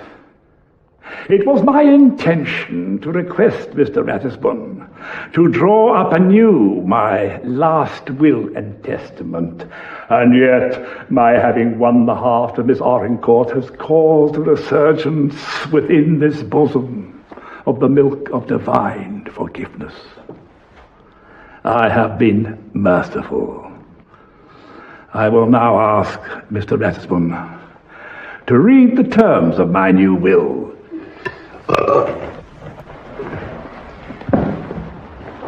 With your kind permission.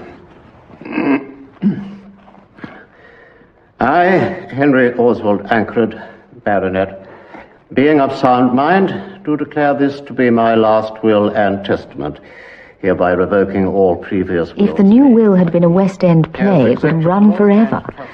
It received what they call rave reviews. It provided for handsome cash legacies to Millamant and Sir Henry's 3 daughters.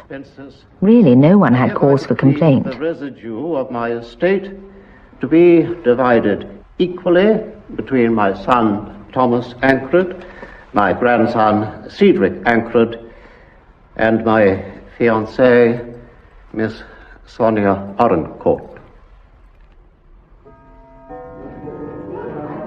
Then, when the will had been read, we all trooped over to the little theatre for the unveiling. To you, dear lady, the place of honor.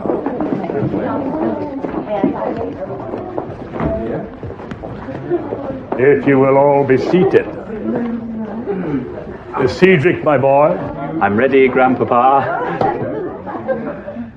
The moment is nigh. An actor may move his audience to laughter or to tears, to terror or to anger. What he must not do is tantalize. So let it be now. The readiness is all. House lights, Cedric.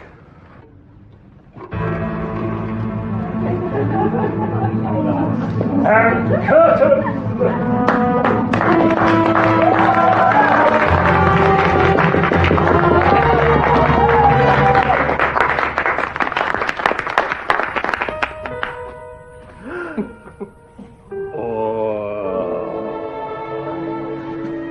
The paint must still be wet. Leave it to me. There's no harm done. No, don't use that. You'll destroy it. Here. I demand to know the author of this outrage. Well, it wasn't Panty. She's been in bed since 7. She's been painting green cows for days. I've seen her. Cow yourself.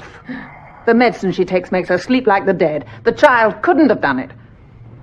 Noddy, did you hear that? That bitch has just called me a cow! I am going to bed. Do you mean you're going to stand there and let me be insulted by I am upset! I am indeed unwell. Leave me! I am going alone. He needs looking after. Excuse me.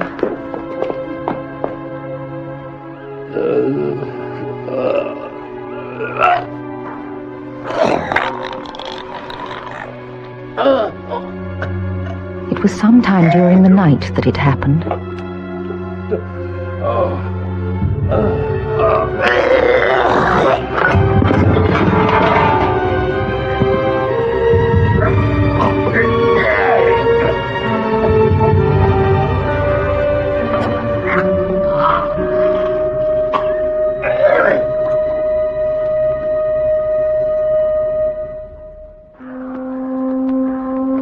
Of course, I didn't stay.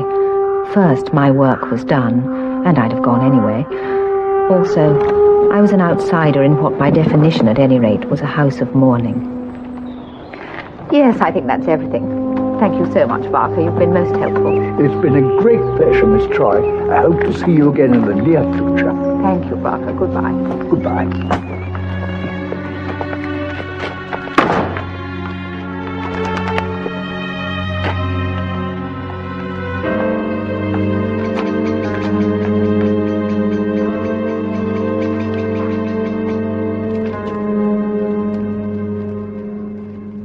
What are you thinking about? Macbeth and the art of the embalmer. Who would have thought the old man to have had so much blood in him? Practical jokes, you say? Defecating cows? Just the one, sir. A book. A 3 centuries old book on embalming, and a missing bottle of ratbane.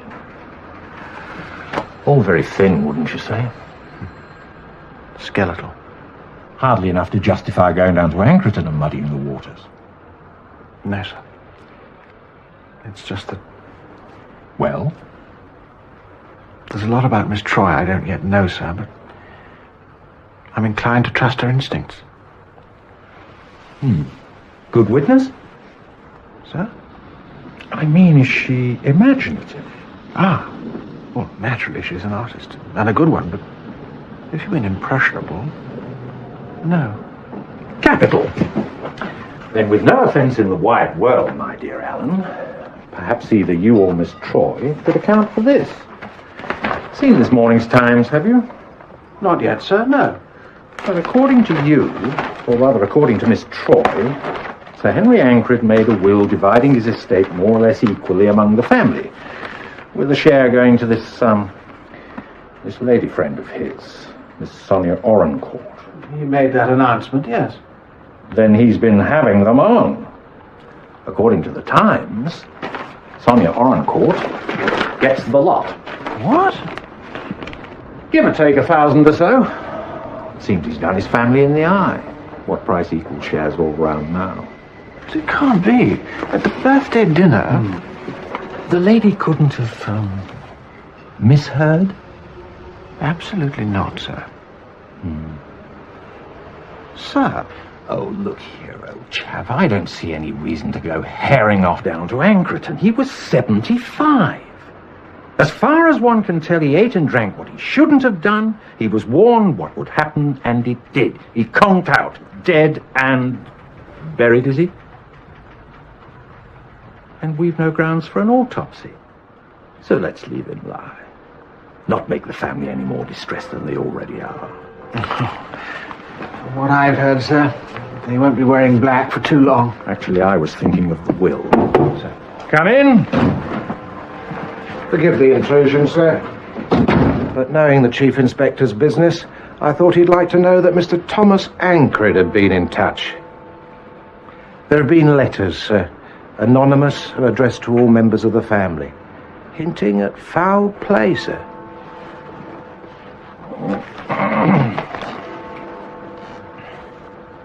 When I think all the misery I feel so infernally indignant I could drink. When in doubt, Mr. Fox, always give them a dollop of Charlie's aunt. It never fails. Ah, here we are. 8 of them. All the same. Thank you. Sir Henry Ancred's death was brought about by the person who has received the most benefit from it. Inspector? Or the Oracle? No envelopes, Mr. Ancred? Oh, we threw them away. Sorry. But the postmark was Middlehampton. That's our nearest metropolis. And the recipients? Well, they came at breakfast time yesterday. Let's see. Millie got one. And Pauline, Janetta, and Desdemona, that is. Cedric, Sir Cedric, as he is now. Mustn't leave him out. Nor myself, of course. And the young couple, Fenella and Paul. But not Miss Arincourt. Sonia. No. Not Sonia. That's why, for once in their lives, the family are in agreement. You mean that Miss Arincourt is the person referred to in the letters? Not half. What fun. Thank you. Inspector, astonish us. Well, the old crystal ball's a bit clouded this morning, sir. Middling good paper, out of a notepad. From any stationer's or maybe the odd corner shop. Thank you. Mr. Ancred, do you subscribe to your family's poor opinion of Miss Arincourt? Do you mean, do I think that she murdered Papa? There, it's been said, out loud, that is. I didn't at first, but now... Now? Well, I suppose it's time for the coup de théâtre. After the letters came, the atmosphere got a bit fraught. Sonia said that she would rather die driving in the rain than put up with our loathsomeness a moment longer. Of course, whenever there is a dramatic occasion, you may depend on the Ancreds to rise to it. No one liked to say straight out that Sonia had put poison in Papa's hot drink at bedtime, but it did seem wasteful, given that she was out of the house, for us not to search her room. I didn't do much searching myself. I lack curiosity. Besides, I wasn't sure what it was we were looking for. As it happened, it was Desi who won the coconut. She found it.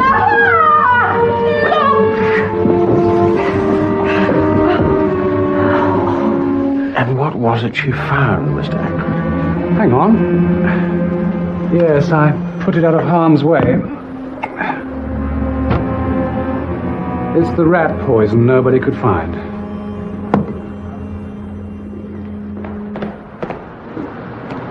See what the lab boys make of this, will you? By the look of it, it hasn't been opened since Madeline Smith gave arsenic to her boyfriend. The Scottish verdict was not proven, sir. What an exact fellow you are. KV. Mr. Allen! Be with Rattlesnake.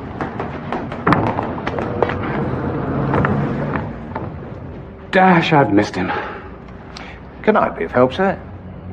Well, it occurred to me to ask, in the case of Papa, is there likely to be a... Well, you know, will they want to go rummaging around in the family vault? Oh, early days yet, sir. All in good time. No, what I mean is, you'd want to look inside him for signs of poisoning. Don't you think, sir, we're rushing our fences? No, you don't see what I'm driving at. Well, after all, how could you? How shall I put it? Would it at all matter to you? Would it make life that much harder to know that we've had him embalmed? There is no puzzle, Chief Inspector. Based on rough drafts prepared by Sir Henry, I drew up 2 separate wills. 2? Extraordinary. Perhaps. Or perhaps not, in the case of a man who was in 2 minds. Sir Henry was uncertain as to the merits of his immediate family. Are you a gambling man, Chief Inspector? Afraid so. Sir Henry hedged his bets. One of the wills was signed and witnessed before the dinner. I quoted its provisions in front of the family. Later that night, he destroyed it. Because of the portrait? Oh, you know about that. The flying cow, yes. Childish, you will agree. And yet, when he sent for me later that night, I found him greatly perturbed. He burned the will, the first will, there and then.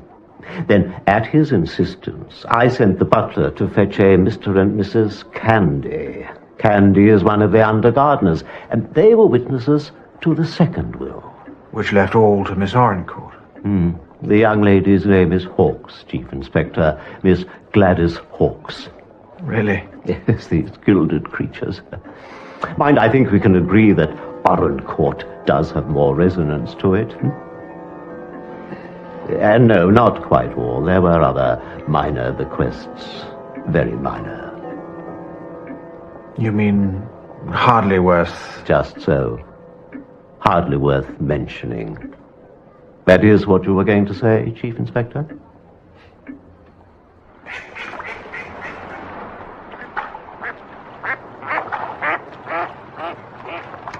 Look here, I'm sorry. Done something, have you? I mean that you should be part of all this, even as a bystander. Well, thanks for saying it. Did I mention that I don't think people ought to hang other people?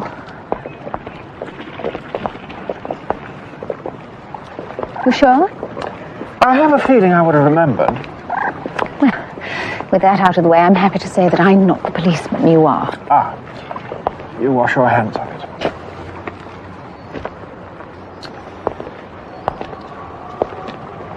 How like a woman. May I remind you, it was you in the first place who put the cat among the pigeons. What's so funny? The thought of you at Anchorton. It is you, my dear Chief Inspector, who's going to be the pigeon among the cats.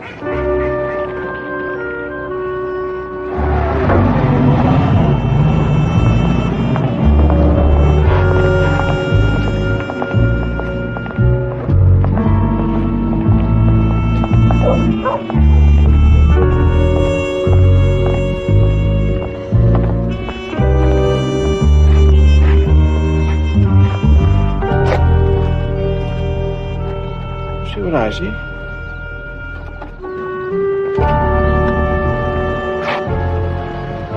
No, can't say that I do. Oh, I think I do. Shall we, Oh, yes, why don't we? Heads. Heads it is. Here you go. Love to see an artist at work.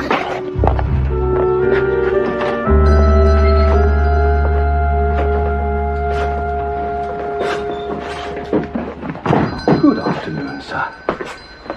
May I be of service? I do hope so. I was wondering whether you might have anything that would cheer up a little girl who's been a bit poorly. Well, now. Proper little limb, she is. Says she wants to play a joke on a Dr. Maltravers. Joke? Oh, you won't like that. Won't he? No, he's not one for jokes. Well, I just now noticed those raspberry cushions in your window. Oh, he really won't like that. They're a bit rude, you know. But isn't it a small world? Would you believe I sold one of these not 2 weeks ago, and that was for a little girl who wasn't well. Get away. This one's for a child up at the big house. Do you mean Anchorton? So was the other. Now, if it's for her, Panty they call her, and she is a limb, you're right there, well, I'm afraid she already has one. Oh, dear, dear. What a vexation. Still, never mind. What I always say is a kitty can't have too many raspberry cushions. I'll take it anyway.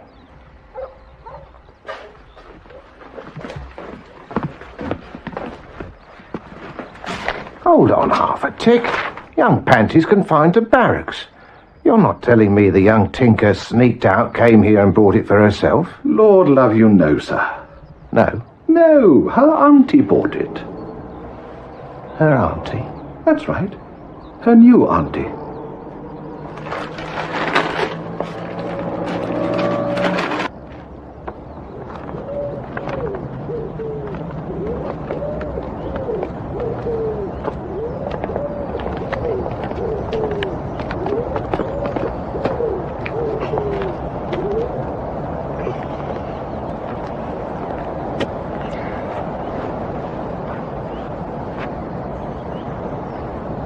You must be Panty, because that's what's written there.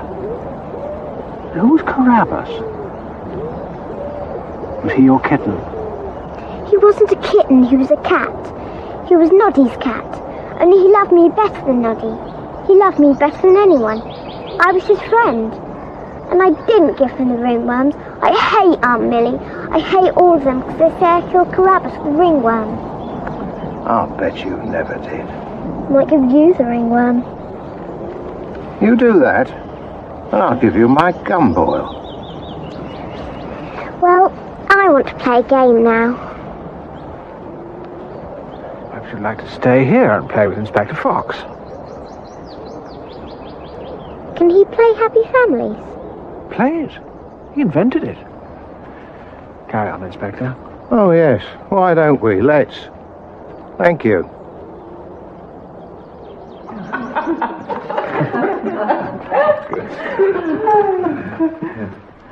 Thank you, no. Oh, wait, are they making those again? Yes, I think I shall.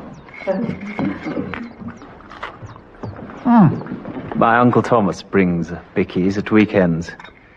He says you have to know where to look. Sir Cedric, that holds good for more than just biscuits. Oh dear, have I cast a gloom? Now, please don't think for a moment I'm here to look into anything other than the business of those anonymous letters. Is that a crime? It might be a breach of the peace. Peace? In this house? Would anyone mind a question or two? Not sure. On the evening of his birthday party, Sir Henry appears to have done himself rather too well at dinner. Aren't we the know-it-all? He overindulged. He ate tinned crayfish and he drank champagne, both of which were expressly forbidden. And later on? After dinner, you mean? He took medicine for his indigestion, and there was always a hot drink, either at bedtime or if he woke during the night. A hot drink? Prepared by whom? By Millie. You did it, didn't you, Millie? No, Jenny, I did not. Since my husband's death, I kept house for my father-in-law. A task, I may say, which was as arduous as my thanks for it were small. She's off. I liked Papa. He could make one's life miserable, but there were certain small labours which I did not begrudge, and yes, I prepared his hot drink. But of late, with Papa's consent, a certain person usurped that duty, as if by divine right. Do you mean Miss Orencourt? Millie, you never said. I hope I have my pride.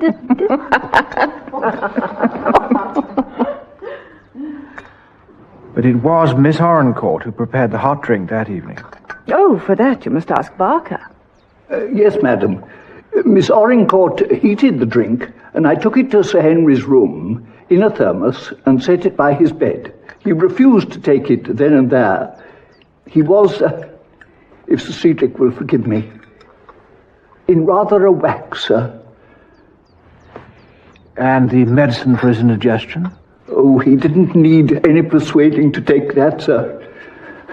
The pain raged at him, something awful. The milk magnesia was kept by the bed, sir, like the thermos. Oh, God. Barker, must you blub? I got him into his pyjamas and gown, sir. Like I was saying, he wouldn't touch his drink. He was carrying on, shouting at me, saying as how I was to fetch Mr. Ratisbon. He's the solicitor, sir. Yes. Barker, could you just tell me once again, what was on this table? There was the indigestion medicine, sir. There was the grog tray. There was the thermos with his hot drink, a cup and saucer, and a spoon for the medicine, sir. Thank you. And of course, these have all since been washed. Washed and used again, sir. It was all spilt. The medicine, the thermos, the lot. It was a shocking mess, sir. He put some of his drink into the saucer for the cat, sir. The cat Carabas? Oh, yes, sir. But the cup and the flask and the medicine bottle was all overturned. We had to go at it with the carbolic. Thank you.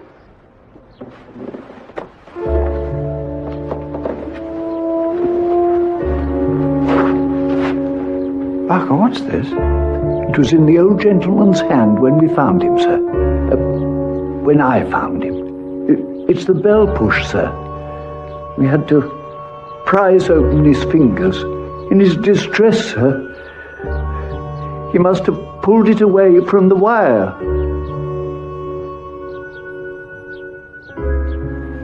Did you unscrew it in any way? It's as I found it, sir. Thank you. Do you know, Barker, I think I need not trouble you any further. I'm obliged. Oh, very good, sir.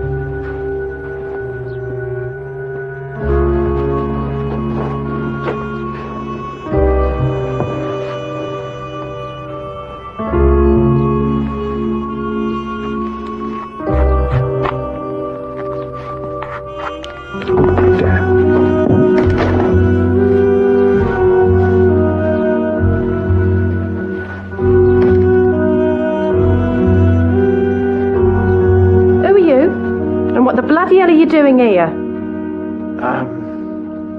At the moment, sir, I'm playing Happy Families. Would you oblige me with, Mrs. Snip, the tailor's wife? No, you forgot to say please again, so it's my turn. And I don't seem to be having much luck. Sir, I am asking, politely, I trust, what your business is with my patient. Are you a journalist? Me? Oh, bless your heart, no, sir. I'm from Scotland Yard. And I imagine that you're Dr. Maltravers. What a happy meeting. Chief Inspector Alleyn will be pleased. Very well. So the second will was signed in this room. Now, after Mr. Rattlesman had left, what then? What do you mean, what then? I gave Noddy his hot drink and I kissed him nighty-night. And left? And left. Did he drink his hot milk while you were with him? Drank it and liked it. And what about his medicine? And the medicine? People seem to think I've got no feelings. Well, I have. He was sweet and now he's gone, and the money won't ever make up for that. No, I've got no one. He died because he was sick, and the police had no call to go buzzing round asking questions. Well, you've been very frank with me, Miss Horncourt. I've been frank with you because I've got nothing to hide. And I intend to be equally frank with you. And one of the reasons I'm here is because of the practical jokes you played upon Sir Henry. I need hardly ask why. You wanted the blame to fall upon the child Panty, isn't that so? I knew it. He told you. Well, it serves me right. I thought I had one friend in this crazy gang. Just goes to show you what a fool I was. I suppose you must mean Sir Cedric Ancred. Sir Cedric, the Baronet. Or should I say the Baroness? That insect, that worm. God, he's worse than the bloody women. Well, I got the laugh on him and the money. What's he got? Here. Let me tell you about him. Imagine him sitting up there all hours making a new will, disinheriting his own flesh and blood. Well, I understand that both those wills were drawn up in advance of that evening. Do you know, I think we have a good case for proving he was got at. By Miss Horncourt, you mean? Yes, by that... What is it, Desi? Sometimes, Chief Inspector, death comes not as an enemy, but as a friend. By day they talk and think of money. By night they dream of it. But for what you might call murder, there is a stronger motive than greed. There's love. That's why I did what needed to be done.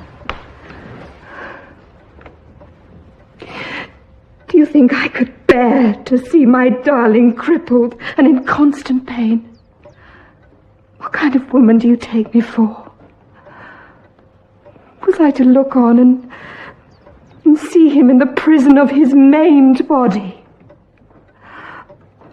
Oh, God, but I loathe aeroplanes. Do you mean it was an accident? The others, his devoted family, they wanted him dead, that they might inherit. I wanted him at peace. That's why I did it. But I'm glad, do you hear me? Glad.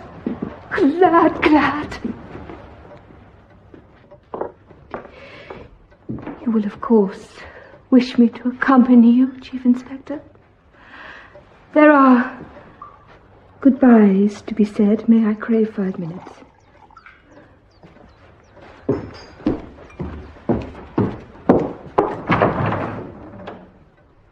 I shall return. You have my word.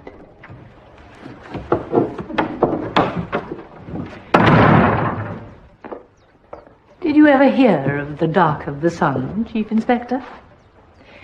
Very Somerset Maumish. It was supposed to open earlier this year at the Duchess, but the backers got cold feet. Poor Desdemona. She's been dying to make that Act 3 speech ever since. Soda? No.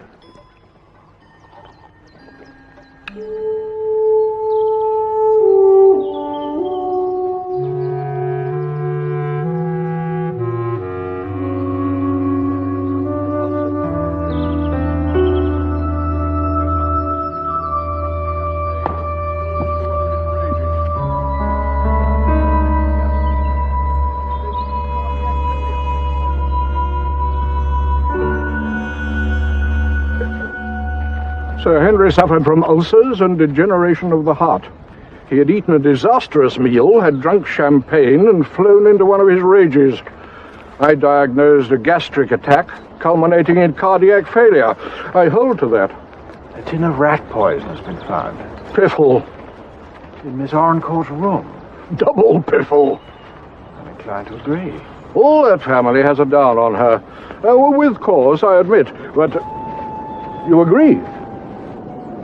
Tin had not been opened in weeks, months perhaps. Ah, game, set and match. Not necessarily. There could be poison elsewhere at Ankerton. Speaks the born pessimist, or do I mean optimist? With respect, sir, triple piffle. Now, if you'll excuse me, I have one patient who is still above ground in this damn booby hatch. To be sure. How goes the ringworm? On the mend, sir. It's slow and it's stubborn, but thallium does the trick, give it time. Her hair is falling out nicely. Her hair is? It is a depilatory, you know. Is it? Poor child. No wonder she's so foul-tempered. Doctor, thallium is also a sedative, is it not? The flower room may seem a strange place to keep medicine, but I wanted it out of the reach of little fingers. And Patricia is simply into everything. There are 2 bottles, the one that's nearly empty and the one that hasn't been opened. I've got them. Hold it steady, would you mind, sir? Thank you. Well done.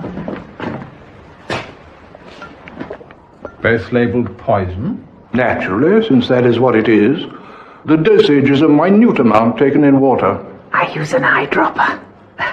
And as you can see, the chemist's seal on the one is as yet unbroken. It is undoubtedly sealed. Mrs. Kentish, oblige me.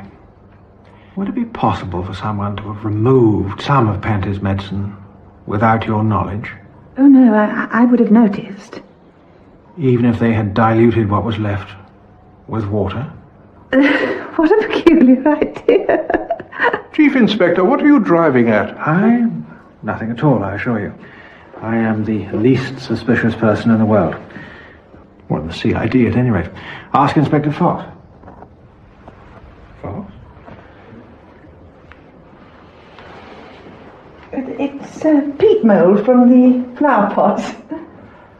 So it is, ma'am.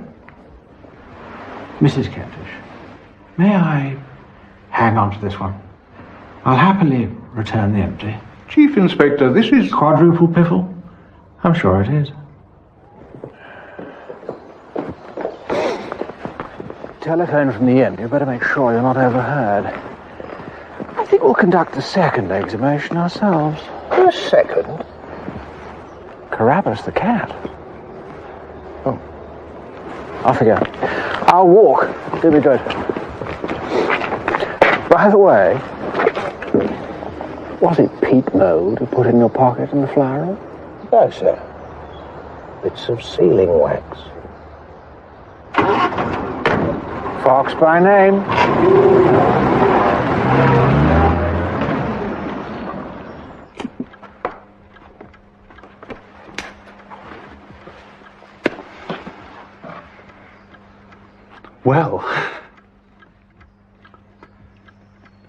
Well, that is the end.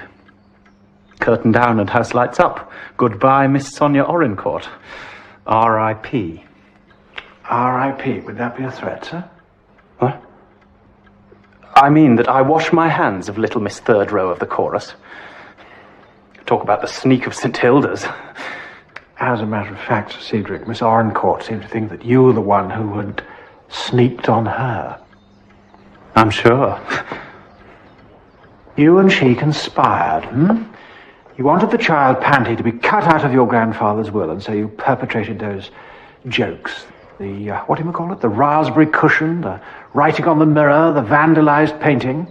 Oh, send us to the pokey. Oh, do. But you outsmarted yourself, Sir Cedric. Panty's medicine was a soporific. The poor child was fast asleep and couldn't have interfered with the portrait, so it had to be one of the grown-ups. Sir Henry realized this. In a temper, he tore up the first will and signed the second. And it will be contested. I can assure you of that, Chief Inspector. We shall plead that the woman exerted improper influence. But Cedric, those appalling jokes. You and that woman consorting. He was going to leave it all to the little brat. Mummy, don't scold. What else could I do?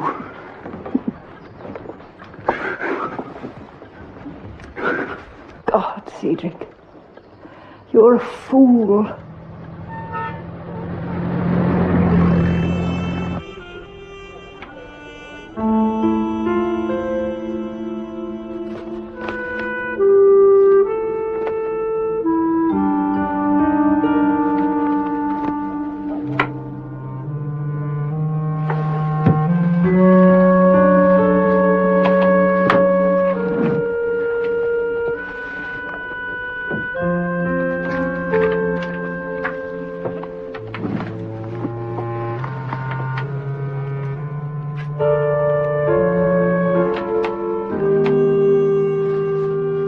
Well, it was murder, of course. The bell push was proof of that. A screw had been undone, so that it simply came away from the flex when Sir Henry had tried to summon help. And all the evidence was rather clumsily rigged to point to Sonia Orencourt. She's hardly a mental giant, but she does have a gift for self-preservation. She was not his favourite, see? Only Sir Cedric wanted the lot he did, so we came to an understanding. You bought the raspberry cushion? Yeah. You should have seen their faces. She was hardly likely to risk the gallows by murdering an old man who would in any case soon die. There was the tin of arsenic in her bedroom. There were the anonymous letters. The murderer sent those, of course. Everyone received a letter except Sonia Orencourt.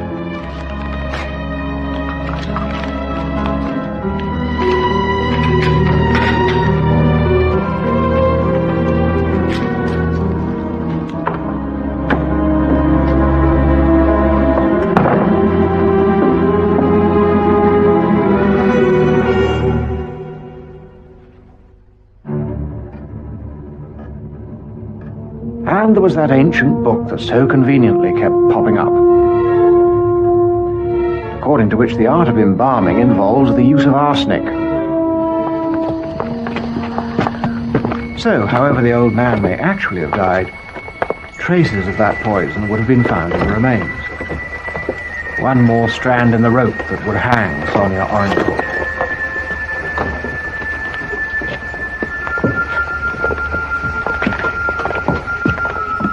Alas for our murderer, the book is 3 centuries old, and the world and the art of embalming has moved on.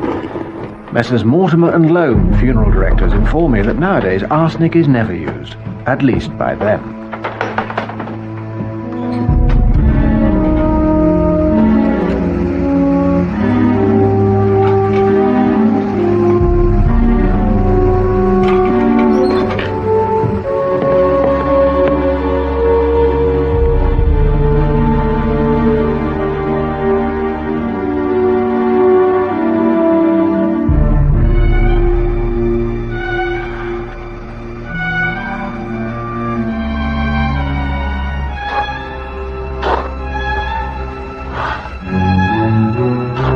Do I really have to? I'm afraid so. It won't take a moment. Mr. Thomas Ancred, do you identify this as the body of your late father? It's quite peaceful, don't you think?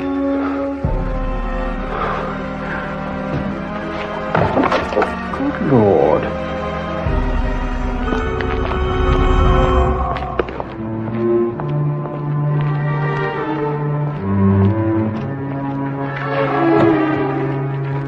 All done, sir? All done. Oh, yes. It's Carapace. So what was the verdict? Oh, I'll know by tomorrow morning. He was lying there bald as a coot. Snap. Snap? Yes. So was the cat.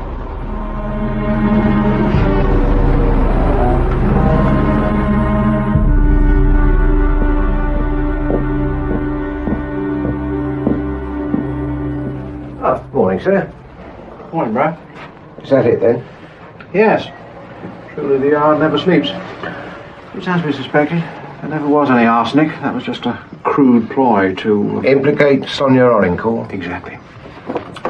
Our murder is par for the course. Mixture of cack-handedness and dead cunning. In dilute form, thallium acetate is a medicine. Pantis medicine. But taken neat, it's deadly poison. So, break open the seal on the unused bottle and pour a lethal dose into the old man's milk of magnesia. And then top the medicine bottle up with water and reseal it. Neat thallium. No wonder Sir Henry's hair fell out. And the cat, Carapace. Probably lapped it up when the bottle was overturned.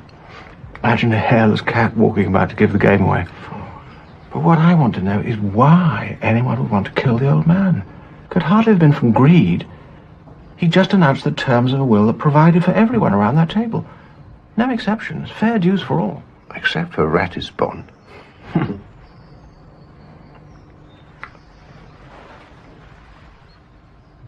Wait a minute. Yes, miss. Well, I'll just go and see.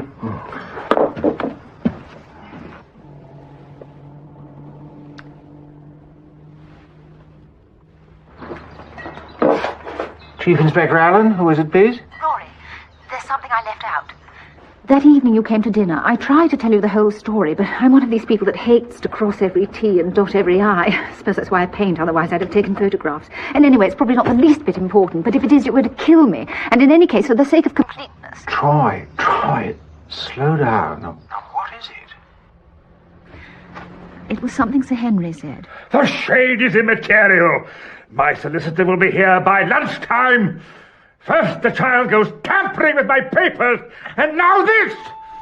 Tampering with my papers. Is that important? Yes, it is important. Bless you. Bye.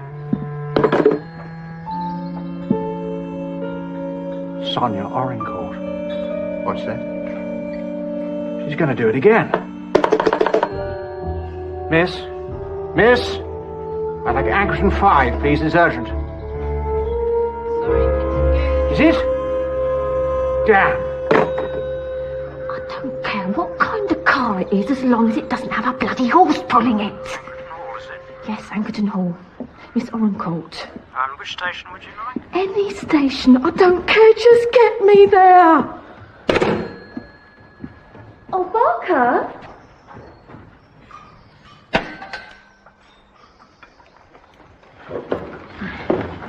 There's a rumour going round that we won the war.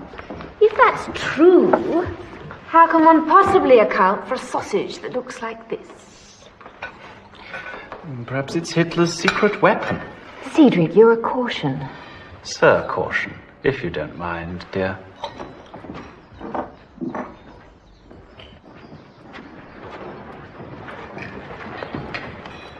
Beg pardon, madam, but Miss Orencourt asks if she might have a word. Miss Orencourt? Yes, madam. She's taking breakfast on the West Terrace. Barker, are you saying that she expects me to go to her? If I may say so, madam, Miss Orencourt is about to leave. She's asked me to have her bags taken down. She's leaving? Do you mean the barnacle is letting go? What I say is good riddance. Well, we have all been rather beastly to her, haven't we? Paul, darling, the woman's a horror. If at last we are to see the back of her, then I am utterly at her beck and call. The West Terrace, you say? Yes, madam. Give her what for, Millie? I shall. What a lovely day this is going to be.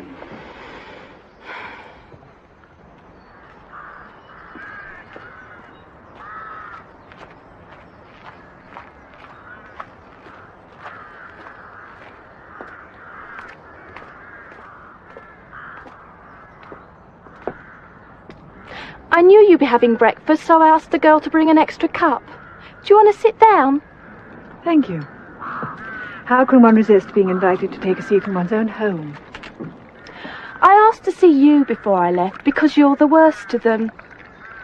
I mean, you hate me the most. Hate you?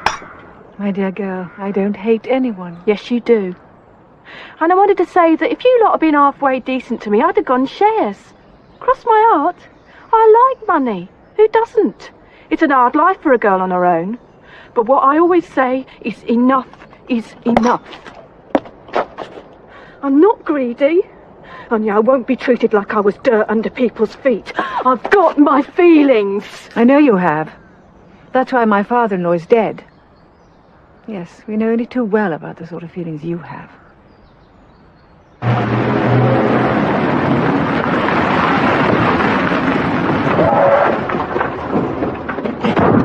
Miss Orencourt, where is she?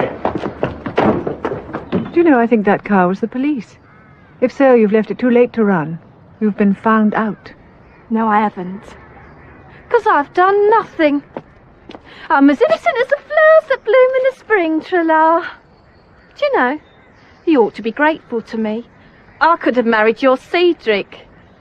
It's a fact. He'd have done anything for the money. He'd have even got married. Can you imagine what sort of a husband he'd make? But no. No, I wouldn't do that to you. Maybe I am a bad lot, but I'm not so bad as I'd marry him. And you needn't contest the will, because if you do, I'll fight, and when I do, I usually... You're just in time, Chief Inspector. Glad to hear it, Mrs. Ackred. Please don't drink from that cup. Why on earth shouldn't I? Oh, no, Mrs. Ackred. I was talking to Miss Orencourt. I'll just take that, Miss. Barker told me just now that Miss Orencourt was leaving. So, what was your little scenario?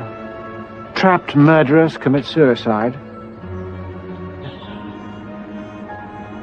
Something like that.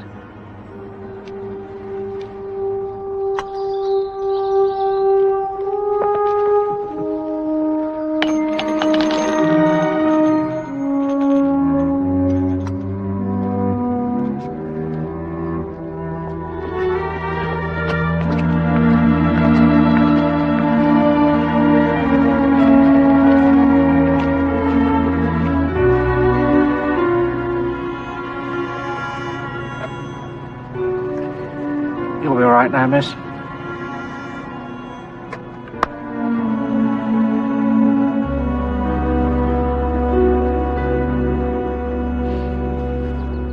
Good old Troy. She held the key, without knowing it. Someone, Sir Henry told her, had been tampering with his papers. Now, what if those papers happened to be the rough drafts of the 2 wills? And if so, who was more likely to see them than Millamant Tancred?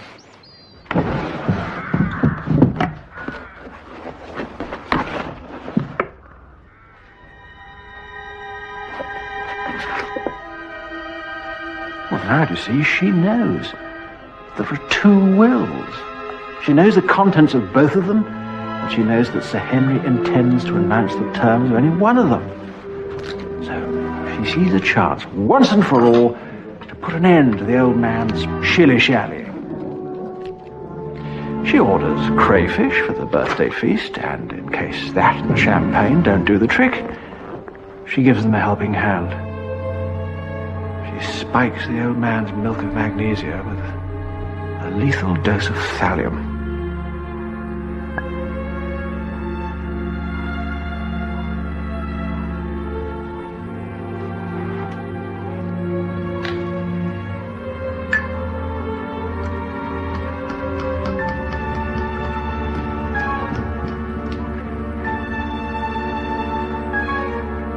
Then she pours out an extra helping just in case. Case of what? In case the old man announces will number 2. The one leaves the whole kit and caboodle to Sonia. If he had, Miss Orincourt would never have lived to collect. She nearly didn't.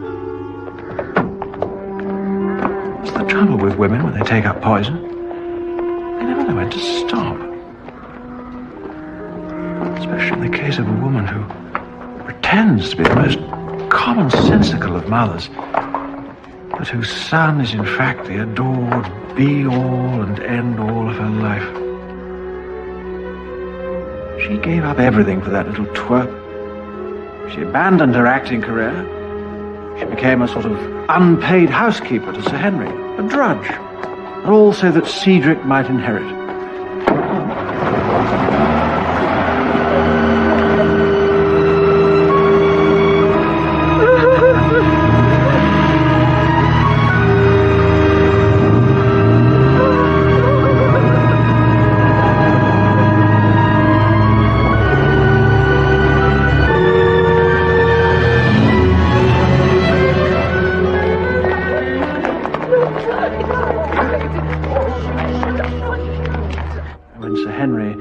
Signed the second will late that night. The beloved Cedric was out in the cold, and the hated Sonia was in the warm. When Miss Orincourt announced her decision to leave today, well, that was Millamant's last chance. Well, it's the cat that I feel sorry for.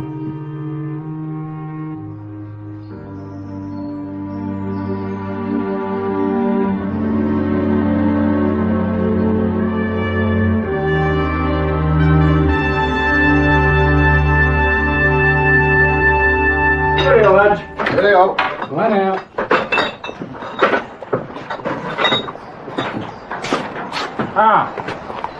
Good afternoon.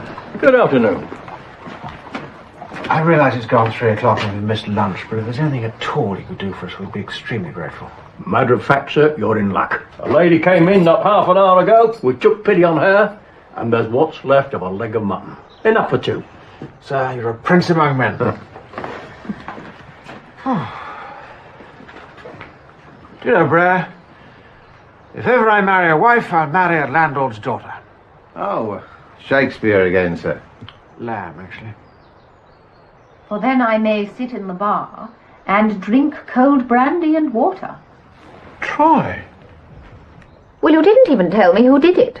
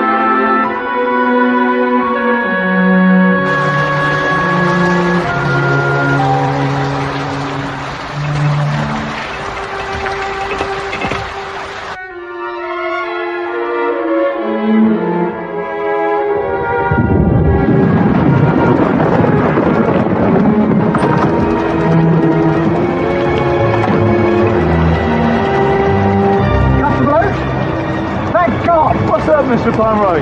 There's been a bad accident in the bar. Someone's been killed.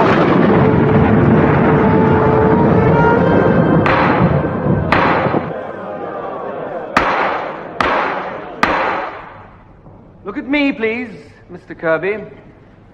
On the night of the 15th, there was a program of dance music by Mr. Henry Hall. On the third program, there was a talk on Egyptology. Do I take it, Mr. Kirby, you are an Egyptologist? Henry Hall. Yeah, that's right. We had a bottle of stout, Beryl and me, and some sandwiches and that, you know, and then we listened to Henry Hall. Mr. Kirby, you amaze me. For the first time in my life, I find myself addressing a man who, despite all the rules of logic and natural law, experiences no difficulty at all in placing himself in 3 different locations at the same time. Hey? While you were at home with Miss Hoskins, listening to Mr. Hall, you were also, as Miss Hoskins has already testified, at the pictures with her, watching Oliver Twist, the young man who asked for more. You were also, as the court has already heard from 3 other independent witnesses, deep in conversation with Mr. Slater at the Ajax Cafe. A remarkable achievement on your part, for which you must take full credit. Do you want any more, Mr. Kirby?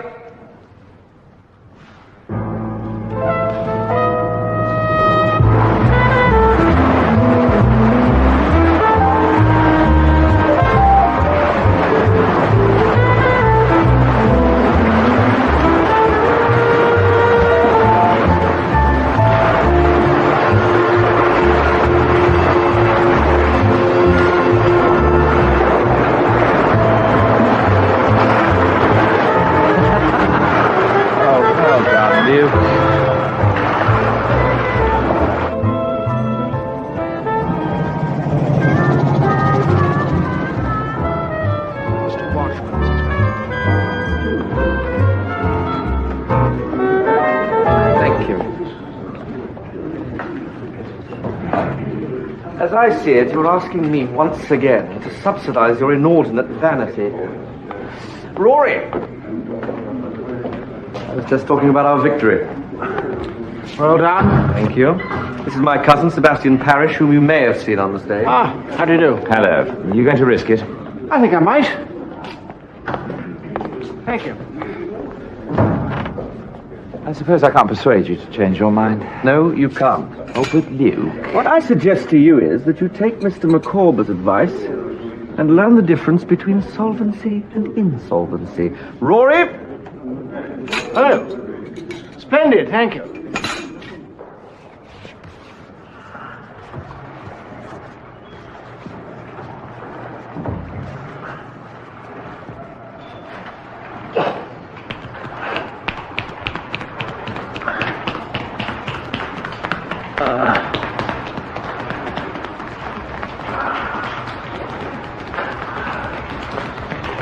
You have to give in to the pain. Enjoy it.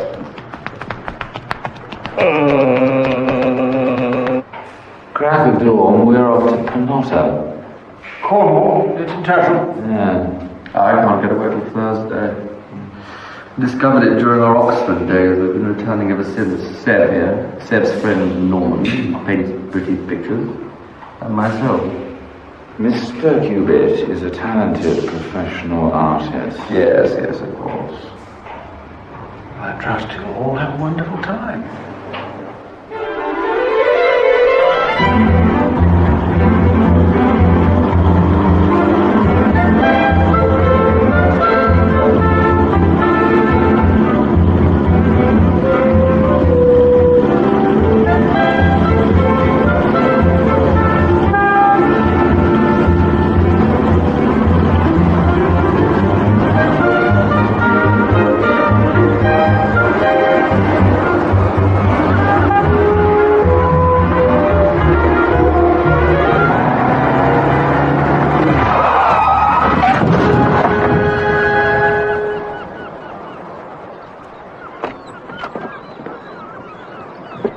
What the hell do you think you're playing at? It was my right of way. I didn't hear you. What? I didn't hear you coming. You should have sounded your horn. I'm sorry. Well, I don't think there's any harm done. No, I suppose not. If you wouldn't mind backing up, see if we can free them.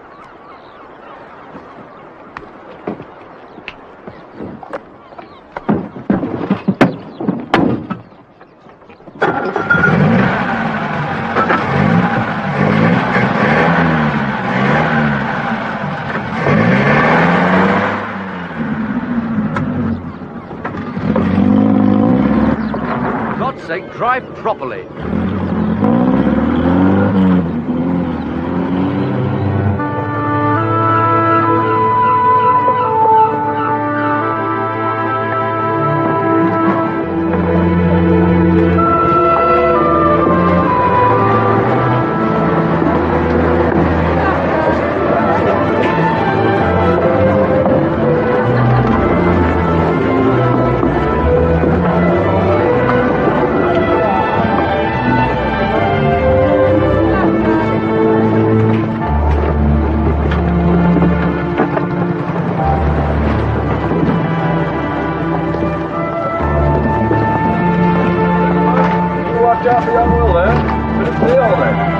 See you, John.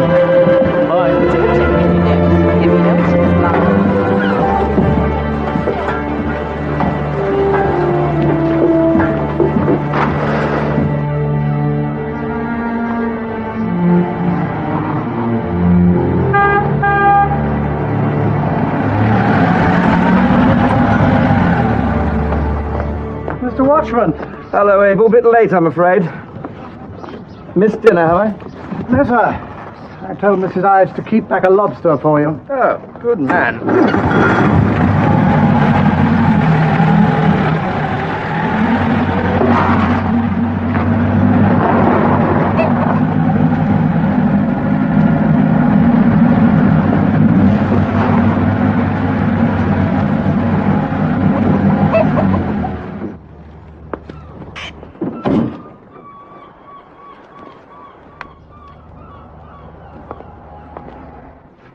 Come on, Will. Not with you on his mind, Daddy. Take no heed, Will. There, see? Perfect. That's our game, I think. So it's your round, eh? Best of three, Alec, remember? Don't tell me when it's fifth. Right. That was what you've been doubting. I doubt if you'll hit the board. Well done, Will. See what I like, and you can take it how you like.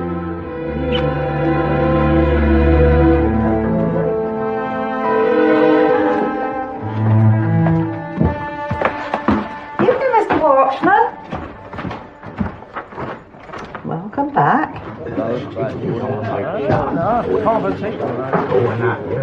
What's all this then? Mother's meeting? See that?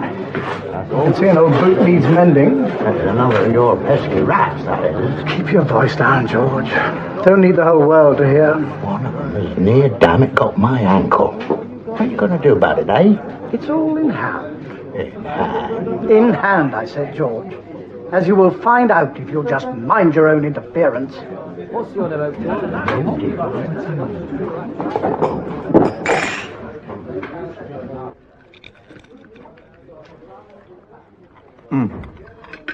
This was worth motoring 200 miles for. Good evening, Decima. Evening, Mr. Watchman. Is that all you have to say to me? Yes, that's all.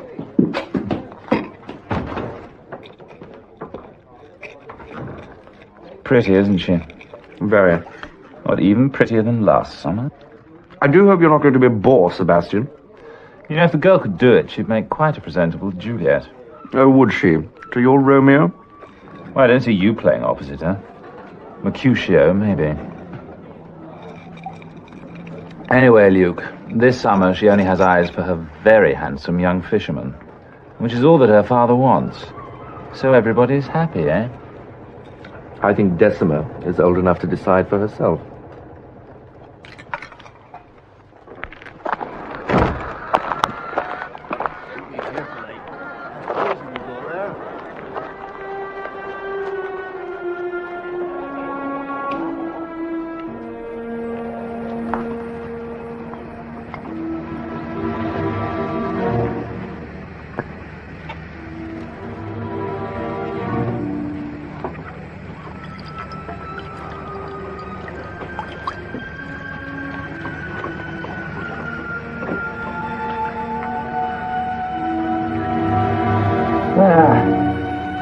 That should do for the little beggars.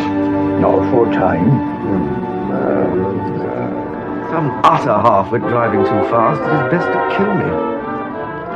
What are they doing out there? A chap could die of thirst. Next thing I see, his confounded car, here, in the garage. Strange thing is, I'm sure I've seen his face before. Somewhere. Oh, no shortage of lunatics in cars. Put it under lock and key, out of harm's way. Fair enough. Sorry, Bob. Pint, is it? You've got a moment, Desmond. Oh my God, it's the chap I ran into. He must have heard every word. I think we met on the way down.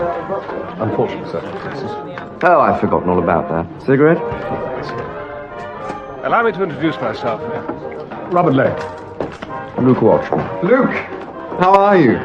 Good rundown? Oh, it's interesting. You're looking very well, Norman. How's the portrait coming? Oh, interesting. Come on, Norman. Double or quits. All right then, as long as you promise to pay. Five people put his hand in his pocket for him. That pig might fly in all. Do you play? Once a year when we come down. You? His aim's deadly. Really? How deadly? I never miss. Is everybody having a good time? Hello, Mr. Watchman. Gin and wine, please. When did you get here? Just over 2 hours ago, Miss Duffy. Oh, good. What have you been up to? Well, I've taken up watercolours this year. Really? Yes, I'm making pretty fair progress, wouldn't you say so, Norman? Yes, Miss Duffy, very fair progress. Oh, thank you. Well, here's good health to you all, and let's pray for good painting weather. Do you mind coppers? Let Doc have them.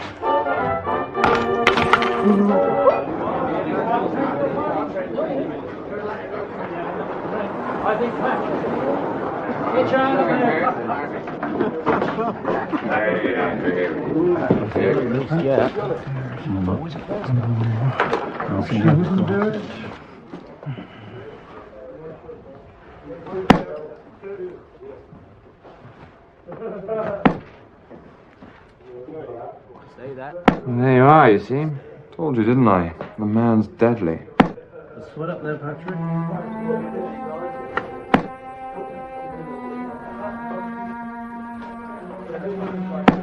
Oh, well done, Patrick.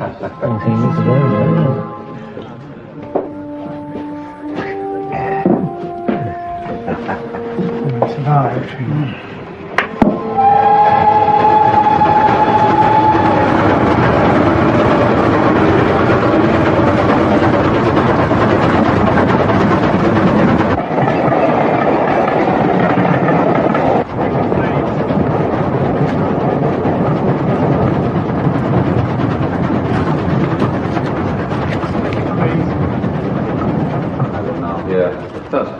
Dr. Shaw. An autopsy on the deceased, Mr. Luke Watchman, K.C., was carried out by you, Dr. Shaw, at the weekend at the request of the Illington Constabulary. It was. With what result? The main finding was a grain and a half of cyanide in the blood. Enough to cause death? Half a grain would have been sufficient. The index finger of the right hand had been penetrated to the bone by the dart, virtually pinned to the dartboard. But there can be no doubt death was caused by poisoning.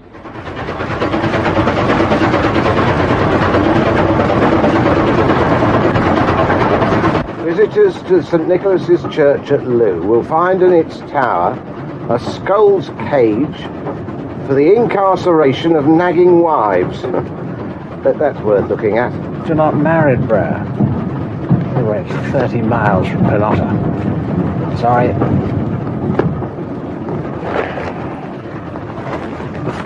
Shields acid mixed with prussic acid. For the extermination of rats on Mr. Pomeroy's premises. Mr. Bartram, did you hand over the substance direct to the purchaser? No, sir. Mr. Parrish came into the shop on Thursday afternoon, acting on behalf of Mr. Pomeroy. He said the ratbane I supplied previously was ineffective. Would I please ginger it up a bit?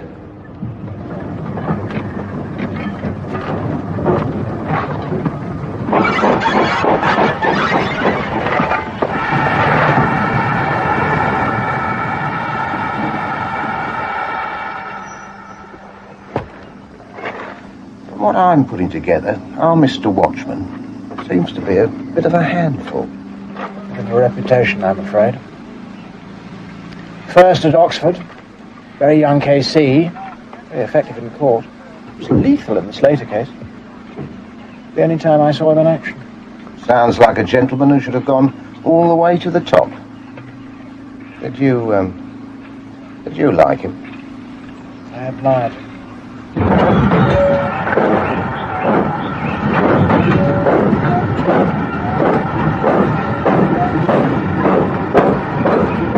Superintendent Harper, would you tell the court the results of certain forensic tests, namely to the pieces of a broken glass from which the deceased drank brandy, and to a bottle of iodine which was applied to his pierced finger?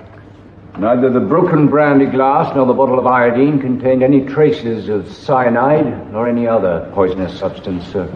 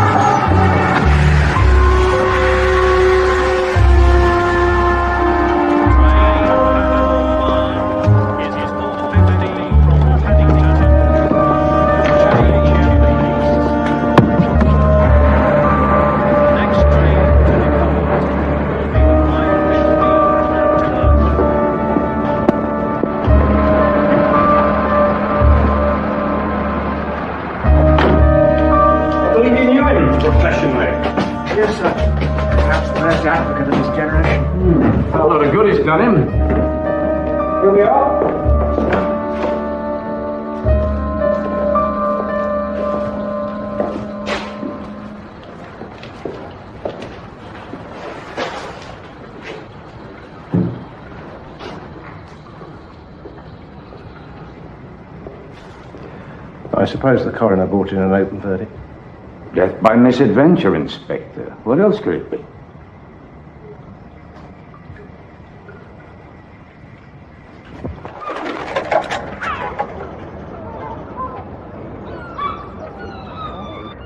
Having to close my private bar's bad enough.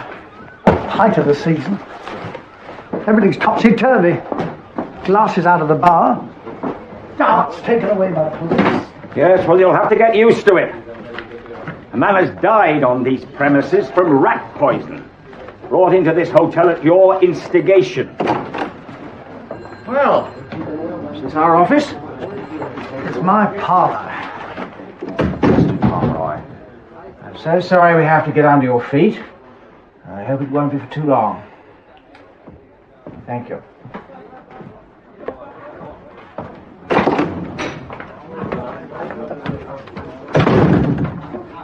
You taking their cases up? Yes, 2 and 4, was that right?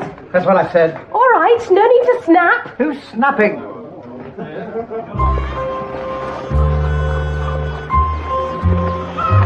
Nice motor car. Belongs to the actor, Parrish, Watchman's cousin. Oh, I bet that cost him a bob or two. If indeed it's paid for.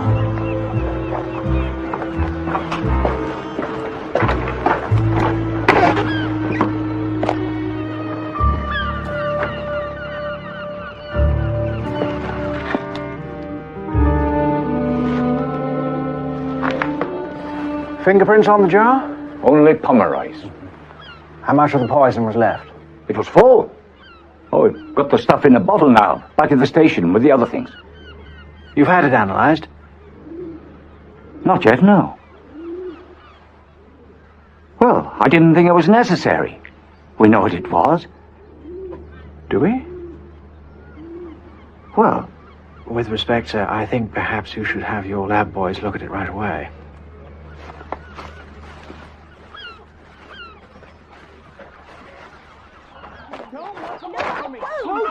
Just sit down there, sir.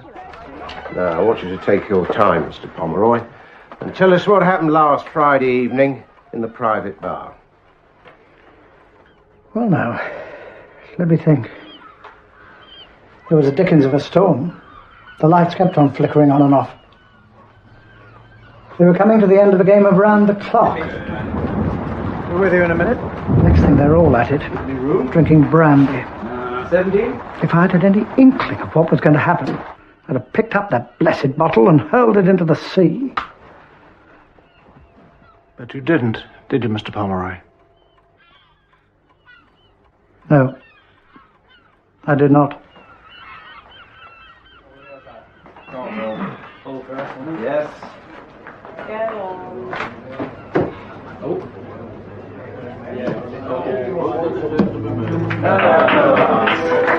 I calls for a drink on the winning team. What'll it be? Oh, well, I declare the drinks are on me. My bottle of Courvoisier Decima, my dear. Oh. Brandy all round.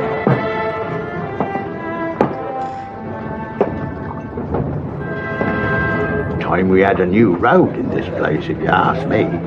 Blooming government talking about utopia for the masses.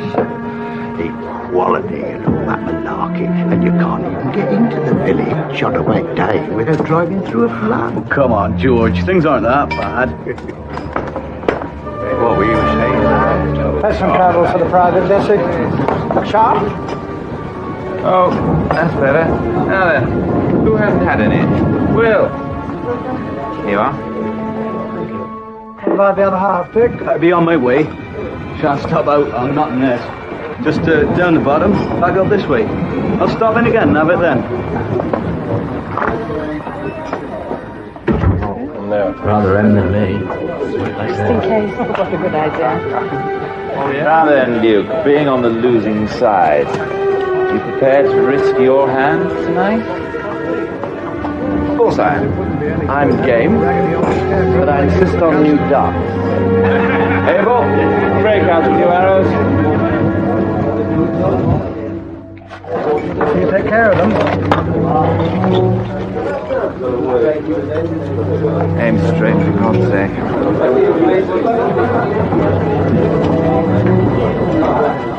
Yellow night.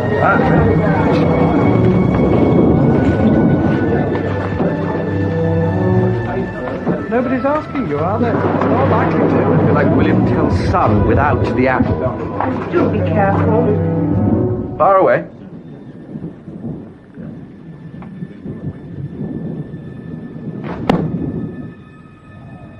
Still, Luke?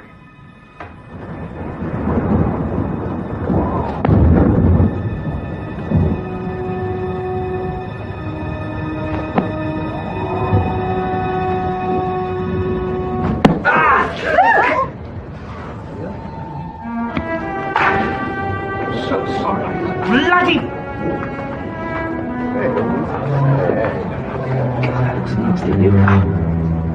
Light the candles. Please. Just get me something. Always the same. Lights go out, everybody panics. Can't be that bad. If you don't want to help, keep out. Some light in here for the proletariat. Just hang on, George, will you? We've had an accident. Can I help? I used to do bandaging with the St. John's. Let's see, is there any iodine? There. Is he okay? Give it a good cleaning. Will, brandy.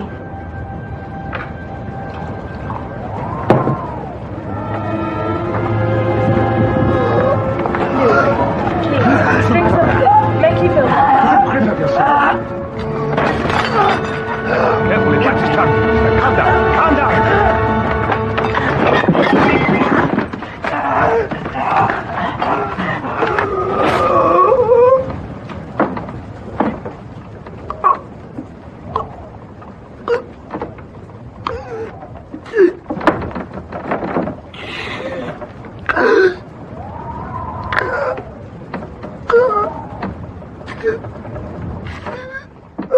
So I told Desi to phone for a doctor. And I went out to look for Dick Oates.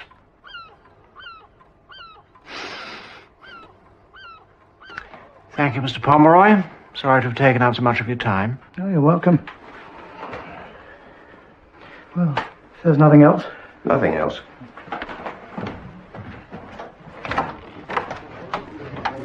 For the time being.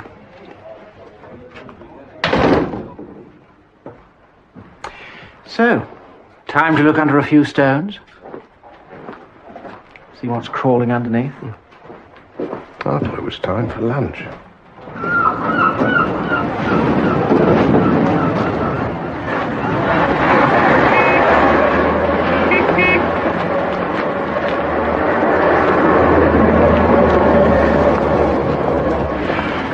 And there's a smuggler's tunnel all the way down to the beach. I think we can safely leave smuggling to His Majesty's Customs and Excise, don't you?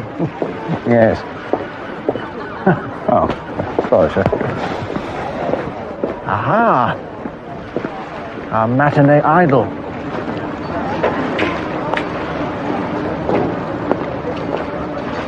Mr. Parrish. Chief Inspector.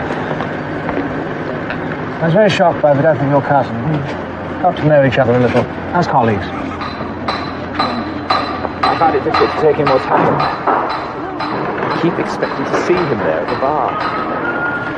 It's like some nightmare. Keep expecting to wake up.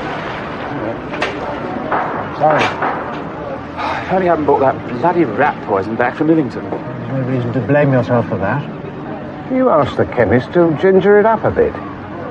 Who told you that? Good morning. You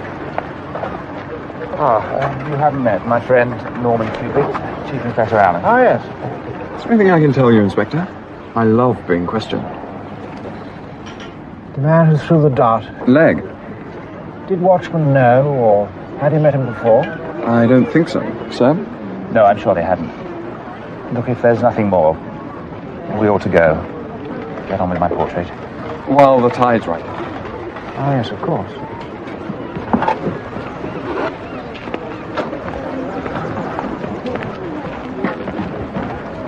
Well, Mr. Parrish seemed very distressed at the death of his cousin. I nearly cried my eyes out.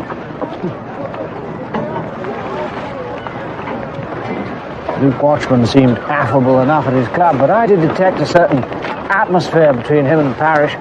I'm not sure Mr. Cubitt might not have something to do with it.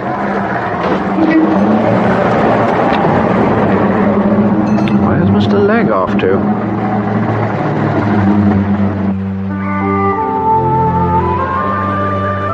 And thou, my friend, since unavailing woe bursts from my heart and mingles with the strain, had the sword laid thee with the mighty low, pride might forbid e'en friendship to complain. You're looking pleased with yourself, sir? Because I am. I mean, putting poor old Luke to one side for the moment, you could say things are looking distinctly brighter. While I was fighting for king and country... Winning your military cross. Luke was absolutely coining it. So I'm looking forward, Norman, to being a man of means. Keep still. What's wrong? Nothing, as long as you stop fidgeting. I thought we might start with a little holiday. I mean a proper holiday abroad. India, maybe. Then, well, if Luke's money is all I take it to be, I might go into management. I always wanted to do the Vortex. Do the sets and costumes. Fine.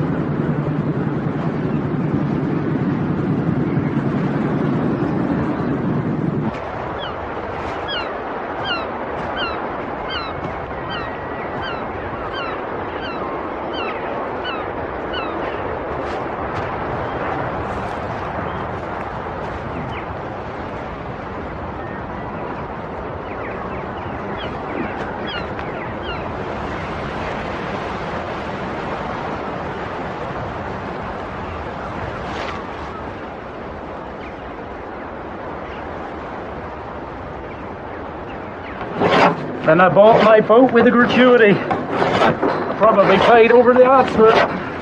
Bit different from flying hurricanes, eh? It's a lot safer, most of the time.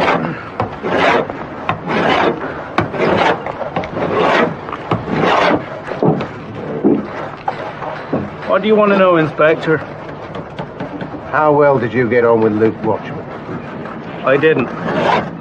Quarrel? We had a difference of opinion. He thought he was welcome here in Pennotter.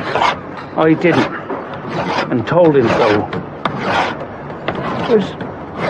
Was that on account of Decimus Pomeroy, Mr. Moore? You seem to know all the answers, Inspector. Why ask the question?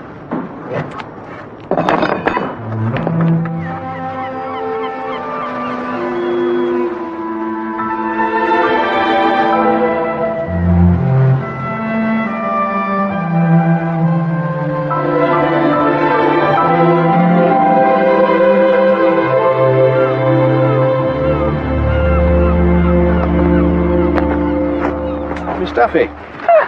Good afternoon. Oh, dear, I'm so sorry. I didn't hear you. I didn't mean to startle you. Well, nice spot you've chosen. Yes, but I can't get my sea right today. It keeps coming out too green. I'm sick of it. Oh, that's enough for today. You tried mixing cobalt with a touch of aquamarine and white. Oh, yes, I've tried that. And it still comes out looking like spinach and mashed potatoes. Shall I? Thank you. Miss Duffy, were you by any chance painting here last Friday? Yes, indeed I was. And in view of everything that happened that day, every single minute is etched in acid up here. Every minute?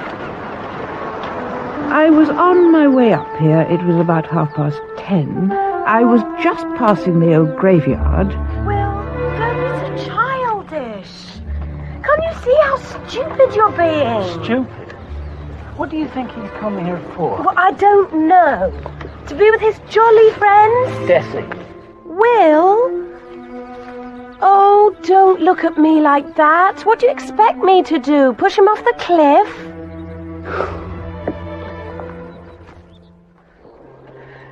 Good morning. Morning.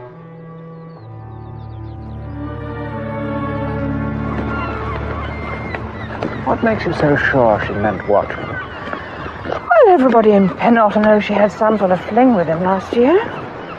A fling? Well, anyhow, she seems to be spending a lot of time with young Moore, much to old Abel's relief.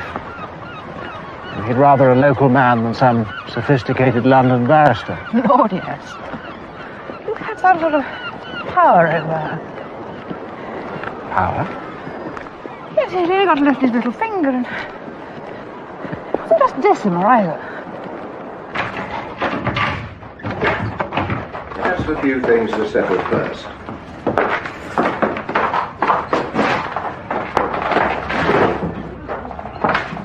No, I've been in since.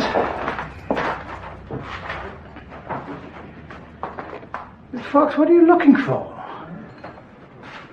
Anything that may have been overlooked?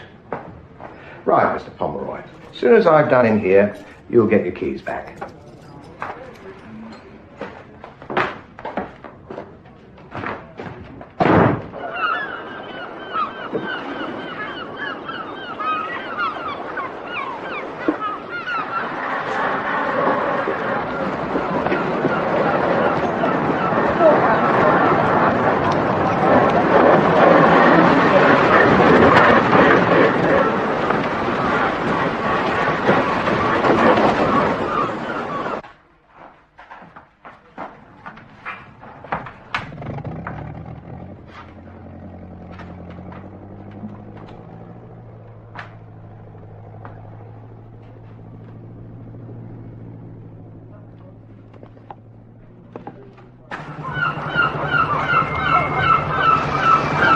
Good afternoon, Miss Pomeroy.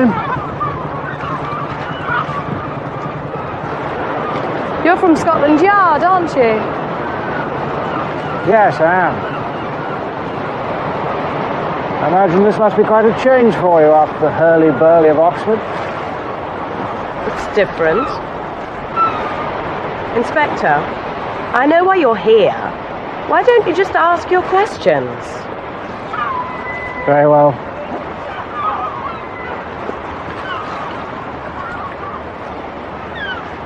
I'm trying to find out how Luke Watchman spent last Friday, the day that he died. I see. Where he went, whom he met.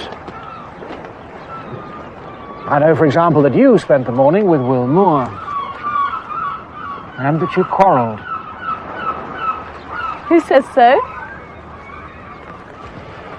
But you'd also met Luke Watchman that morning. Was he the reason that you quarrelled? I'd much rather you admitted it yourself, Miss Pomeroy. Although I know it to be true. Oh?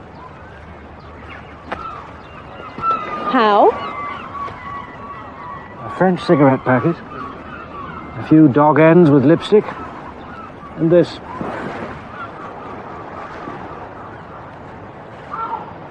It's yours, I think. How very clever of you. So? Would you please care to tell me what happened when you met Luke Watchman that Friday morning? It can't matter much now, can it? Now that he's dead? It might. I usually take a walk along the cliff in the morning. I just got to the headland and Luke called out to me. Decima?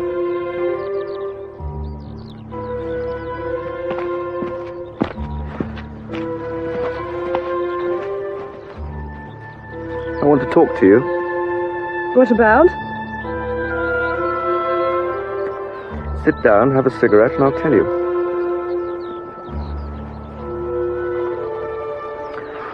This refugee outfit of yours. Thinking of joining, are we? Hardly. Decima,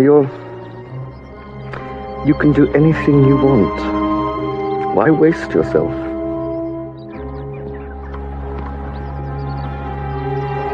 You're not in love with me, Luke. You just want me. I adore you, Desi, and you know it. Come here.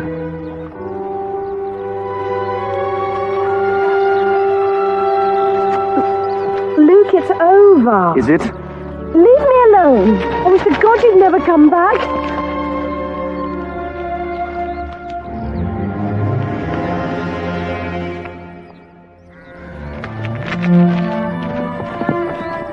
Will, wait for me! I chased after Will. But of course he'd seen me and Luke, and there was a terrible row. But you've now made up? Yes, I think so. Well, I hope so. Inspector bullying you, Decima? Just doing my duty, Mr. Moore. Come on.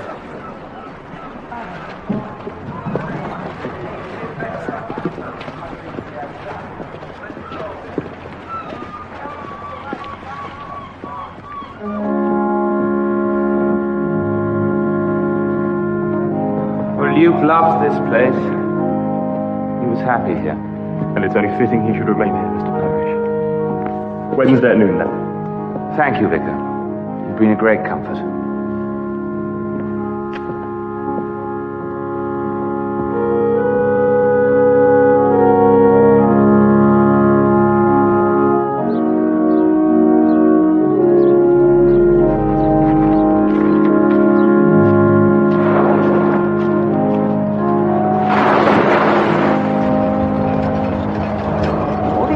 What are you looking for, Brad? Well, there should be a massive rock over there in the shape of a woman, more or less. There isn't. Very disappointing for you. Do you think we could get back to the private bar? Oh, yes, of course. The wood box. By the fireplace? Yeah, stuffed with newspapers, stinking of brandy. Brandy? Interesting. Yes, that's what I thought. Anything else? Oh, yes. According to the legend, that headland is where Eutha Pendragon, the father of King Arthur, met Igraine, the beautiful wife of the Duke of Cornwall. You can just imagine it, can't you, sir? So flashed and fell the brand Excalibur, but ere he dipped the surface, rose an arm, clothed in white samite, mystic, wonderful, and caught him by the hilt, and brandished him 3 times, and drew him under the mere. Thought a mere was a lake, sir. Nothing gets past you, does it, Brad? Come on.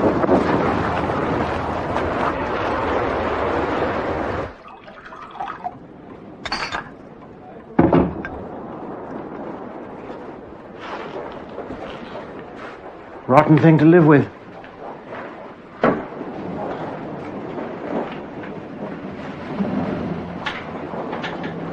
Seeing man in full health suddenly die when you've thrown the dart. A damn silly trick. I should have tried it.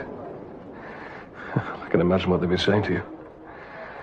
I could feel their suspicion down my neck like a draft. Whose suspicion, Mr. Legg? Abel Pomeroy, for one. See, Chief Inspector, I'm a pacifist. And since his daughter Decima sympathizes, he blames me. He thinks I turned her against him. Perhaps. But I think we should concentrate on the death of Luke Watchman. Must have moved his hand. He must have done. I had nothing against the man personally. I hardly even knew him. If I were you, Chief Inspector, I would be making inquiries as who stood to gain by his death.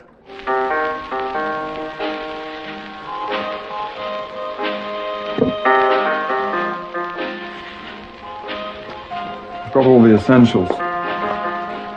What's bothering you, Norman? I'm fed up You and me?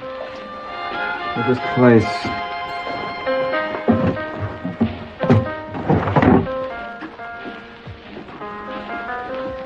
I can finish this at home.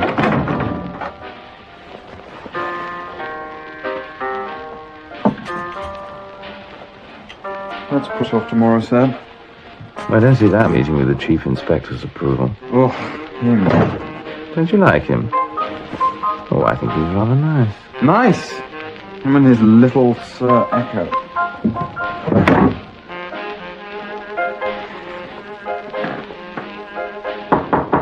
Oh, come in, sir.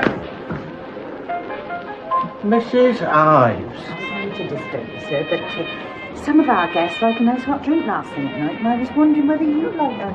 Just a little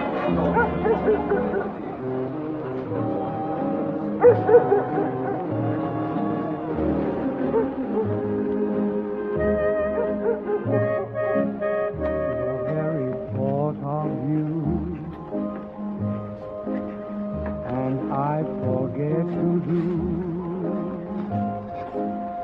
the little ordinary things that everyone ought to do. I'm living in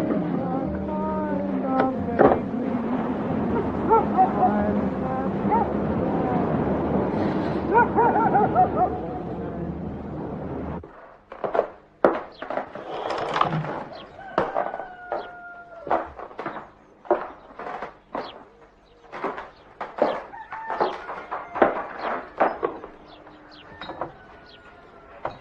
Miss Pomeroy? I'm sorry, I didn't mean to startle you. The Chief Inspector would like to go over what happened Do we last have to Friday go over it all night. again? I'm afraid we must. When the dart struck Luke Watchman, whereabouts were you? About here, I think. Why did you give him a brandy? To revive him. He'd gone so pale, I just picked up a glass and... Where from? The bar counter. Would you mind?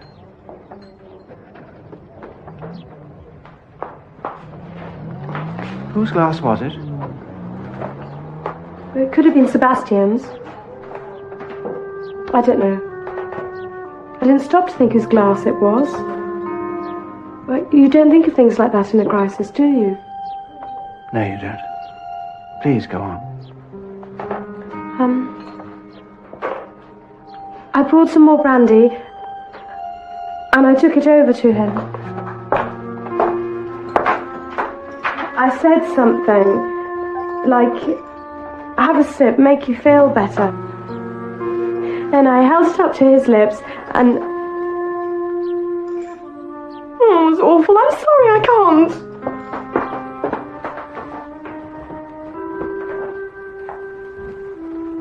Just forget about us, miss.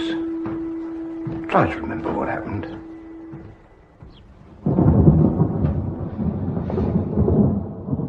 I did manage to get him to drink some of the brandy. I think he was struggling to say something. I can't be sure. Thank you, miss. That's just about what the others told us.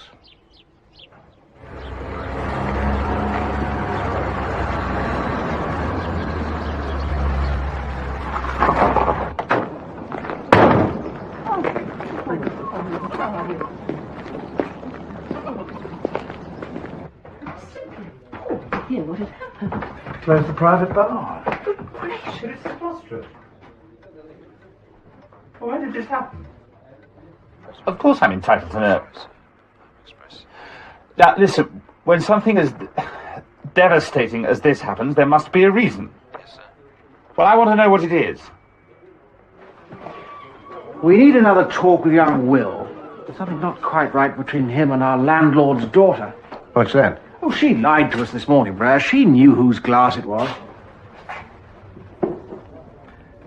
What was she frightened of? Perhaps she's trying to implicate our thespian. What's wrong? Nothing.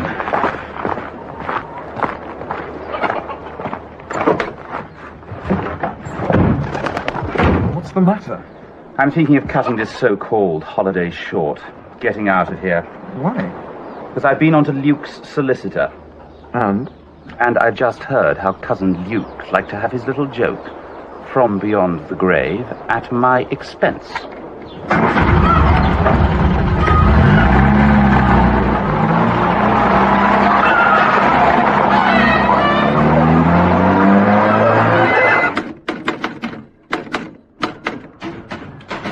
Listen to this, Brad.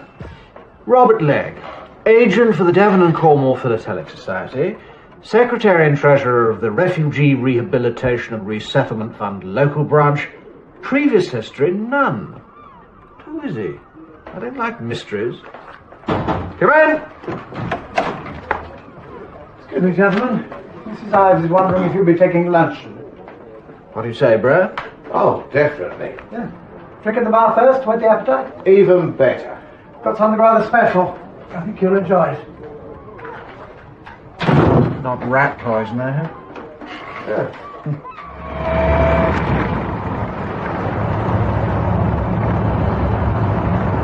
As my next of kin... He's left you all his money? No. Oh, that's what he promised. And no one knew better than Luke how much I need it. He hasn't cut you out. No. The joke, Norman, is that you and I inherit... Me? Jointly. I hope you find it amusing. Why me? Oh, I can think of several reasons. You needn't look so astonished. I'm looking astonished because I am astonished. Really? I know that as recently as last Christmas, I was his sole heir. So what could possibly have taken place, dear boy, between then and now, eh? Search me.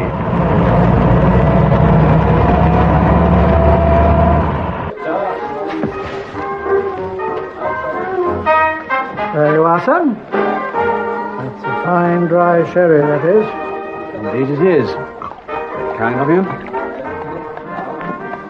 Good health to you, gentlemen. And to you. Nectar. Oh, very nice. Pardon if you like. That's no trouble. Just tell me who... Gentlemen, get a decanter for the gentleman's sherry. Excuse me, if Mr. Legg can spare you.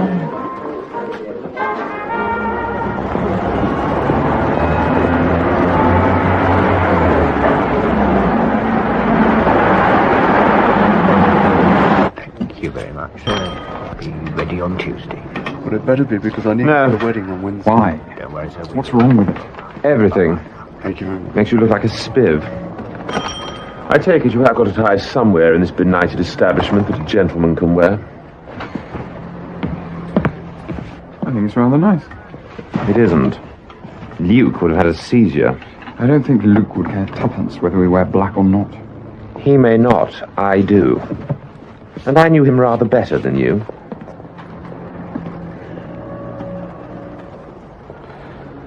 Better. Fractionally.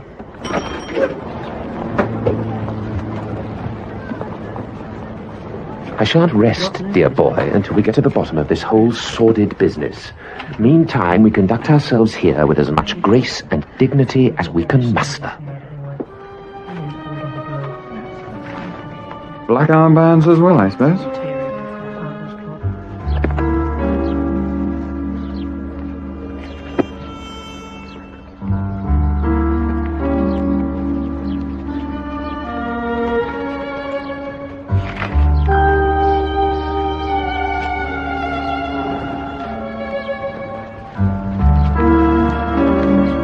May we join you, Mr. Legg? Help yourselves. Thank you. Do you know, I've always found this interesting, but I've somehow never found the time. Well, you need time, all right. Never interested me until, well, I became ill. Oh, bad luck. Very ill. But I had time on my hands. 7 years. Long time out of a man's life. So, what brings you to this part of the world? Well, I came here to regain my strength. Plenty of Cornish pasties, eh? I got hold of the Philatelic Society and landed a job as their agent for Devon and Cornwall. And I do volunteer work for the refugees, which is no one's business but my own, Mr. Allen. No, of course not. Luke Watchman. What about him? Did you know him? Well, not socially, not to speak to, no. But I never forget a face. I recognize him straight away. Oh, really? He didn't recognize you? Well, why should he? It was a long time ago, early years of the war. He was a sharp young barrister on the way up. At someone's party. I see. Well, there didn't seem to be any point to mention it the other day. Luke Watchman, KC, legal bigwig in his world, me in mine. Might have taken it the wrong way, don't you think? Perhaps.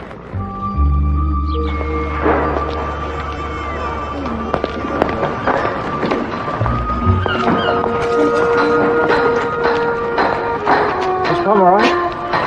Good afternoon. What is it? I was wondering if you could help me. Again. Maybe?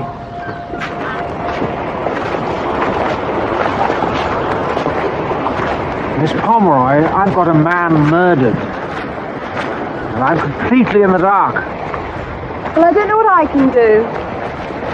No? I was wondering if you might tell me... Tell you what? Whatever it is that's troubling you. Wouldn't it be better to tell me now?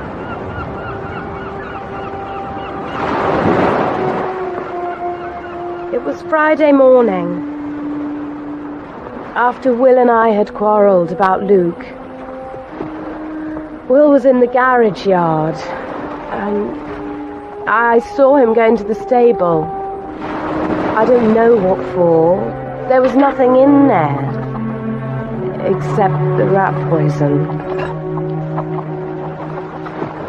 Ever since then I've been frantic, wondering was it Will? Thank you. But haven't you something else to tell me? The brandy you gave Luke Watchman. You've been wanting me to think that the glass you poured it into might have been just anybody's. But that isn't the case, is it? It was Will's glass, wasn't it?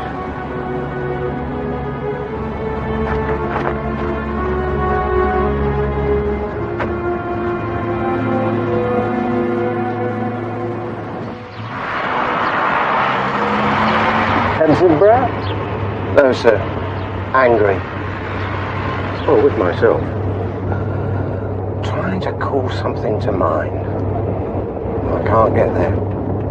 It's just... there was something that should have been there and wasn't. I can't remember what. When you do remember, perhaps you let me know.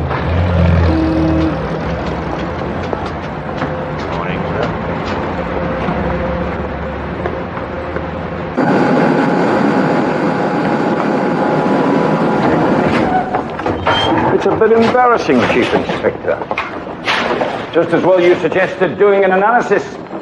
You mean the liquid from the jar that Abel Pomeroy put in the garage? Turned out to be surgical spirit.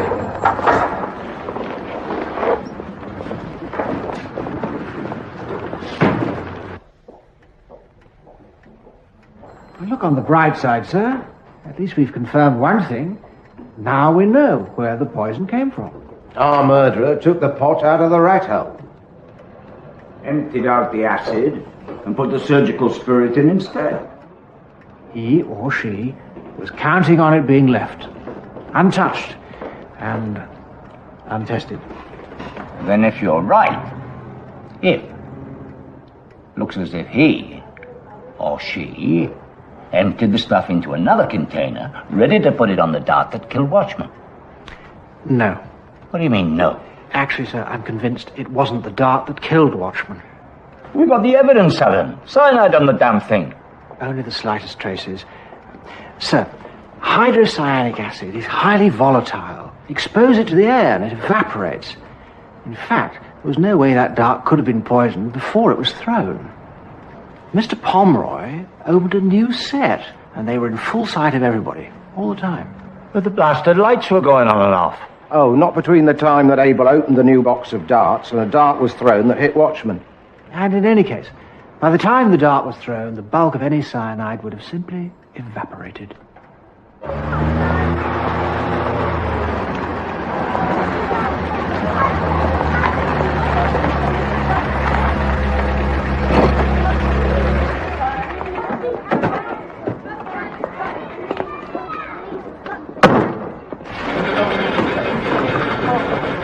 After the candles were knocked over and the whole place was in darkness, somebody, the murderer, picked up the dart, smeared it with poison.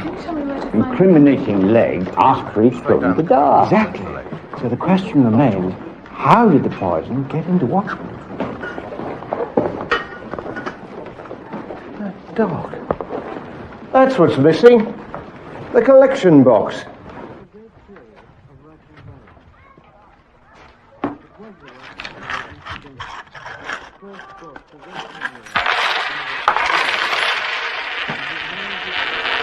Represented a link to tradition that was indispensable in an art that was handed down from generation to generation.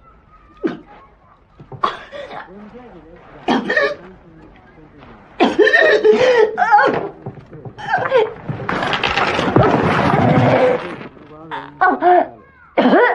I did not yet know how intimate it was to become. She's over the worst now, Inspector. Oh, good. Thank you.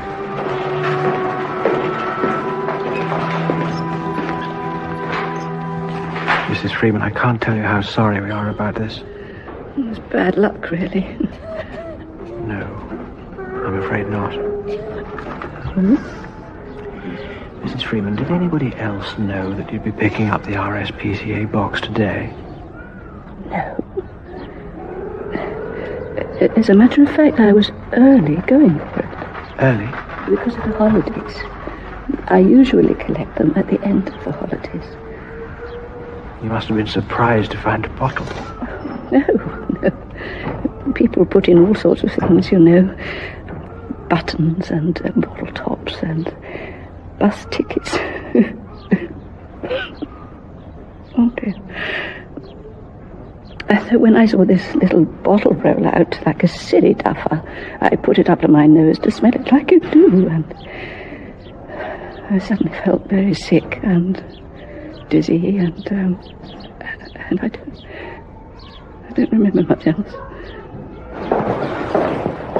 I don't know what to say, sir. A lethal bottle of iodine, just sitting there, in the dog, right under our noses, and we... Poor woman. I know. I feel ashamed of myself. Oh, nonsense, Brer. If you do see the implication, before it got into the dog, our killer had put it into Pomeroy's first aid box. Where anybody could have used it. Exactly. Before legs tripped with the darts. Well, clearly got no conscience at all. He couldn't have known there was going to be an accident with the darts. No, he couldn't, but I think he managed to engineer one by making sure that everybody was drinking Parrish's brandy. Whereas he... Or she... stayed stone cold sober, chucking their brandy into the wood box. There you are, ready to do what could only be done in the dark. Switch the iodine bottles, put the innocent one where the lethal one was, and throw that one into the dog. Waiting for Mrs. Freeman to pick up her little jock. Her dog.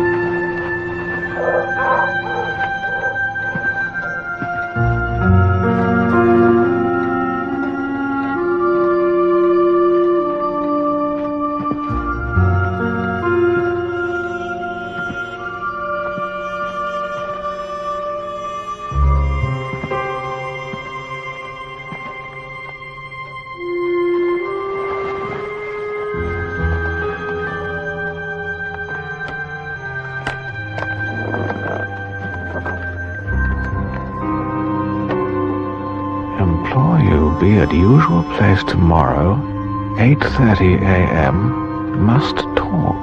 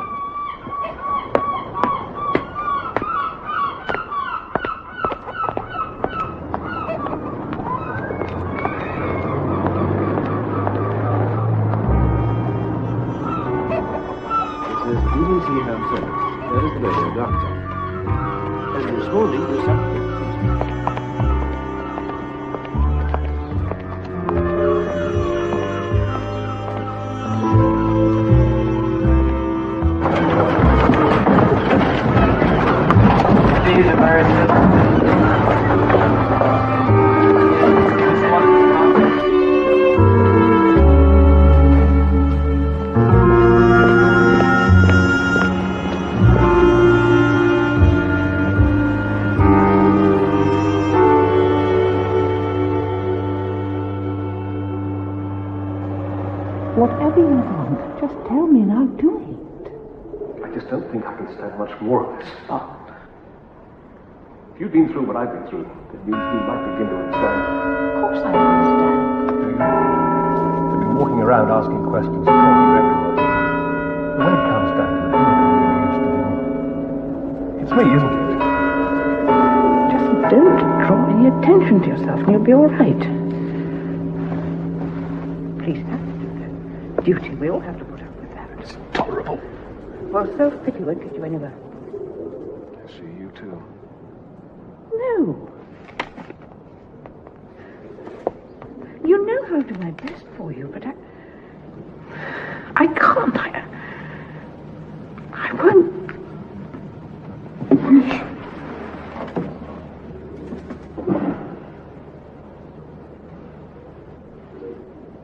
Bob, you know how much I feel for you. Why can't people leave me alone?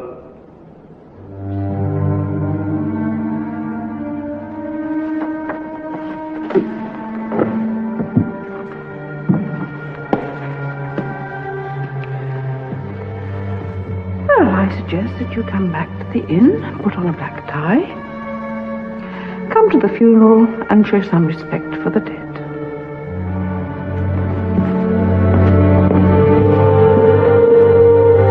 A man that is born of a woman hath but a short time to live, and is full of misery. He cometh up and is cut down like a flower. He fleeth as it were a shadow, and never continueth in one stay. In the midst of life we are in death. Of whom may we seek for succour? Which one's the killer, Brad? O Lord. Who's the front runner? Well, I know which one I'd bet on. Yes, I know. Yet, O Lord God most... But they all had motive. Lord most Most of them had opportunity. O holy and most merciful I wouldn't rule anybody out. into the bitter pains of Including the ladies. Including the ladies. Thou knowest, Lord, the secrets of our hearts. I was wondering if our young fighter pilot wasn't too good to be true. Even Pomeroy. Too true to be good. Oh. Shut not. Thing is, we don't have a scrap of solid, incontrovertible evidence against any of them. Lord most holy, O God most mighty, O holy and merciful Saviour, thou most worthy Judge eternal, suffer us not, at our last hour, for any pains of death, to fall from thee.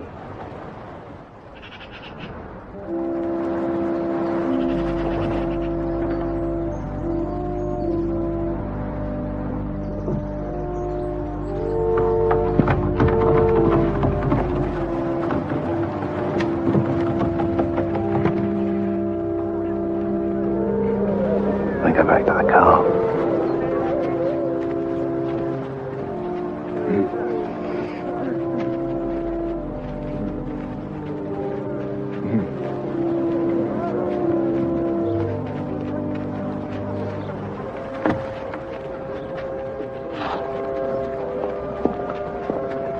Not quite the Abbey, but I think it'll work out rather well. It was the cubit carrying favour with the aristocracy. I'm sorry? Oh, didn't you know? She's poor old Donatel's sister. Irish peer? No one had even heard of him until he hit the headlines. He was convicted, wasn't he, of embezzlement and fraud. Bit of a coastal land. Got cousin Luke started. What? Well, why do you think the on Violet's so chummy, eh? Dear cousin Luke was leading counsel for the defense. Brilliant performance. Got the old fraudster a minimum sentence, Duffy's undying devotion, and set him on the road to his silk. Donathel. There was another defendant in the case, wasn't there? His partner, Jingle, Dingle, something Dickensian. Can't remember much about it. I wasn't around at the time. King of country. Pringle.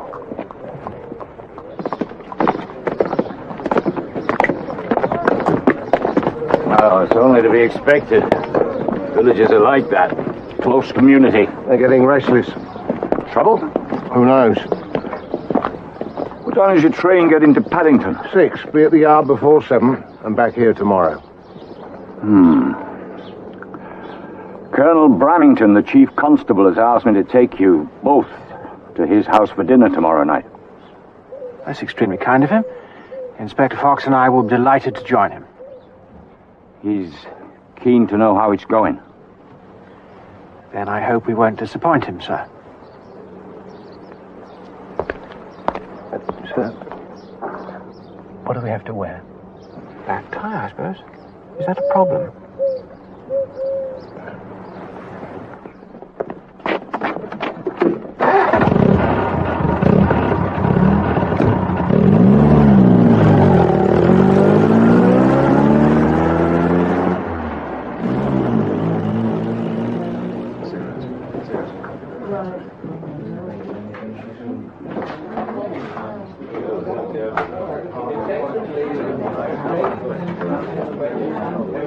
Not like some of his friends. My opinion.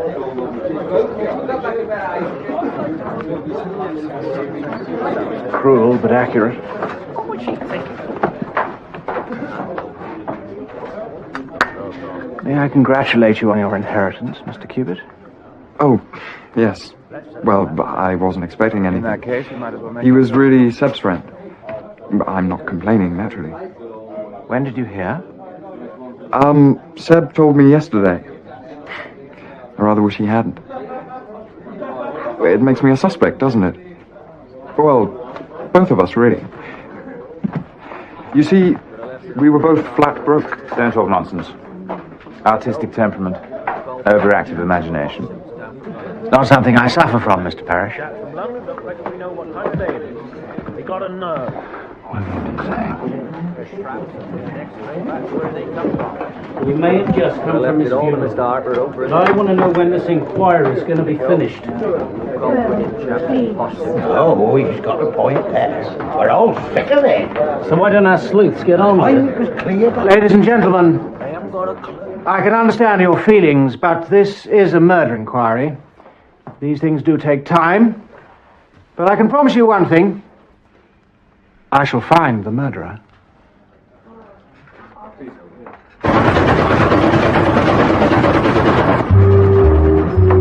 Shut up a bit, then, Jim.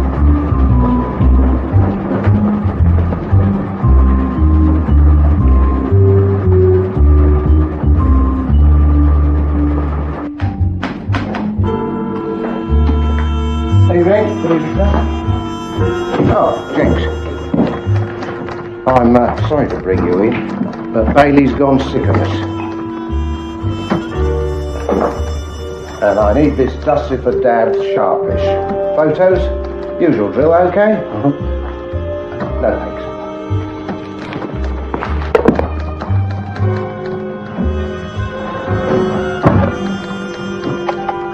Oh, hello. Could you give me the number of Mossbros, please? Morning.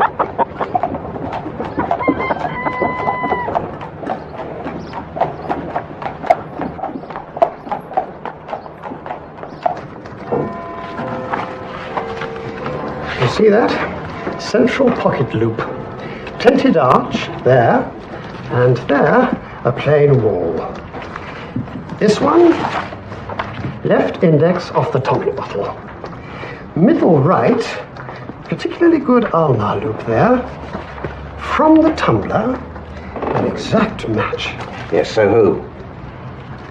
Old Bailey, March 1941. Does that answer your question? It does indeed.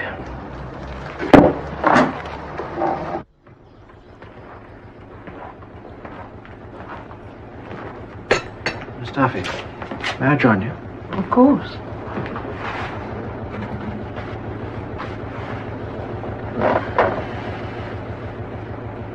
Do you know, I didn't realise you were the late Lord Dunathel's sister. And I didn't realise that you were Sir George Allen's brother. You heard of my brother's trouble. His health suffered dreadfully. When he came out, he'd lost the will to live. Not so the brilliant young barrister who led for the defence. Luke kept in touch. I was always grateful for what he did. Miss Duffy, your brother was sentenced to 2 years imprisonment. His co-defendant, Alexander Pringle, got 7 years. Was that fair, would you say? Patrick was lucky. The family solicitors wanted the best defence. Duke Watchman was the best. He acted for Pringle as well, you know. Mr. Pringle wasn't so lucky, was he? I wonder why. Perhaps his face didn't fit? Or was there another reason? You seem to know an awful lot, Inspector. It is my business, Miss Duffy. You've been spying on me, haven't you? Well, I've told you all I know. And now, if you'll excuse me, I have other things to do.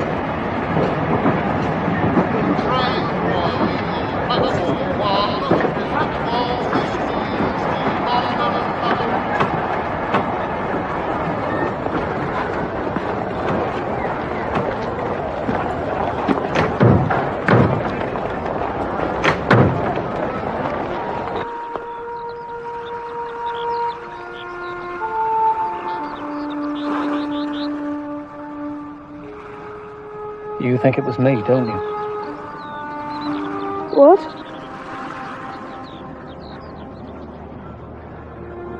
You think I poisoned him? No. Look, if we can't be honest with each other. There could have been poison in the brandy I gave him. It was my glass. I know. There were no traces of poison in the pieces, none at all. Friday morning. After you left me, where did you go? Why? Well, who's been talking to you? No one. It was me. I saw you. I saw you go into the garage yard, into the stable. And what? Take out the rat poison? You think I took it? No. Well, I don't know.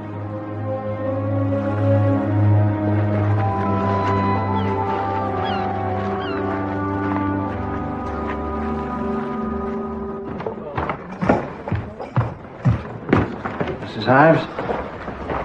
Oh, Inspector Fox and I won't be dining in tonight. Oh. I'm sorry, we've been summoned by the Chief Constable. Oh, Colonel Bramington. Chief Inspector? Can you spare me a few minutes? How did you know that Bob Legg and Alex Pringle were the same man? It wasn't difficult, Miss Duffy. No, I suppose not. Nights out, I really don't know whether I'm glad or sorry.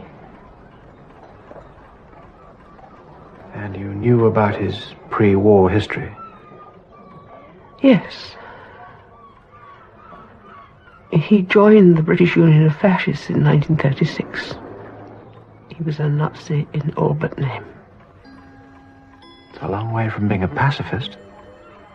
Now perhaps you can understand his behaviour.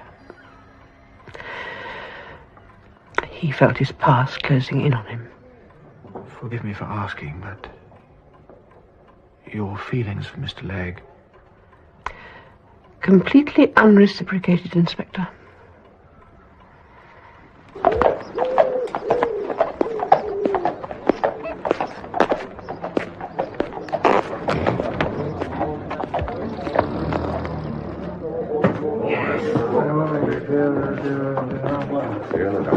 Spells disaster is difficult to beat.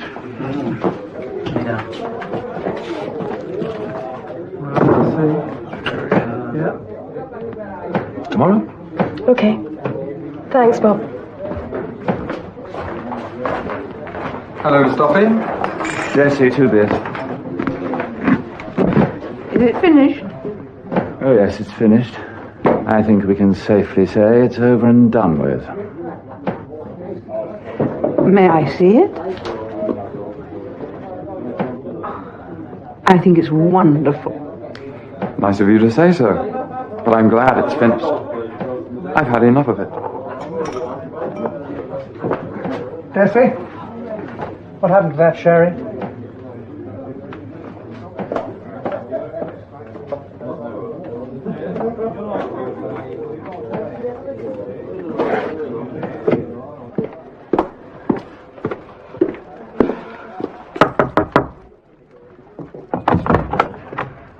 Oh, hello. Your sherry, Mr. Fox. Oh, thank you.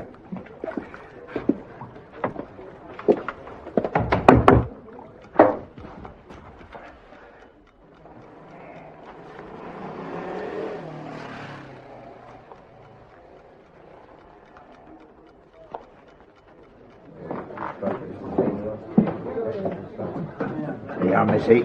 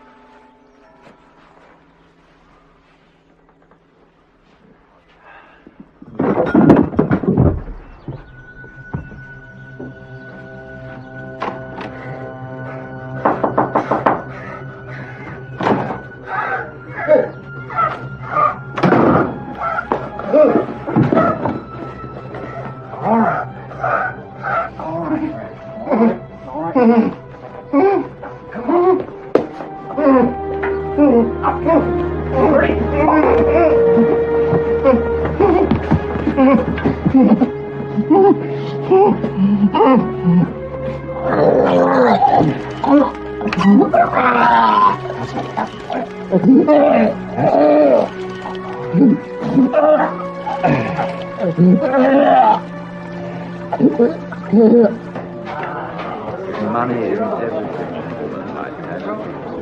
We'll make you a pleasant thanker. All right. Lock this away, please. Constable Oates. No one is to leave the premises. Is that clearly understood? Sir? Close all the doors. Somebody has tried to kill Inspector Fox. I can't believe it. Here, there's a smell of treachery about the place.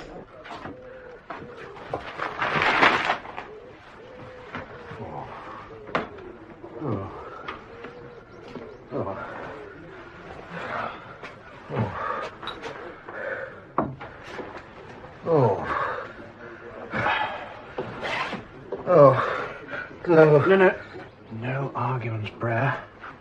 Just till the doctor gets here. I don't want to see the doctor. I should have taken your advice. Huh? What? Gone home a couple of days ago.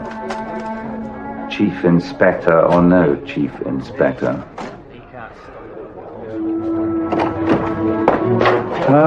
Where is Inspector Fox? He's upstairs, the room at the end of the landing. Thank you.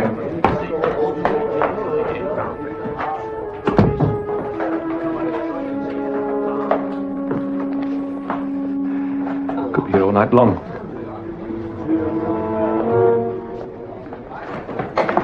In that case, we might as well make ourselves comfortable.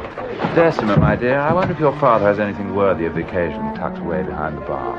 Hardly a time to start making fools of ourselves, Sebastian.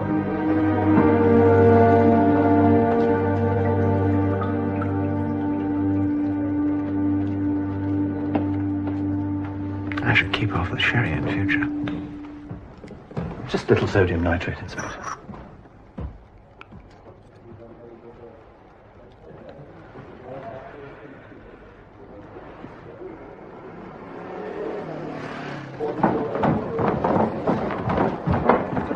It's beef tea, is that all right, sir?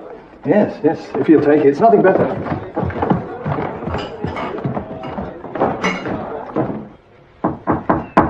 Come in. Sorry to disturb you, Mr. Fox, sir, but I thought a little beef tea might be in order in the circumstances. Now, here we go. Oh, Mr. Fox, you didn't get that lying in bed? No. I think I got it falling over. Well, I think we better have somebody to clean that up. Now, you just hang on a minute.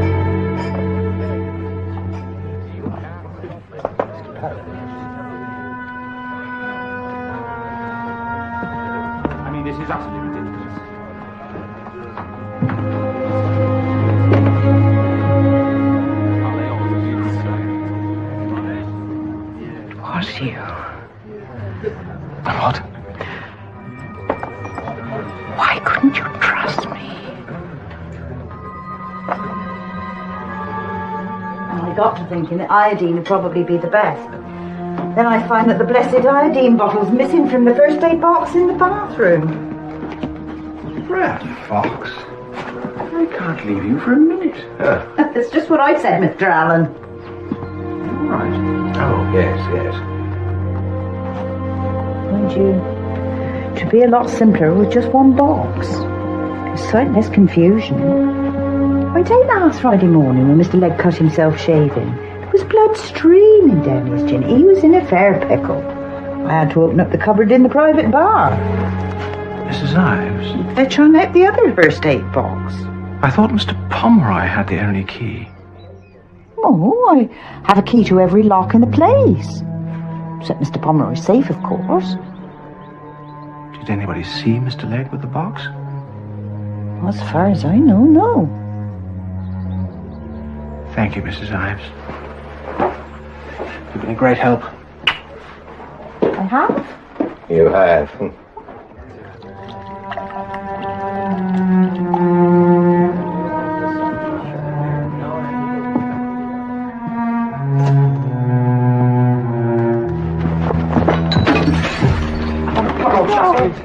No, don't give us an air.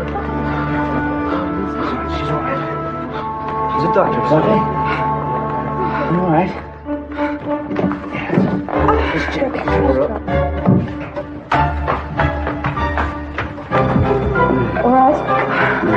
I'm going to get some water. You're right, Mum.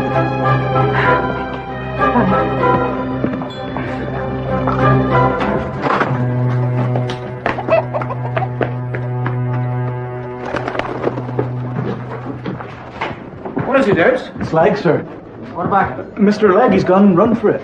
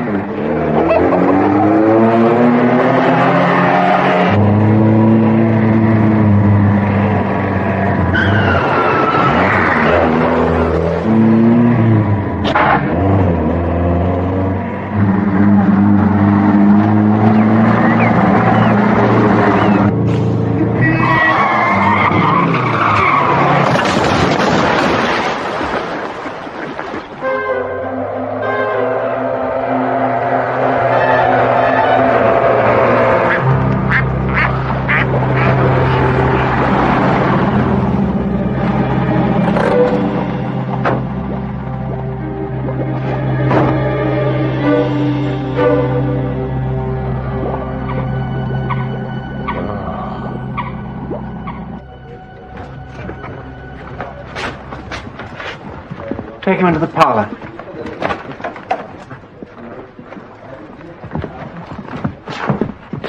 Sit him down. This time, keep him there. Yes, sir. Well, that's it then. You still have to prove it, sir. Now, anything you'd like me to do? You could search his room, top to bottom. What are we looking for? I don't know, but somehow he's managed to poison a sherry decanter without anybody noticing.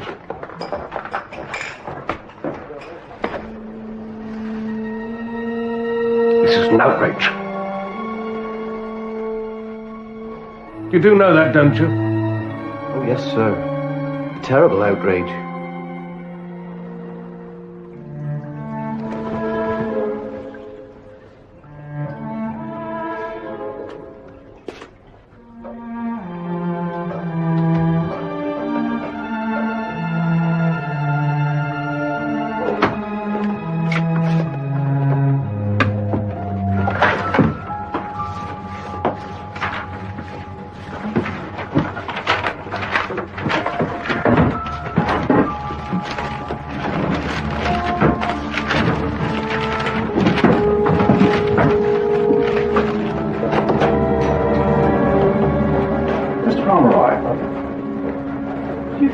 Clean this gentleman's jacket. Reckon so? Perhaps you'd better empty the pockets, Mr. Legg.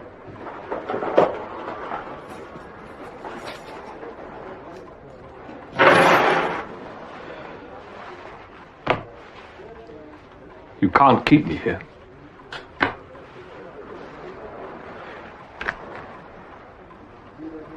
Is that all?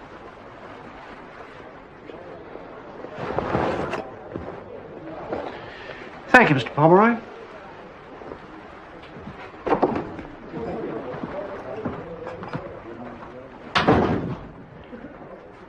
Now, Mr. Legg. I need a doctor. I gave express instructions that no one was to leave. Why did you choose to run off? I had to. Had to? Yes, had to. I couldn't spend another minute in that room. Everyone looking at me, as if I did it. I have bad nerves. I'm highly strung. Ah, yes, of course, your illness. 7 years, I think you said. Pentonville Prison, wasn't it?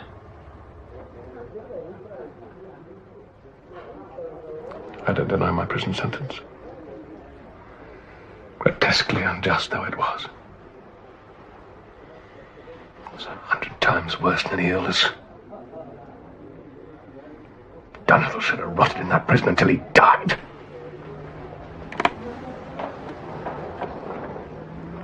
You murdered Luke Watchman. No. Because you believed he got Dunhill off with a light sentence at your expense. Did? By shifting the blame onto you. He did. And all the time with that damn smile on his face. Perhaps you murdered him because you feared he would expose your past as a Nazi sympathizer.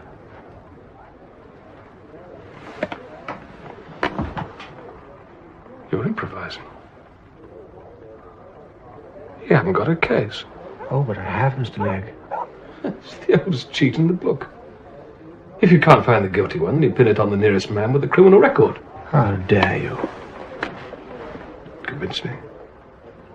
I not only know that you did it, I know how you did it. You took the iodine bottle from the upstairs bathroom. You laced it with cyanide from the rat hole, and then, using the pretext of a shaving cut, you gained access to the first aid box in the cupboard in the bar. Luke Watchman died the way you planned it. Not from a poisoned dart, but from poisoned iodine. And this evening you got scared and you attempted to poison Inspector Fox and myself. Now, what do you say to that, Mr. Alexander Pringle? What an intriguing maze a policeman's mind is. I would like to see that doctor now, please, if I may.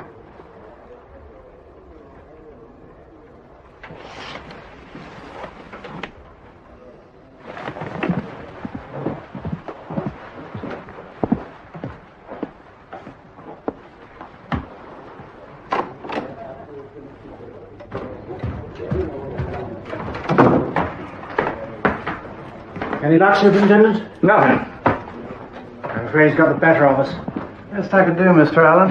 Thank you, Mr. Pomeroy. There must be some way we can hold him. Give us more time. I don't see how, sir.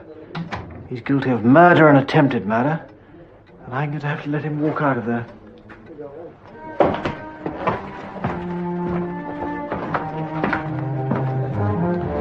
I want you to understand that I will be bringing an official complaint against you, personally, Chief Inspector. And now I am sick and tired of this farce. I'd like my things, please.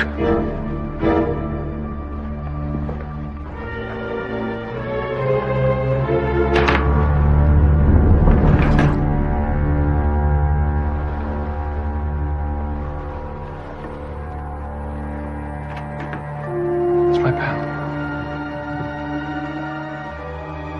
I'm sure it is.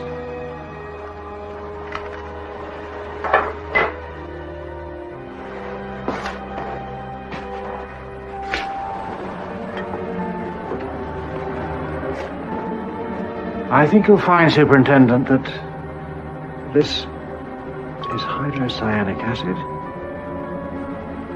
And it was dropped into a very fine sherry.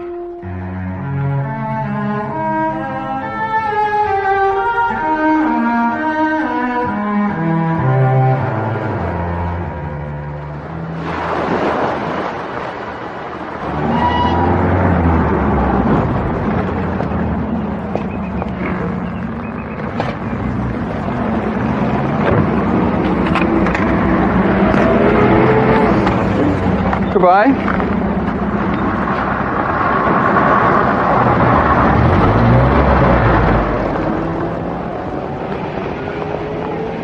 That's it then. Oh. You're welcome. Thank you very much.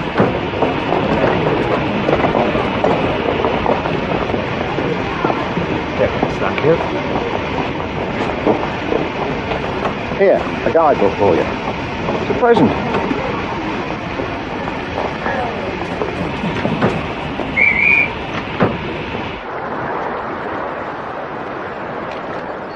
Will, can you ever forgive me for not trusting you? I love you.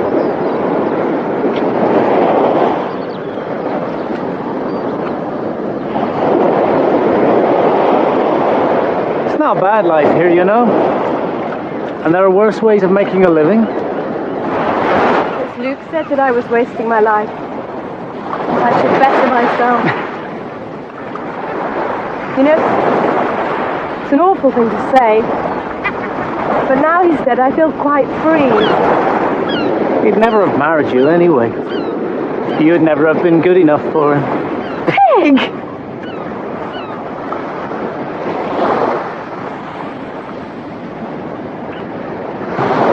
You sure you're good enough for me? Yes. Lobster catcher. Bet you can't catch me.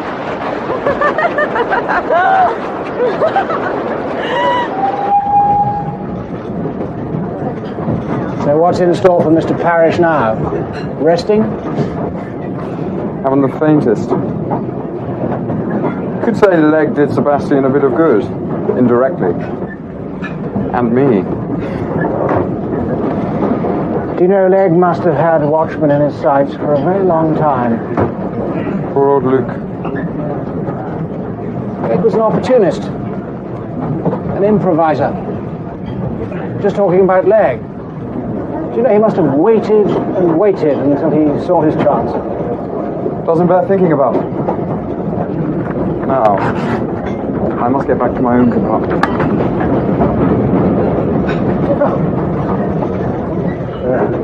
Give my regards to Miss Troy. Small world.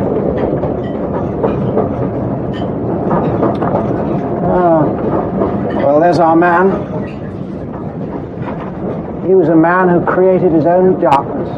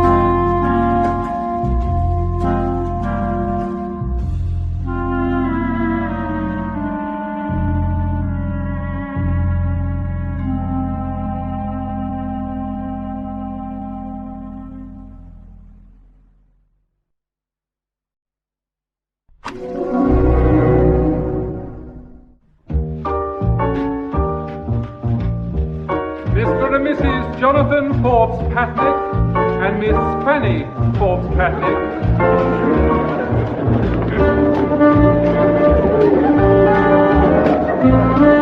Lady Diana Crofts Kyle and Mr. David Talbot Bryce.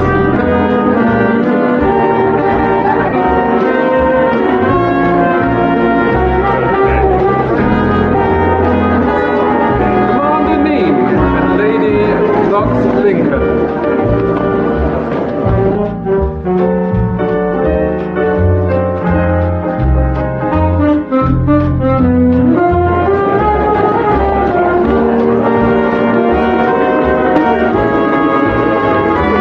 Baroness von Marling and family.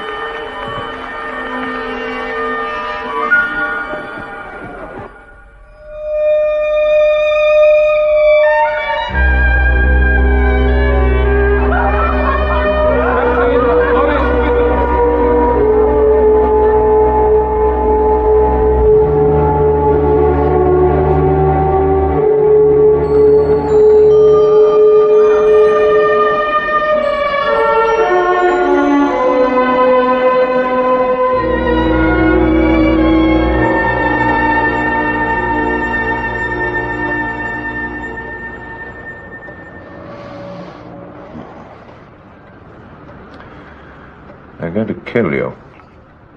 Hmm? The cigars. And the port. If you won't listen to me as your doctor, Lord Robert, then listen to me as your friend. You've got a weak heart. You've got to start taking care of it.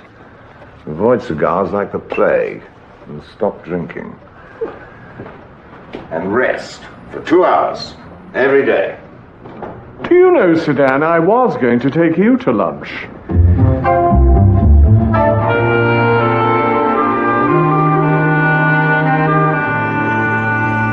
Tell me, Miss Troy, what are you going to call it? The Rogues Gallery? You're not a rogue, are you, Captain Withers?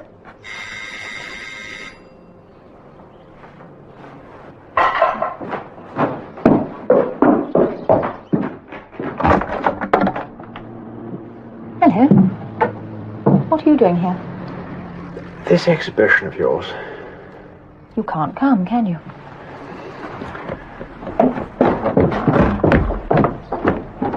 It's just that something's come up.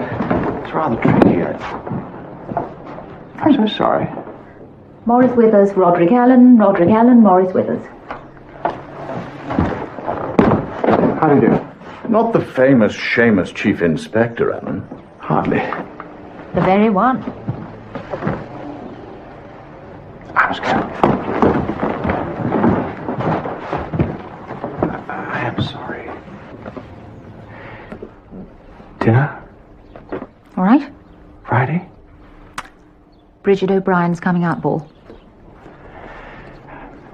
Saturday? Fine. 8 o'clock. If you're not too busy.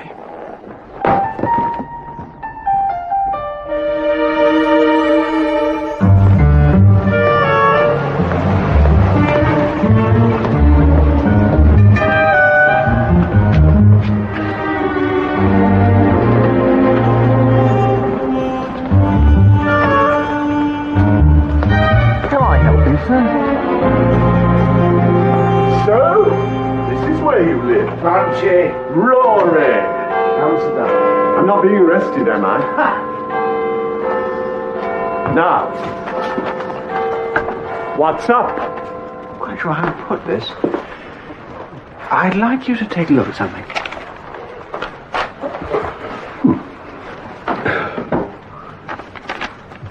If you care to buy a letter written from the Bucks Club addressed to Darling Dodo and signed M, leave £500 in your purse behind the clock in the foyer of Comstock House the night of April the 19th before 10:30. Otherwise, this letter may be given to your husband. What a nasty piece of blackmail. But we were there. Yes. Do you know Dorothy Hawkett Hackett? Hawkett Hackett. American actress. On to her third husband. General Hawkett Hackett. Oh, yes, I remember. Well, she came to us a couple of weeks ago with that letter, claiming that a friend of hers had received it. Not one of her most convincing performances. I kept up a polite pretense. Anyway, we had a word with the caterer, Mr. Colombo Dimitri. We told him we'd been having some thefts at large parties, that we wanted to put a man in dressed as a waiter. Cut a long story short, Mrs. H.H., acting on her friend's behalf, of course, puts the bag with the money in the appointed place, and we waited. And? I'm afraid they must have rumbled us. Huh? Or the blackmailer is one of Dimitri's staff. Good, Banshee.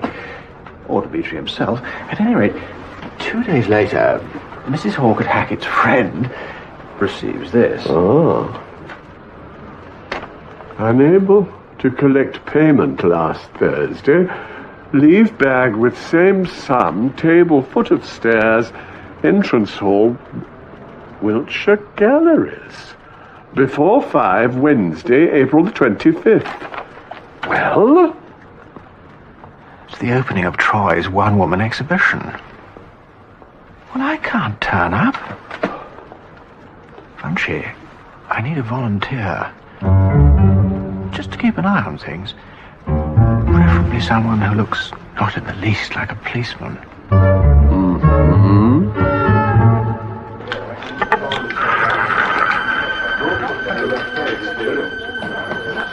Place your bets, please. Les jeux sont faits et on va plus. No more bets? 8 black. Victoire.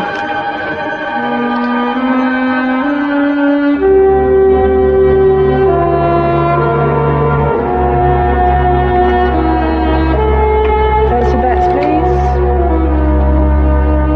Donna, I'm so excited. It's going to look absolutely too beautiful. Who is it? Morning, Evelyn. Morning, Herbert. Bridget? Morning, Bart.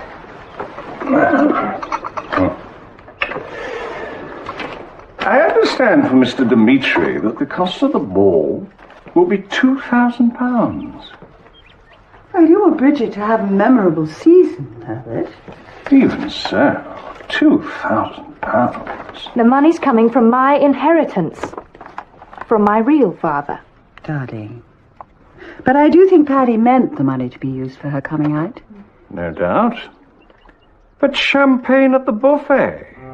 I don't see why it's necessary to have champagne.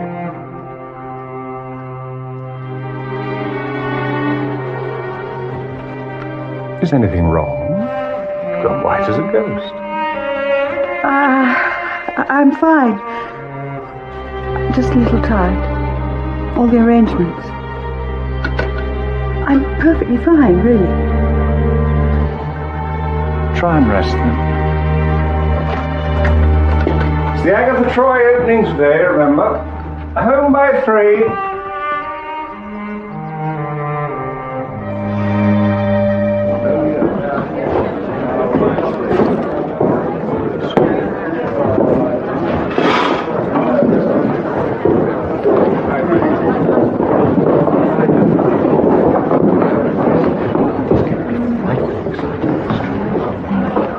Thank you very much.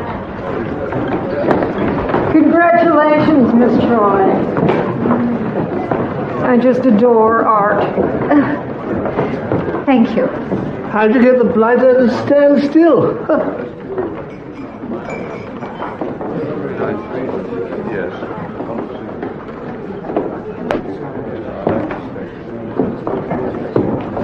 Come now, old Robert. 99% of these people are here to look at each other. Probably haven't even noticed the paintings, let alone the primitivist influence that's creeping into Miss Troy's work. The line, texture. Lord Robert? Daniel, I was hoping you'd be here. I'm at this door. It's like clockwork. 5 minutes before a bowel movement, it never fails. This throbbing ache. It's like a tennis ball. Of course, I did give Herbert a choice. I told him either Colombo Dimitri does the catering for Bridget's ball, or else. Damn digger's got it all sewn up, what? Used him for this one shindig, too. Fortunately, her parents were paying. What? Giving away all our secrets now? I was just explaining to General and Mrs. Walcott Hackett about the arrangements for Bridget's ball.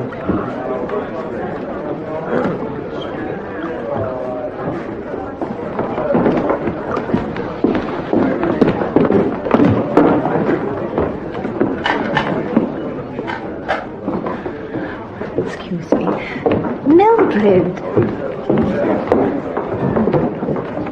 I'm so glad you could come. Troy, my dear, this really is marvellous. Thank you. Now, where's my terrible brother? Oh, he's over there causing trouble as usual.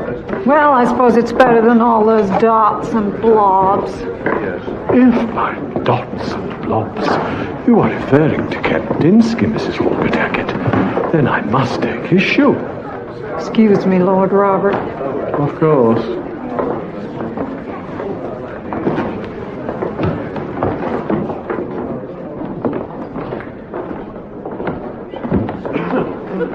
The tingling starts in the fingers, runs up the arm, through the shoulder, then right down through the body, down to the foot.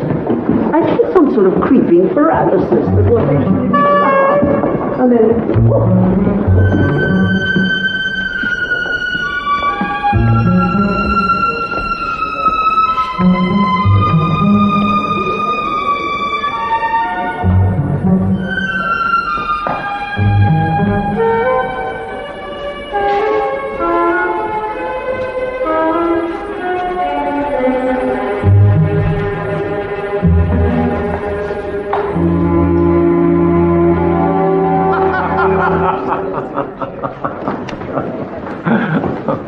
Don't be away long.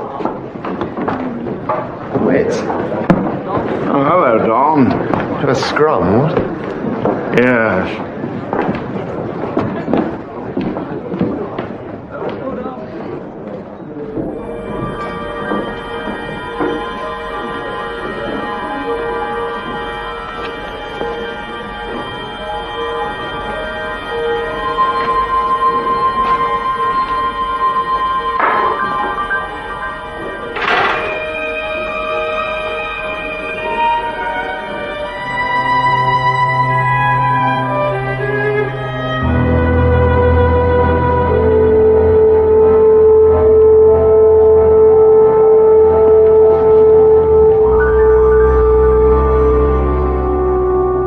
Listen, Wits, about that cheque. I can't tell you what an absolute goose I feel. Yeah, not now, Don. Try and sort it out, though, will you? Absolutely. Counter note, Wit. What do you say, Mumsy? Seen enough? Yes, I think so.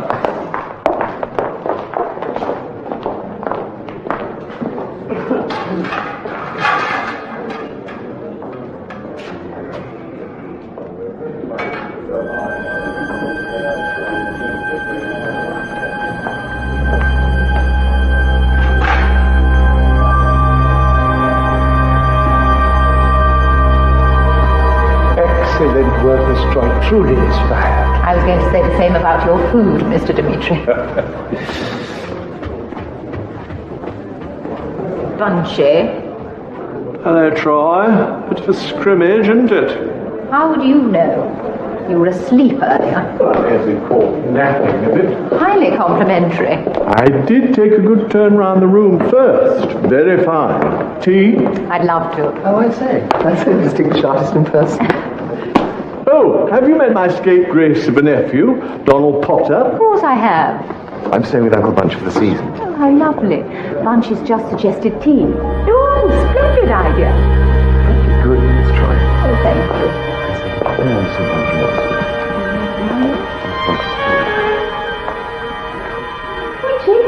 What?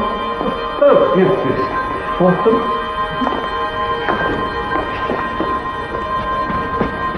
Good afternoon, Mrs. Halkett Hackett.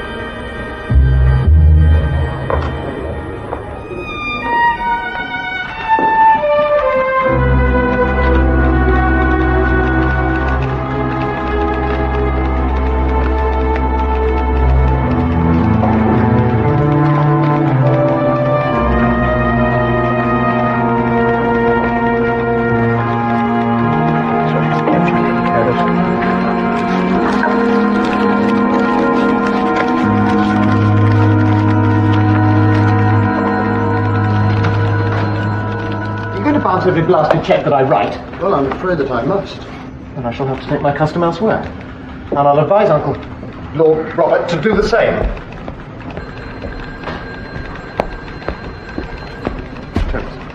Lady Carados, hello. Hello. Excuse me. Of course. I won't go. Yes, you will. You're better away from London and from this fellow Withers. Now, I have never interfered with your friendships, Donald, but I must tell you the man is a bad one. I know from my days in the Foreign Office. But I want to do my training at St. Thomas's. I don't want to leave London and go and muck about with a lot of earnest Scots from God knows where. The sort of people who go there are just simply the end. I won't go. I'm afraid that's my condition. Then you can keep your filthy money. By God, I'll look after myself.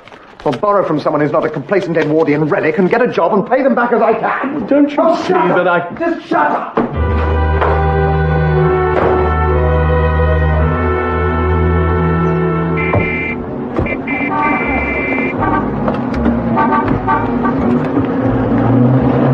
As soon as we get you home, brandy and oil of clothes. Best thing for a toothache.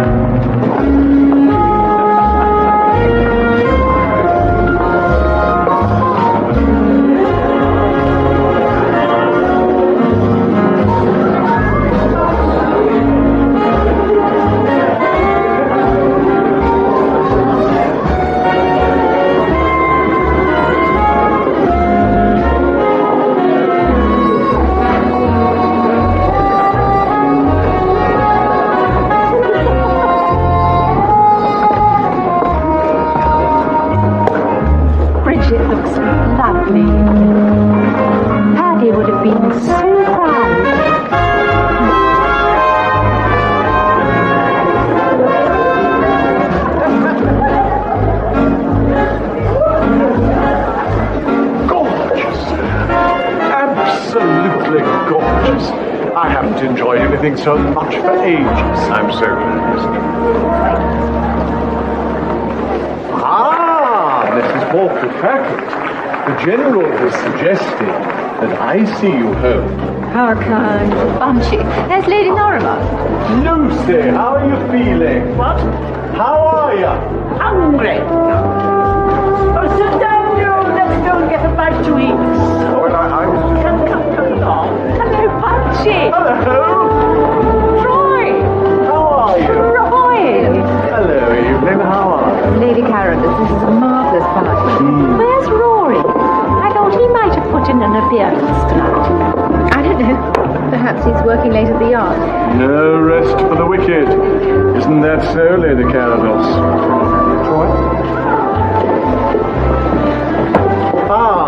Mrs. H.H. Any hope of a dance later? I don't think so.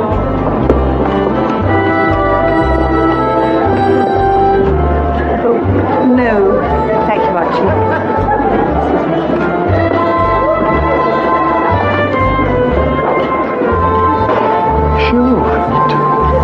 You know, Banshee, after 18 years, I think she's still as much in love with Paddy O'Brien as she was the day he died.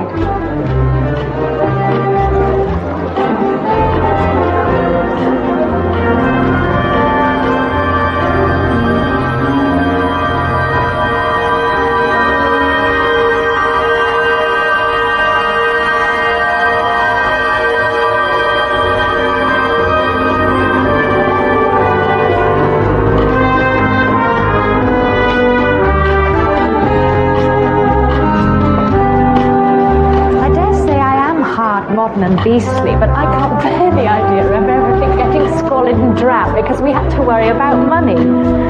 Horrid little flats, second-rate restaurants, whitewood furniture painted to look fresh and nice. I've seen those sorts of marriages, Doctor. But I'm going to earn money, Bridget. As a doctor. Actually, Wits reckons there's not much in medicine nowadays. Hello, Donna. Evening, Lady Paradox. Splendid party.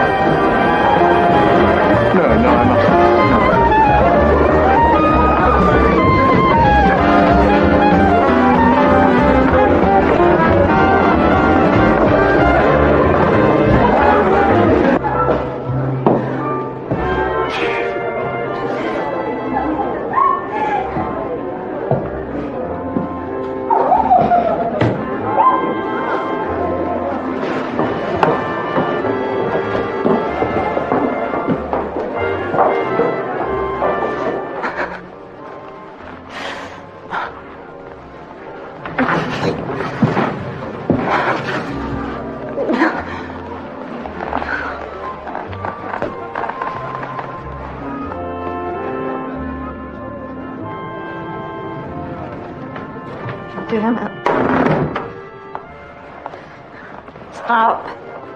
Stop it!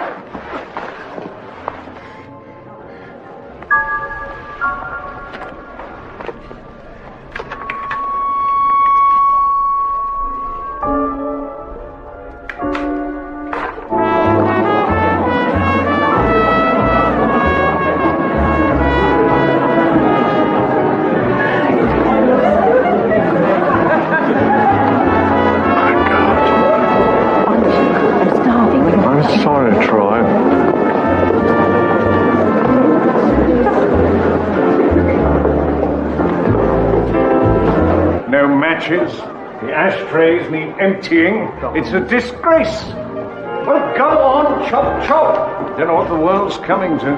Sir Herbert, is there a telephone handy? Yes, room at the end, Lord Robert, for telephone calls.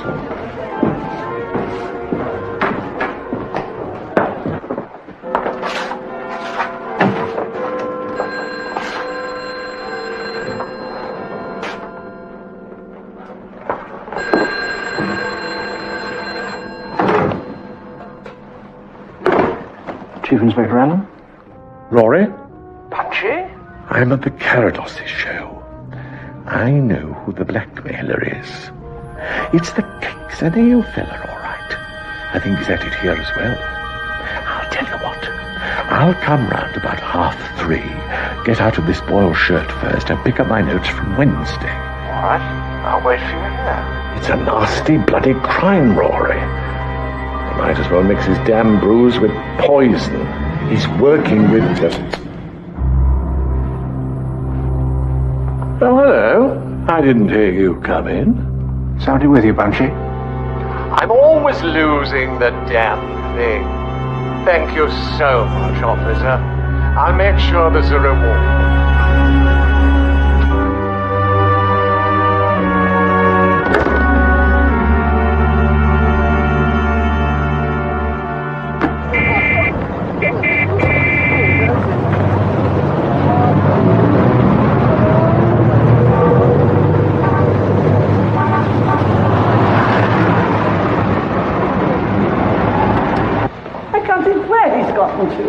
I could be dead and in my grave and he wouldn't care.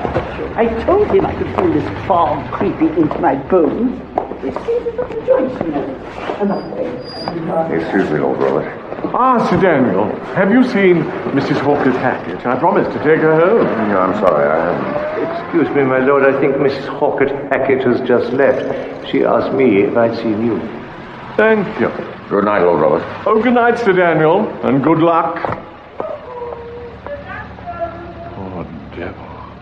Well, I better see if I can find her. Good night, my lord. Good night.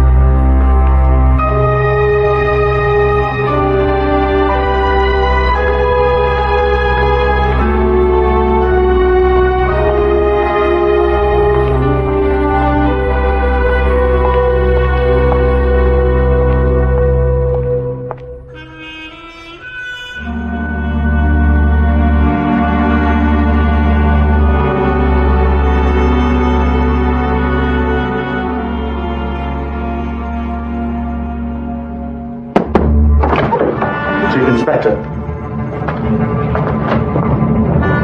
Sir.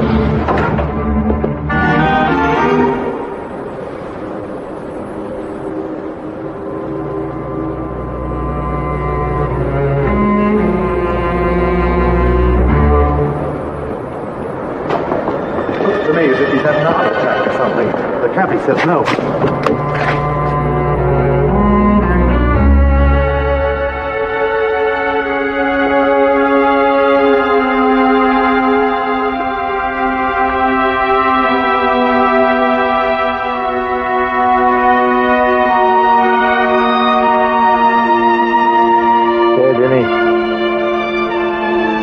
Murdered. He never paid his fare. I knew he was dead the minute I saw him. I was an ambulance driver during the war, so I see these people. And that one is definitely dead. Oh, you have been wrong. I see he's dead. Oh.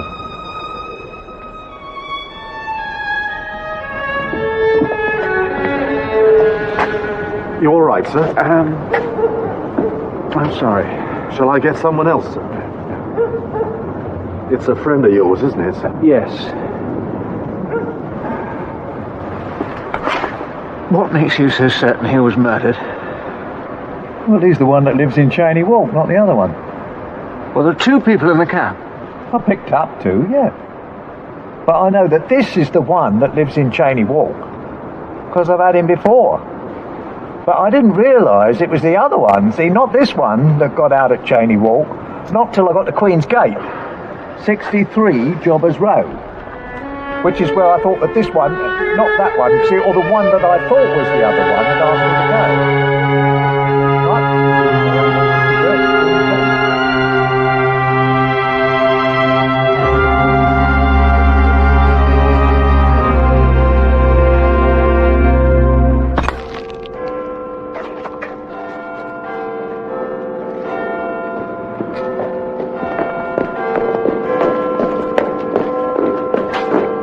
Taken a statement from the taxi driver. When you finished here, get over to Marsden House. You have to find out who interrupted Lord Robert's phone call to me. Start with Columbo Dimitri. And I want the report on the post-mortem as quickly as possible. Right, sir. He's a dear, sweet man, Brad. He never harmed another human being. I want his killer. We'll find him, sir.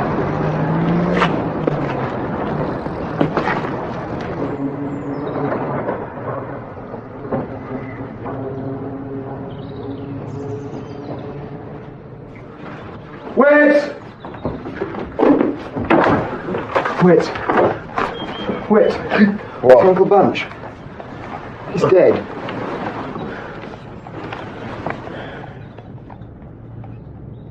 Who'd want to kill Uncle Bunch?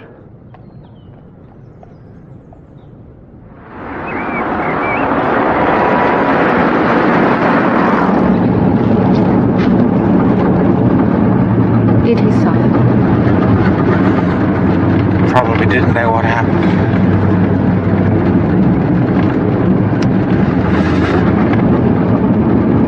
Thanks for coming. Poor Mildred. And Donald. Donald isn't living there. He and Bunchy had the most dreadful row. What about him? He's run into debt again. Gambling. Do you know where he's living?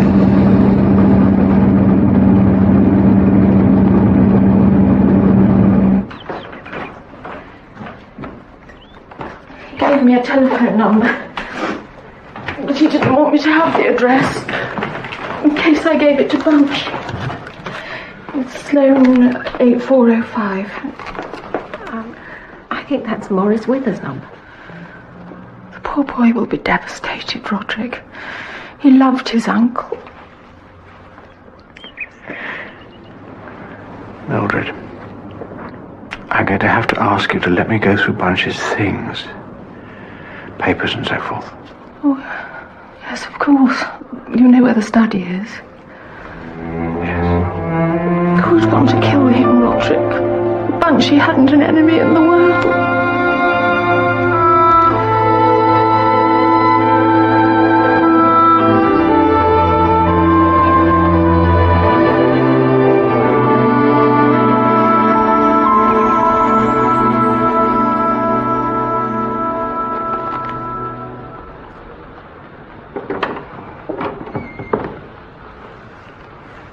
I thought Fancy Gospel was seeing you home. We must have missed each other. So you came home alone? Of course.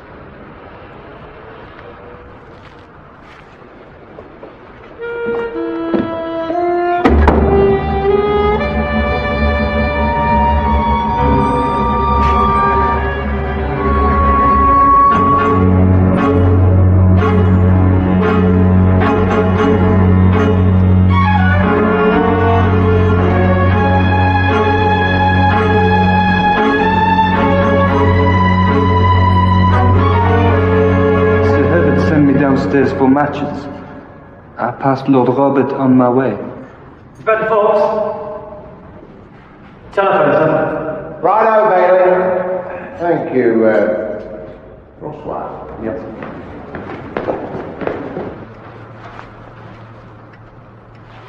Fox here. Bruh, what have you got for me? Well, the guests who left alone about the same time as Lord Robert were Mrs. Halkett, whatever Hackett, Captain Morris Withers, Lady Lorimer, Mr. Donald Potter and Sir Daniel Davidson before. Then a Mr. Percy Percival shortly after, and then no one for about 10 minutes. Now, Dimitri was in the hall and then went into the buffet where he spoke to Sir Herbert Carradus for some time. Any confirmation of that? Well, one of his men remembers Dimitri at the buffet, but he can't say exactly when or for how long. You're keeping an eye on him? Yes, Barton's outside his flat now. I told Dimitri that you wanted him back here at 3:30 this afternoon. Good work, Brer. We'll finish up there and then get over to the mortuary.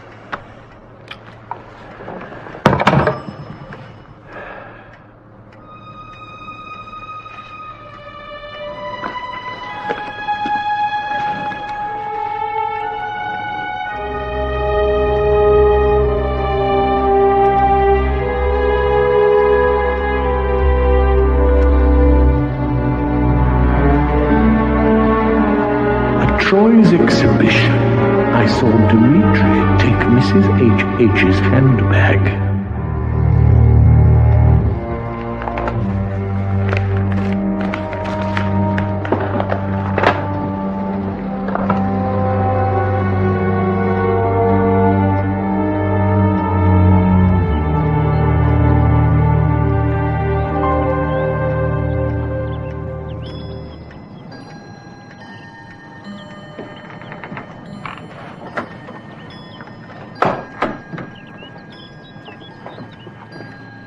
gone to sleep.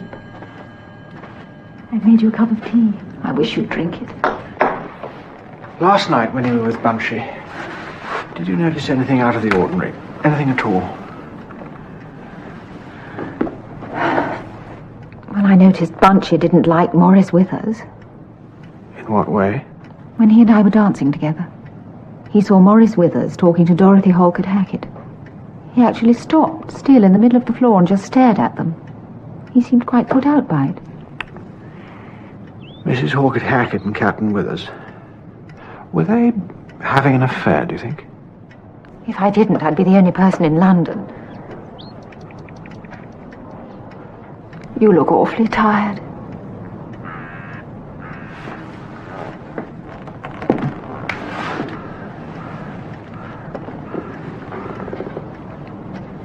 What's your relationship with Captain Withers? I beg your pardon? There's nothing between you, is there? I mean, you would tell me everything. I'm sorry, I have to ask. No, Chief Inspector. Nothing between us. I've been commissioned to paint his portrait, and that is precisely what I'm doing.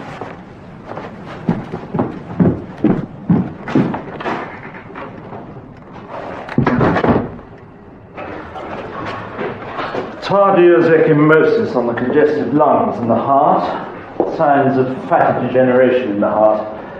The mucous membrane in the forepart of the palate slightly congested. What was the cause of death, Dr. Curtis?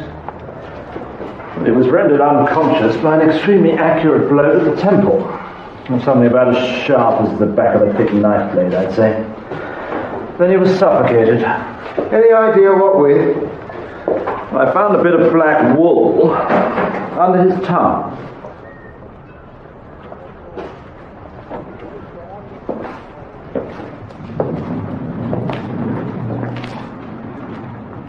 His cloak.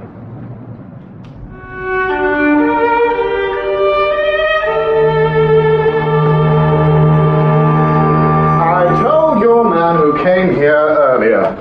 I haven't the foggiest idea where Don is. I asked him to make me a cup of coffee and never saw him again. He was living here. I put him up for a few nights, yes. How was the old boy killed, by the way? He was stunned with a blunt edge and then smothered. Captain Withers? Is that the cigarette case you were carrying last night? It is. May I see it, please?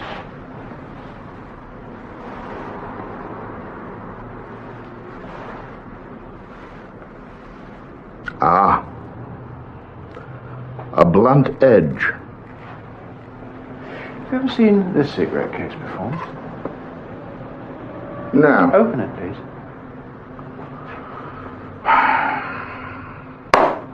No.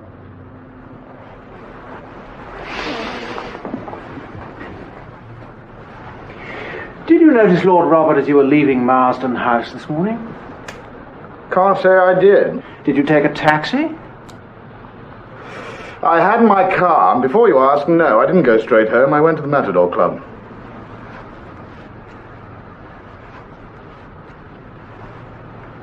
Alone?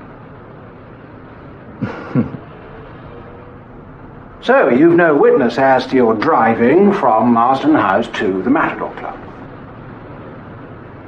No.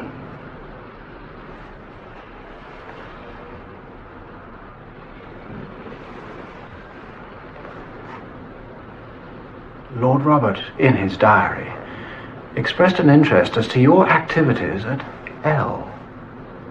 What does L stand for? What sort of activities? He didn't say, but drugs, pornography, black market, gambling, you've pretty much run the gamut, haven't you? I'll ask you again, what does L stand for? It could stand for libel if you continue on that course, Alan. Were you in the telephone room at Marsden House at 1 o'clock this morning? I might have been. Do you remember exactly what Lord Robert was saying on the telephone when you interrupted him? You're talking through your hat, Alan. I didn't interrupt any telephone calls.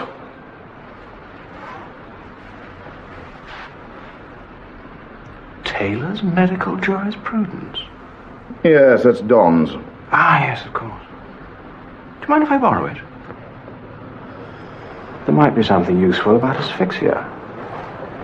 See here, Alan. If you think I had anything to do with the death of that fat buffoon, you're wasting your time.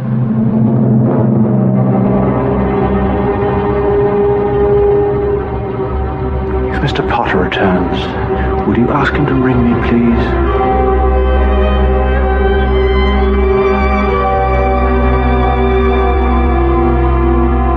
Nasty piece of work, that one is. And what's more, he's got a motive. We're sure about the motive? Well, he knew that Lord Robert was onto him for his activities concerning Elle. Or he was trying to get hold of the money that young Donald will come into. Or Mrs. Hawkett Hackett has told him that she's being blackmailed by Lord Robert because she and Withers are having an affair. Well, that's three motives. There's a fourth. Withers may be the blackmailer. Well, he wouldn't be entirely out of character. Look. We've got his fingerprints on this. Pocket. See if Bailey can find his dabs on the chapter on asphyxia. Sir, forgive me for changing the subject, sir, but I'm willing to bet that you've had no breakfast, and you were up all night. You really ought to get yourself a bite to eat. You do yourself no favours by trying to work this case on your nerves. I'm not a hothouse flower, Fox. Don't lose him, Robinson. No, sir.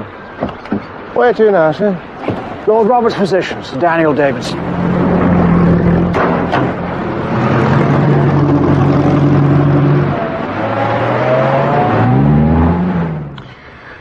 I examined Lord Robert only a few days ago.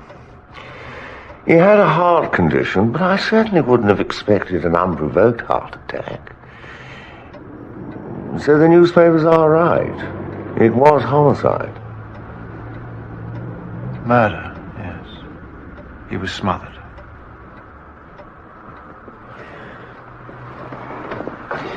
Appearing as a witness in a murder trial will do my practice no end of harm. So I had rather a struggle with my conscience before deciding to come forward. Why did you? I find myself in the unenviable position of being one of the last people to see Lord Robert alive. This was in the hall just before you left? Yes. He asked me if I'd seen Mrs. Hawkett Hackett. I was about to tell him that I hadn't when the catering man... Columbo Dimitri? Yes. He called to Lord Robert from the stairs, told him that Mrs. Hawkett Hackett had just left. I said goodnight and went out through the door. The porter was about to call me a taxi when a woman that I'd been trying to avoid all evening drew up. She's one of my most lucrative cases, but her chronic hypochondria would try the patience of a saint. She rolled out her window to offer me a lift, and I suppose I panicked and said the first thing that came into my head.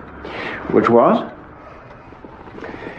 I said, awfully sorry, must dash, the Princess Royal's been taken ill. While she sat there gaping, I ran off into the mist.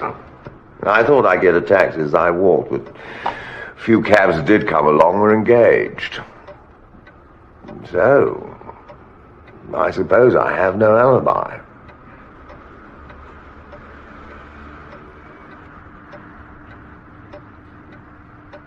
This really is a wonderful collection. I've always been fascinated by the Renaissance. Oh, you'll appreciate the horror of something I saw last night then in Marsden House. What was that? A Cellini medallion. Cellini. Cemented onto a silver cigarette case and surrounded with brilliants. Hideous! Poor Benvenuto must be turning in his grave. I couldn't understand how a person with enough taste to choose the other pieces on the table could allow Where such did you a... see this cigarette case? On a pie crust table. In the telephone room. Telephone room? What time was that, do you remember? 11:30. I had an urgent case that day, and the assistant surgeon rang me to report. You can confirm the time with him. Good. You didn't go there later, at about 1 o'clock in the morning? No. What sort of cigarette case did you carry last night?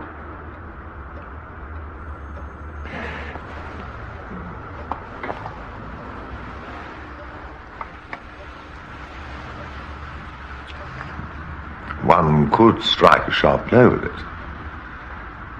Yes.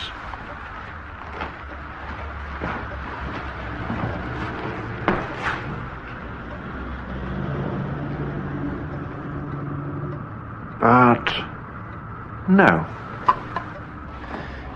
There are traces of plate powder in the tooling, and there was none present on the bruise.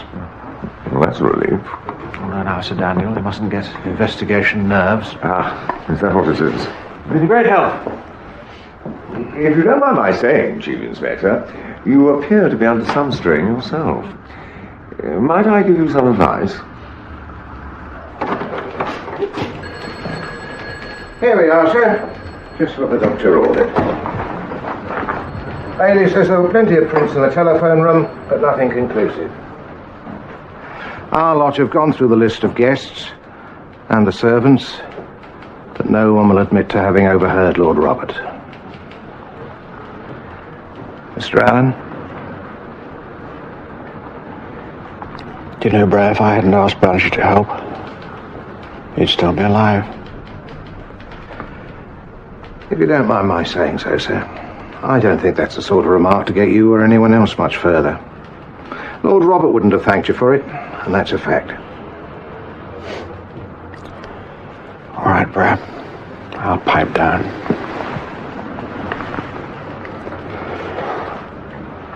Now, according to Francois, there were 3 people who might have overheard Lord Robert. Captain Withers, Sir Herbert Carrodus, and Donald Potter. And there's still no news of young Mr. Potter. Well, yes, but anybody could have come upstairs, heard Banshee, then gone down again while Francois was getting matches for Sir Herbert. There you are. I told you needed a sandwich.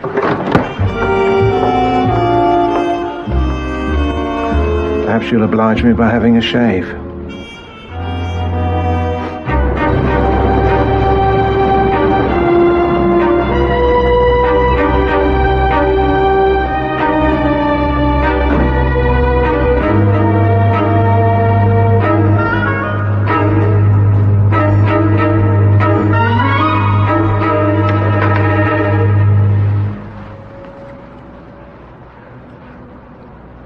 He would have sat facing this way so he wouldn't have seen the murderer come in. The cakes and ale fella, I think he's at it here as well. A second blackmail victim, sir? What else? Well, he didn't say who. No. Might as well have mixed his damn brews with poison, and he's working with... With devilish ingenuity? Or with someone else?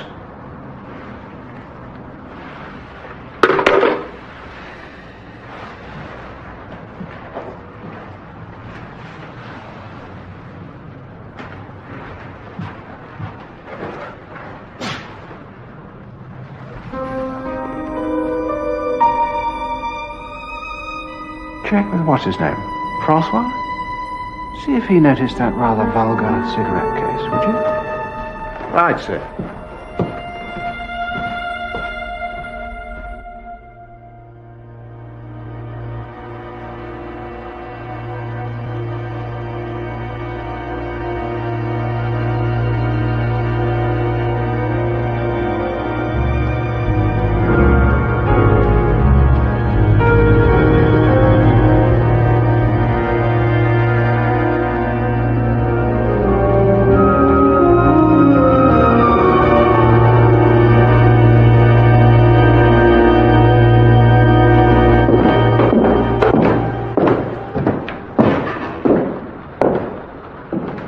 Francois knows nothing of any stray cigarette case.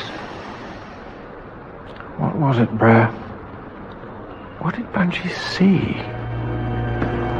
Turned his mind from champagne and dancing to blackmail.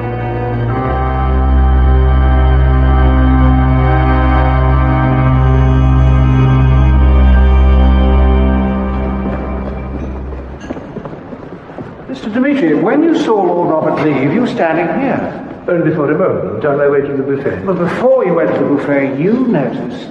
Mrs. Hackett, Captain Withers, Lady Lorimer, Mr. Potter and Sir Daniel Davidson. Leaving separately and in that order? Yeah, thank you.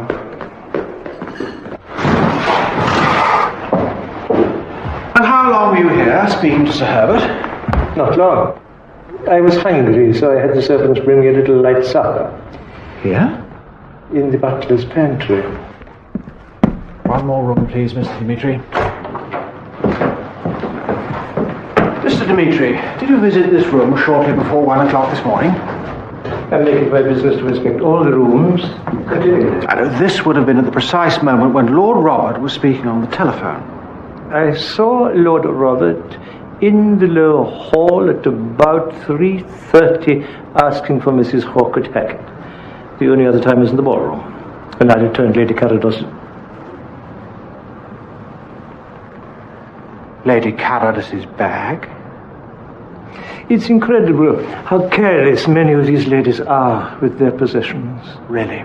And would that have been shortly before 1 o'clock? I suppose so, yes. On the evening of the 25th, during Agatha Troy's exhibition, did you also return a bag to Mrs. Hawkett Hackett?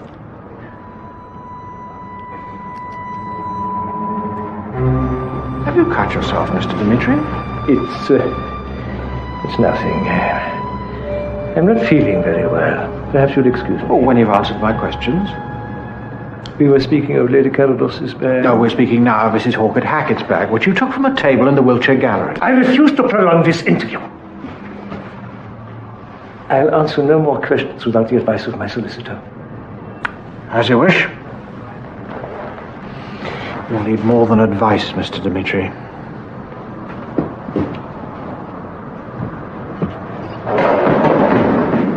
He's shaken up a fair treat to see. He doesn't know whether he's Mayfair, Soho, or Wandsworth. Wandsworth would be fine. Or Wormwood Scrubs. Sense of the future. Tonight, Dr. Bronowski, the mathematician, who was engaged in the study of bomb damage during the war, went to Hiroshima and Nagasaki, considers the relation of science to living. Dr. Bronowski.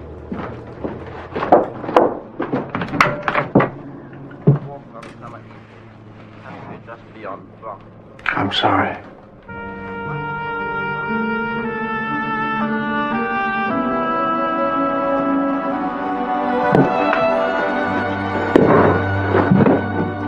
And when it seemed that you didn't trust me at all, that you thought I could possibly be romantically involved with Maurice Withers. It's ridiculous. When I'm with you, I find myself saying things I don't mean. I try to compensate, and it just wasn't your fault. You had every right to ask the question. I suppose if the truth were known, I was disappointed.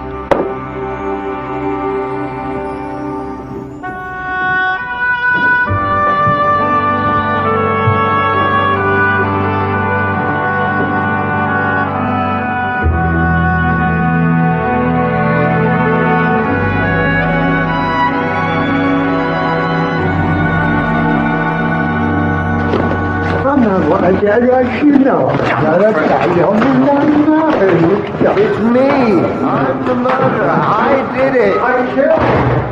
No, I killed him. Yes. Oh, the murderer. Oh. I killed Uncle Bunch. I'm the murderer. Killed him.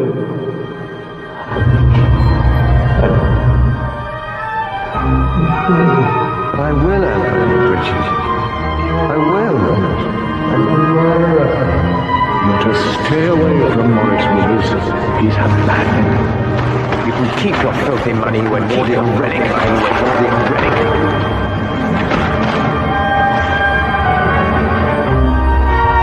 I know who the blackmailer is. I noticed Bunchy didn't like me. He's a fat buffoon. He's a fat buffoon. A silver cigarette case medallion. That's it. Who want to kill Uncle Bunchy? You're to stay away from Morris Withers. He's a bad one to kill Uncle Bunchy. I know who the blackmailer is. It's the cakes and ale fella. At the Wiltshire Galleries, sort of cater had taken Mrs. H.H.'s handbag. A silver cigarette. I was the last person to see Lord Robert with a silver cigarette. One could strike a sharp blow with it. Oh, thank you.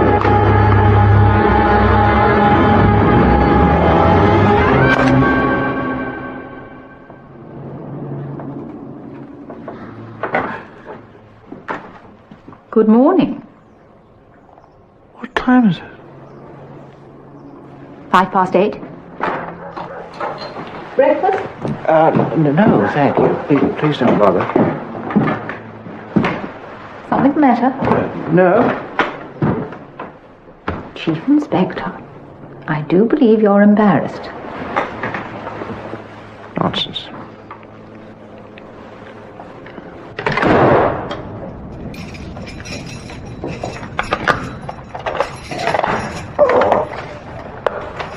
Morning, Mr. Potter.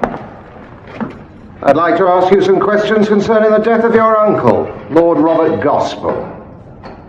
Where are my shoelaces?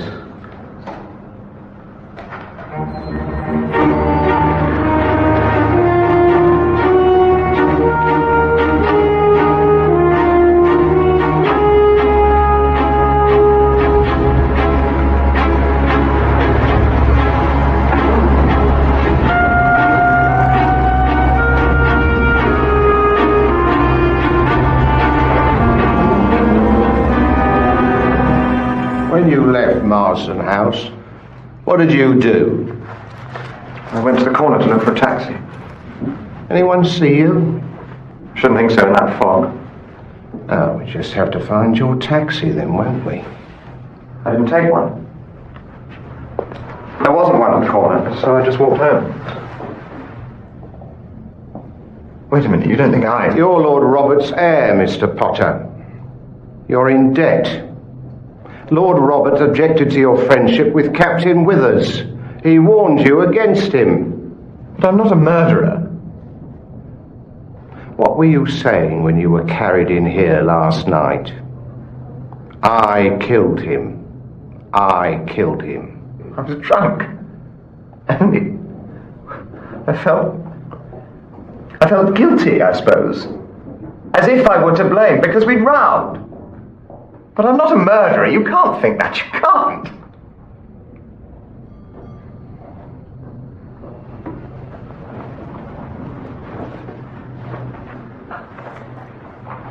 Have you lost something, Mr. Potter? The cigarette case.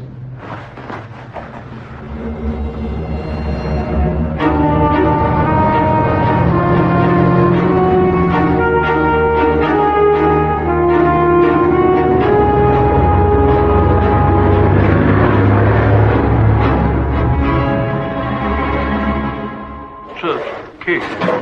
So said Paul in the church of the City of London. Hello? Yes, he is.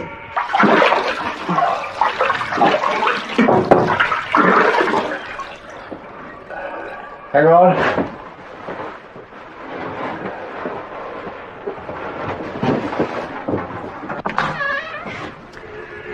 I have Inspector Fox on the telephone for you. I left this number with the yard. I hope you don't mind. No, not at all.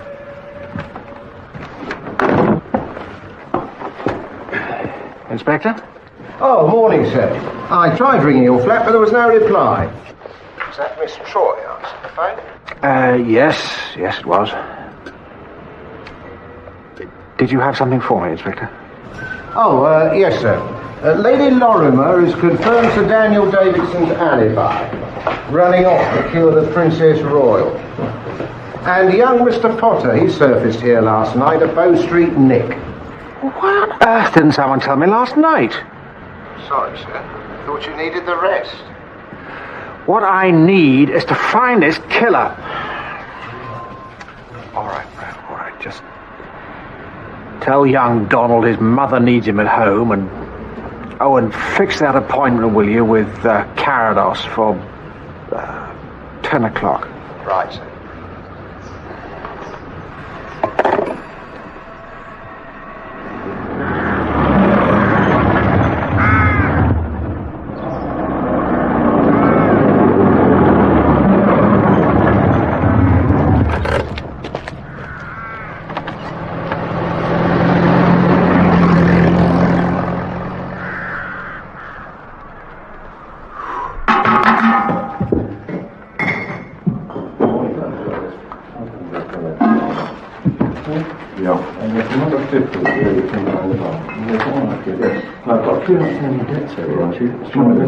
Okay, then.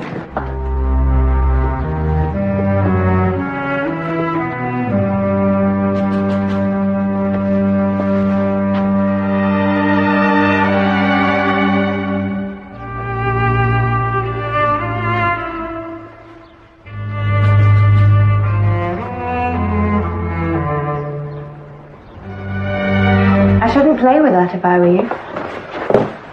I did once, and beastly Bart nearly broke my arm. Beastly Bart? My stepfather, Sir Herbert. I think he would have broken my arm if the doctor hadn't heard me screaming and come running. You must be Bridget. He's forbidden me from seeing Donald, you know. That's pretty beastly, don't you think? He might have had his reasons. I think he thinks Donald killed his uncle, which is too ridiculous. You're the police, aren't you? Yes, we are. Are all detectives as handsome as you? I knew your father. Sir Herbert will see you now, sir. What I can't get over is the thought that my hospitality was so cruelly abused. Now, what was I saying? You stayed in the buffet for some time, smoked a cigar, had a peg of brandy, chin-wagged with that fellow Dimitri, then went home. With Lady Carados and Miss O'Brien? No, I packed them off earlier. My wife was absolutely fagged out. Chauffeur came back for me later. Dare say you'd like to speak to him? Oh, I think we can take that as read, sir. I would like to speak to Lady Carados, if you may. No, I can't allow that. She's sleeping. She's taken this whole business damned hard. Even if I did disturb her, I'm quite certain she'd refuse. Yes? Her ladyship, sir, wishes me to say that if Mr. Allen has a few minutes to spare, she would be very pleased to see him.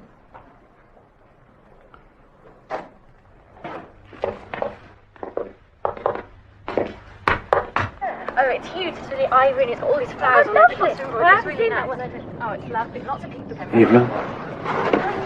Oh, Rory, it's so good of you to come. What is it? You're being blackmailed, aren't you? A letter came a few days ago. There had been others, but I ignored them. But this one threatened things that would have hurt Richard. So you did what the letter said, and you put some money in a bag, and you left it in the telephone room at the ball, and Colombo Dimitri returned it to you empty shortly before 1 o'clock. Do you already know all this? Evelyn, I have to ask you, does Dimitri have some hold over you? Oh, I don't think so.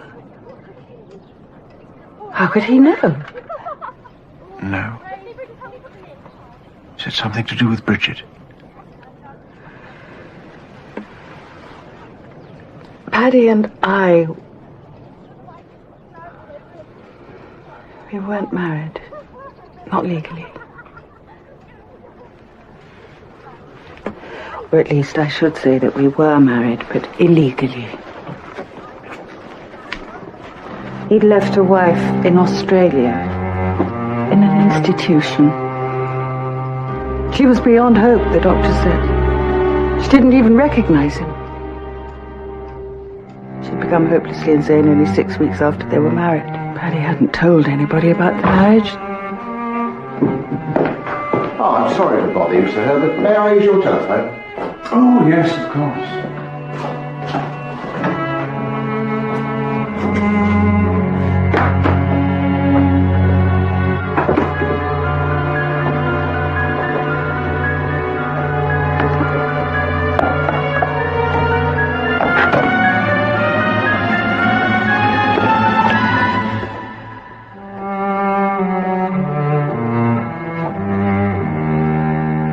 How could the blackmailer have found out about Paddy's first wife? Well, 5 months after we were married, I'd already started Bridget.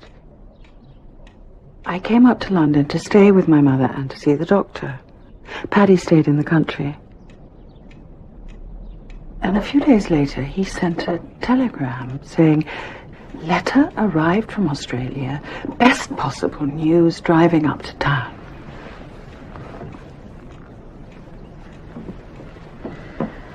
On the way, his car hit a bridge in a village called Ripplecote. He was taken to the vicarage and then to the hospital. He died without ever recovering consciousness. And the best possible news? It had to be that his wife had died. But I couldn't find any letter amongst his things. I never did find it. I wrote to the hospital. Endless inquiries were made. Eventually, I assumed that any letter was lost, and with it my secret. Till now. You understand, Rory? I'd do anything to keep this from Bridget.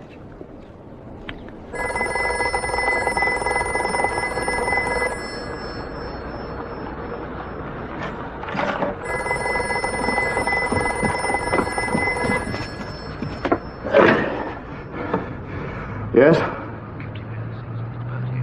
Yes. From the council? On a Sunday, and you let him in?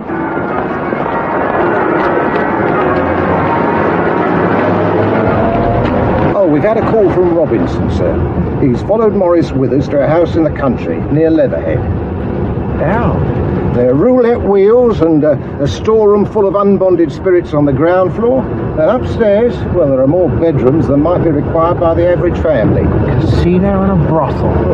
Whatever tickles your fancy, sir.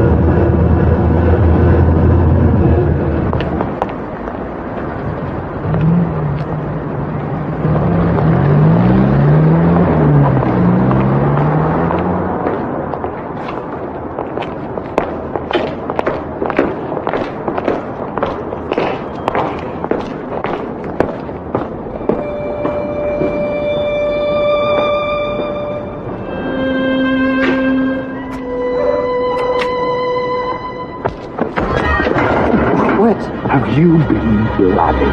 What do you mean? What did you tell Alan? Nothing, Wiz. Nothing. Nothing at all.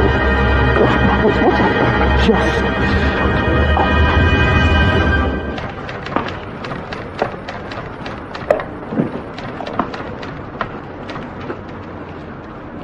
I don't see how the two could possibly be connected, my friend. Mrs. Hawkett-Hackett, I think we should drop your imaginary friend, don't you? We have already spoken to Captain Withers.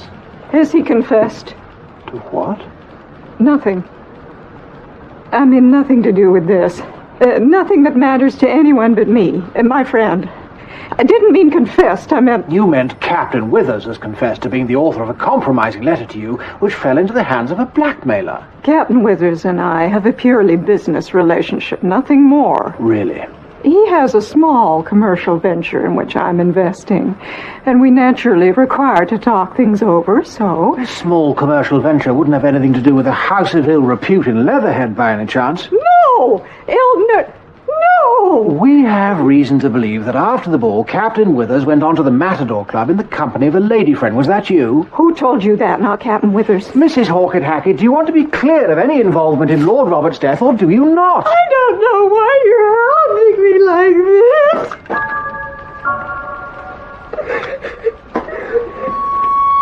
Sir.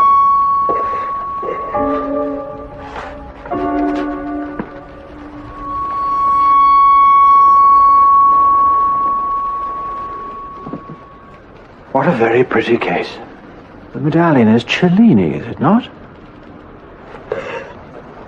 Rather careless of you to have left it in the telephone room at Marston House. How did you... Is my husband having me watched? Not to my knowledge. When were you in the telephone room? Shortly before 1. Shortly before 1.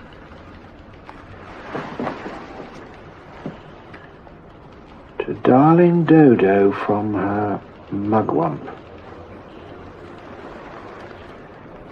May I hang on to this?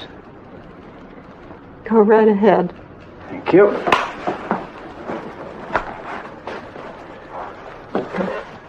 Now, Mrs. Hawkett Hackett, these love letters from Captain Withers, when did they first go missing? 6 months ago, after a charade party. Have you any idea who might have taken them? Lord Robert Gospel. He was at the party. I kept the letters in the drawer of my writing table. The catering men turned the room into a buffet for the party, but they were supervised the whole time, so it couldn't have been them. Lord Robert must have gone snooping. And who supervised the catering men? Colombo Dimitri himself. Colombo Dimitri.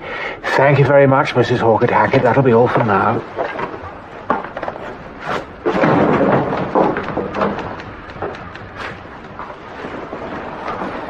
Mrs. Hackett.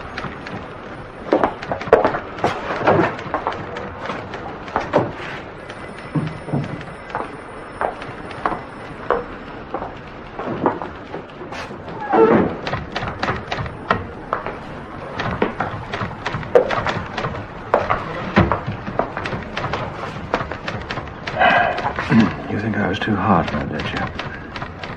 Well, sir. Go on.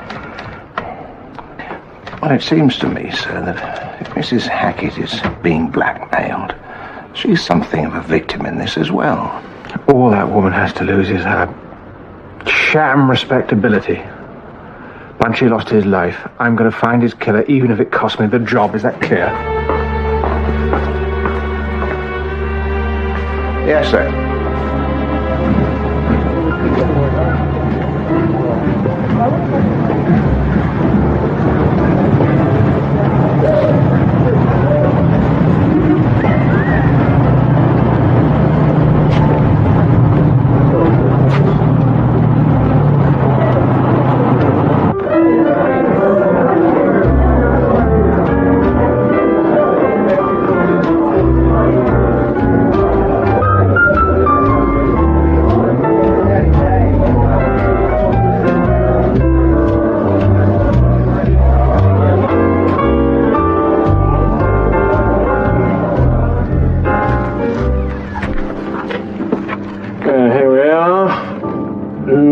Doesn't seem to be anything here, Chief Look again, Mr. Cuthbert, or you're closed. Oh, well, there was a party from the Marsden House before, about 3:45. And there was a bit of a lull, 1 or 2 others. M. Withers and guest. There we are, about 4:20. Blonde, mutton dressed as lamb. American accent. Thank you, Mr. Cuthbert. Always delighted to help the police, Chief Inspector.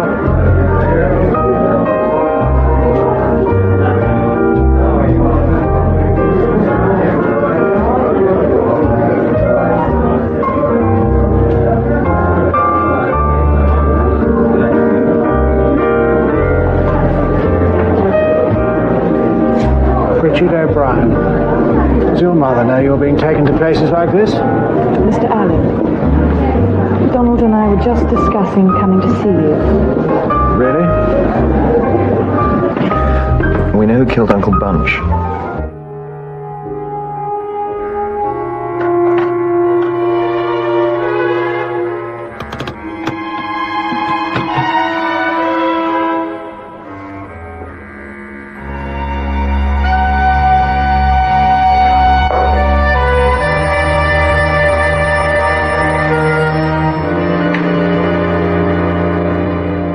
Yes?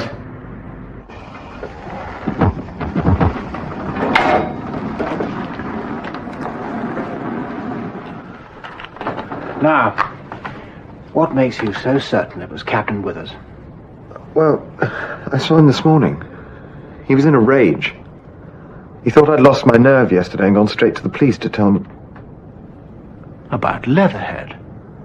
Yes. He told Donald if he didn't want his throat cut, he should keep quiet. And if the police asked me, I was to say that when Witts left Marsden House, he went to his car and drove straight to the Matador Club. I was to swear I'd seen him. And had you? No, I left after him. Why would he have killed your uncle, do you think? He probably thought he had enough power over me to get control of my inheritance. And would he have succeeded? No. For you, Bridget. Chief Inspector Alleyn? Yes, put her through. Evelyn. No, she's fine. She's here. Where's Donald? Is he with you? Yes, he's here too. I'll be right over. Yes, do. I'll see you then. Is she coming over? Yes. Golly.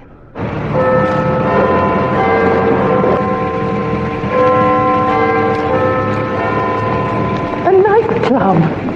I'm really very cross, Bridget. It's simply not done by debutantes. And I'm surprised you do them. Donna. Thank you for looking after her. Glad I could help. Rory.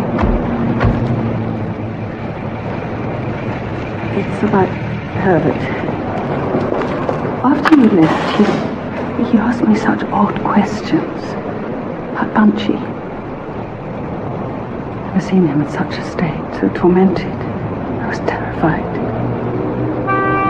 He's always been a bit of a man. I know, like everyone else, you're probably wondering why I ever married him.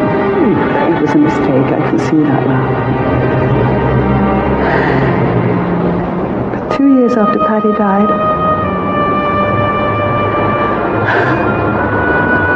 Rory, if you ever get married, don't do it out of gratitude or habit.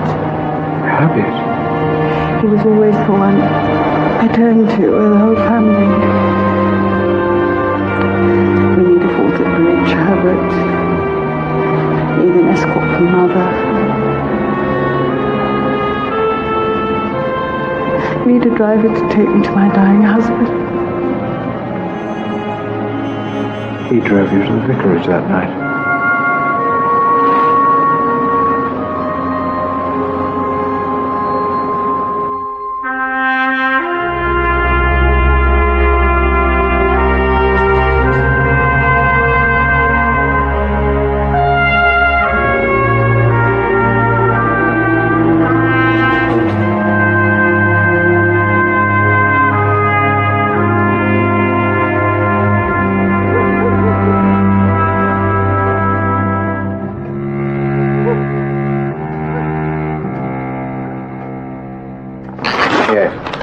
Well, we're trying to trace the Reverend Harris. He was your vicar some time ago. Yes, I know that 18 years is a long time. Well, have you any idea where he might have moved to after leaving Ripplecote? We'd be very grateful if you could try.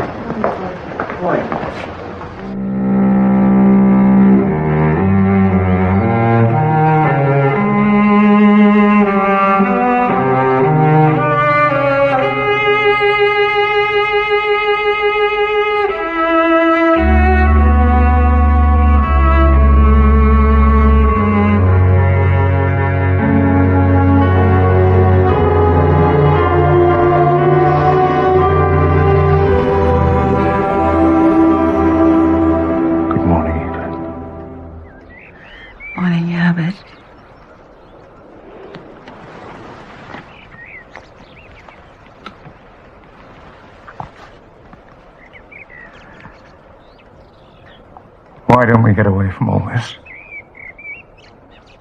Away?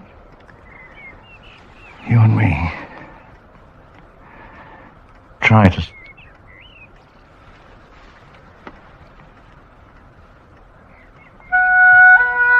Never mind.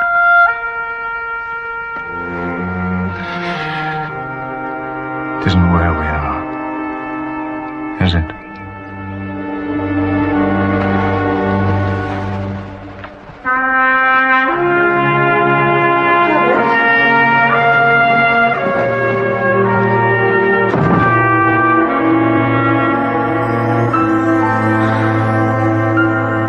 Thank you very much, madam. Sir? The Reverend Harris's wife remembers a letter belonging to Paddy O'Brien. She says she found it under a couch after O'Brien had been taken to hospital. And she can't understand how it could have gone missing, because she says she gave it to the man who'd driven Lady Carrodus to Ripplecote.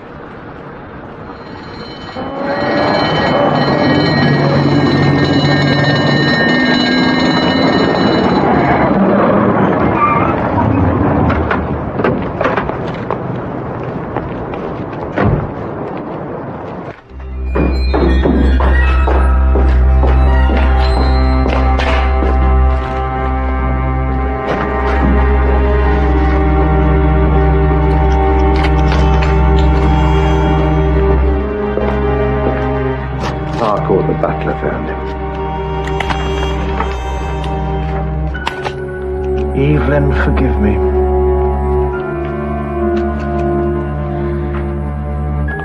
Do you think he was capable of blackmailing his own wife? He kept hold of that letter for years. He never used it. He was a jealous, bitter, lovelorn fool who knew an old mistake was about to come to light and poison his marriage forever. But he wasn't a blackmailer, Brown. No. Somebody else knew the contents of that letter.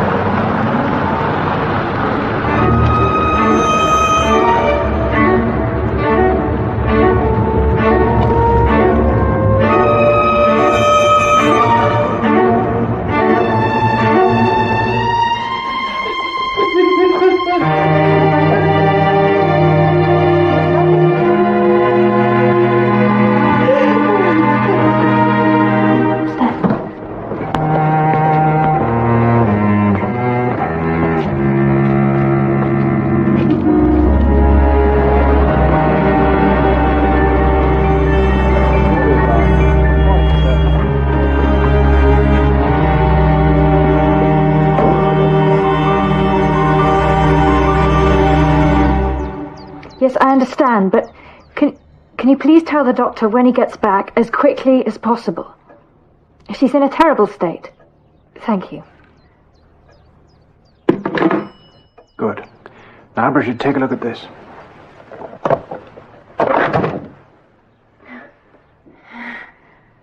The day your stepfather twisted your arm for playing with his desk. How long ago was that? About a year ago? And since that time, has anybody outside the household been alone in this room? No. What about the caterer, Columba Dimitri? Yes. He interviewed us in here about the arrangements for my dance. We were going off to Newbury that day, so he had to come in first thing in the morning. Good. Thank you, Bridget. Sir, Dimitri bought a Times this morning. But according to the newsagent, he usually takes the Express. And Barton says that he paid particular attention to the personal column. You seem extraordinarily tense today, Captain Withers. Do I? You do. If you could just relax, I'd be able to finish you off today. By the way, where are they going to hang you?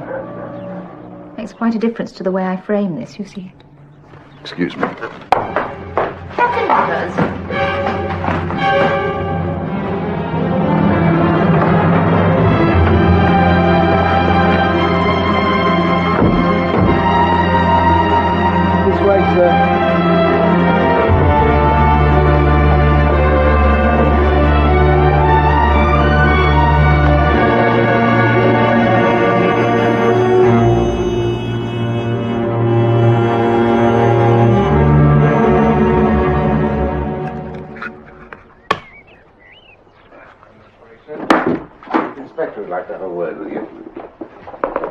Ah, Mr. Dimitri.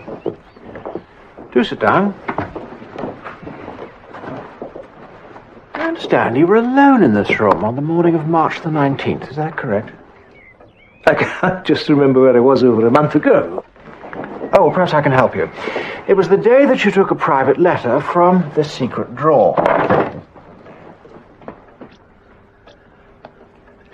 You calling me thief? Oh, much worse than that, Mr. Dimitri.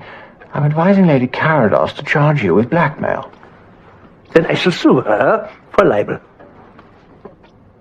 Well, perhaps I should explain. Lord Robert wasn't sleeping at the Wiltshire Galleries. He was watching you collect the money. He was also watching you at the Marsden House ball when he returned Lady Carados's empty bag to her shortly before 1 o'clock. Lord Robert, I cannot be accused by the dead.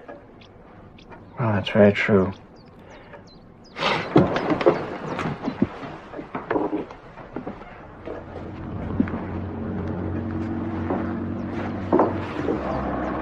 What a motive for murder. Not to accuse me of murder. Sit down, Mr. Dimitri. Have you seen this cigarette case before? No, never. Open it, please.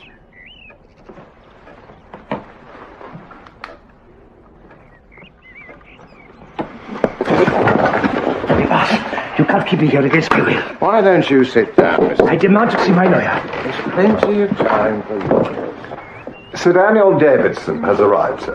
Sir Daniel? Oh. I'm so sorry. I think we may have called you out unnecessarily. Is Lady Carados all right? She was absolutely distraught, but a police doctor was here, and she's fine. Huh.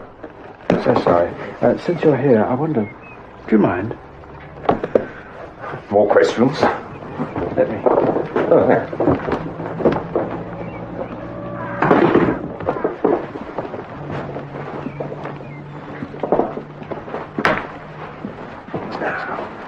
I understand you were witness to a scene which took place in this room about a year ago.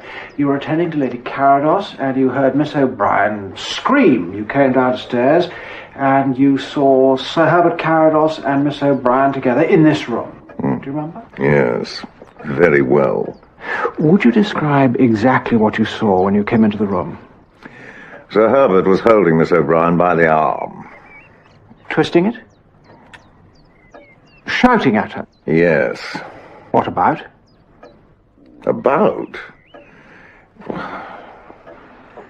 That she must never touch this writing desk. Yes. As I recall, yes.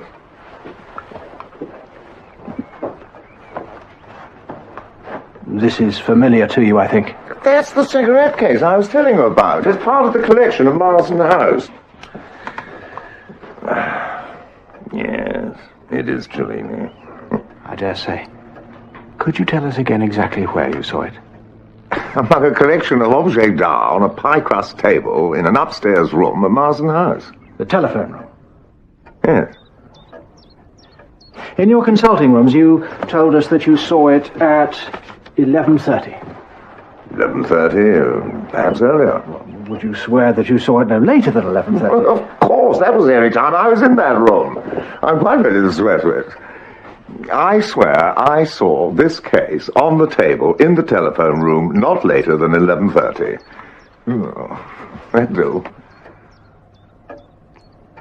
There is a slight discrepancy. We have a signed statement from the owner saying she didn't leave it in the telephone room until shortly before 1 o'clock. Oh, she's mistaken.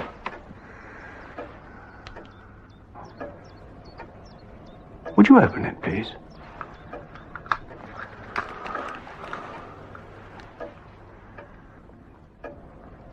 Read the cutting aloud. Childie darling, living in exile, longing, only want daughter, daddy.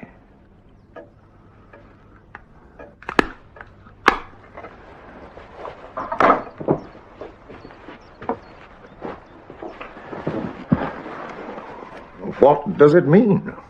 It's a message. From one blackmailer to another.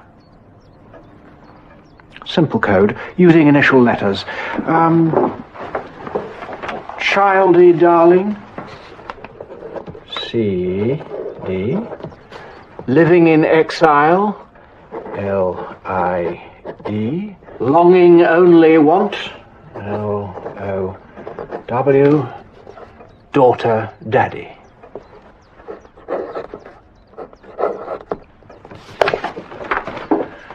CD, Lilo, Didi. To Columbo Dimitri from Didi. Daniel Davidson. Donald Duck. You killed a friend of mine. For nothing. We had no idea of your involvement. No idea you were abusing a position of trust to spy out information on your patients for Dimitri to steal. No doubt your blackmail would have continued if it had not been for Lord Robert Gospel.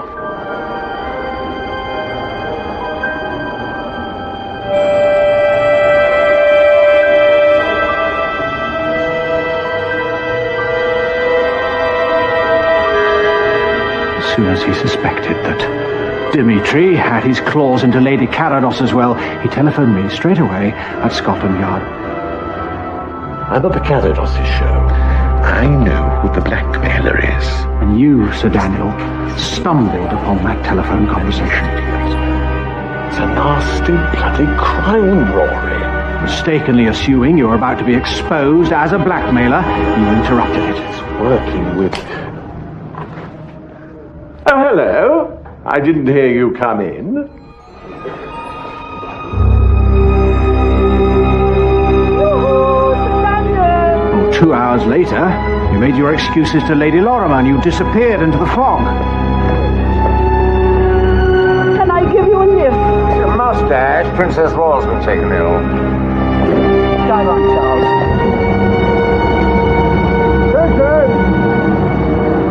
But you came back, didn't you? Lord Robert. Oh, hello. Would you care for a lift? Thank you.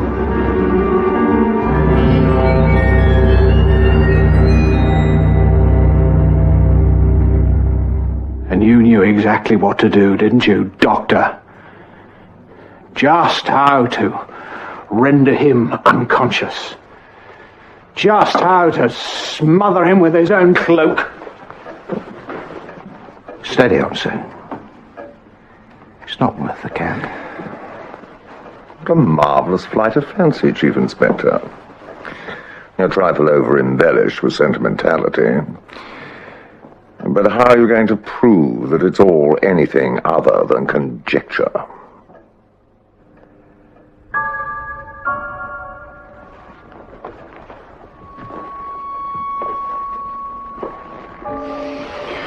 Mr. Dimitri, I can charge you with blackmail, or I can charge you with blackmail and conspiracy to murder. You got it exactly right, Alan. He's your murderer. I I go to prison for blackmail. I confess to that, but I won't hang for a crime I had no part in. I tell you everything. The whole story.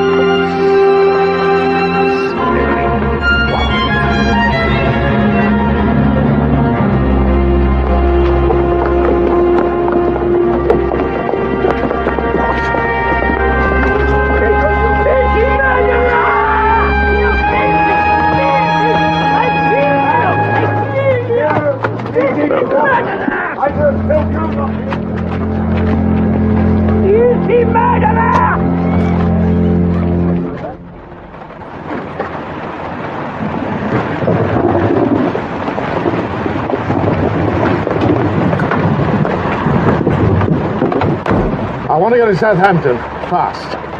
Captain Morris Withers, alias Michael Weather, alias Mugwump. Scotland Yard, sir. I'd like a few questions with you. What a house you own. In Leatherhead.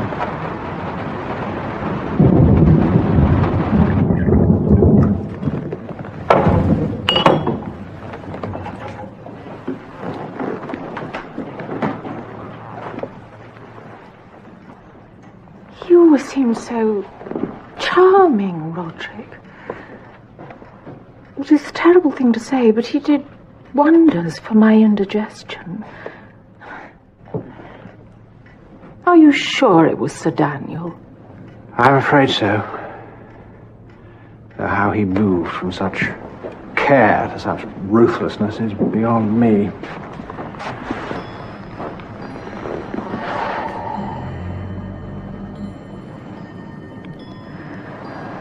The funeral's been arranged for Wednesday morning.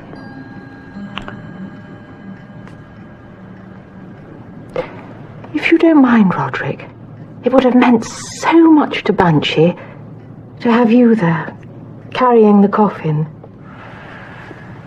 Of course.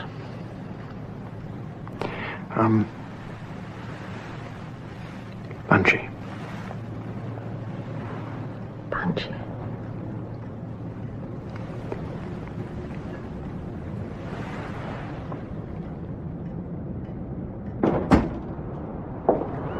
When did you first suspect Sir Daniel? When I asked to see his cigarette case. There were traces of plate powder in the tooling. It's just been cleaned. Traces of plate powder in the tooling. How frightfully observant. What else did you notice? Well, I did notice that whenever I'm in trouble, I just want to be with you. And that although your eyes are grey, there are little green flecks in them. And when you smile, your face goes crooked.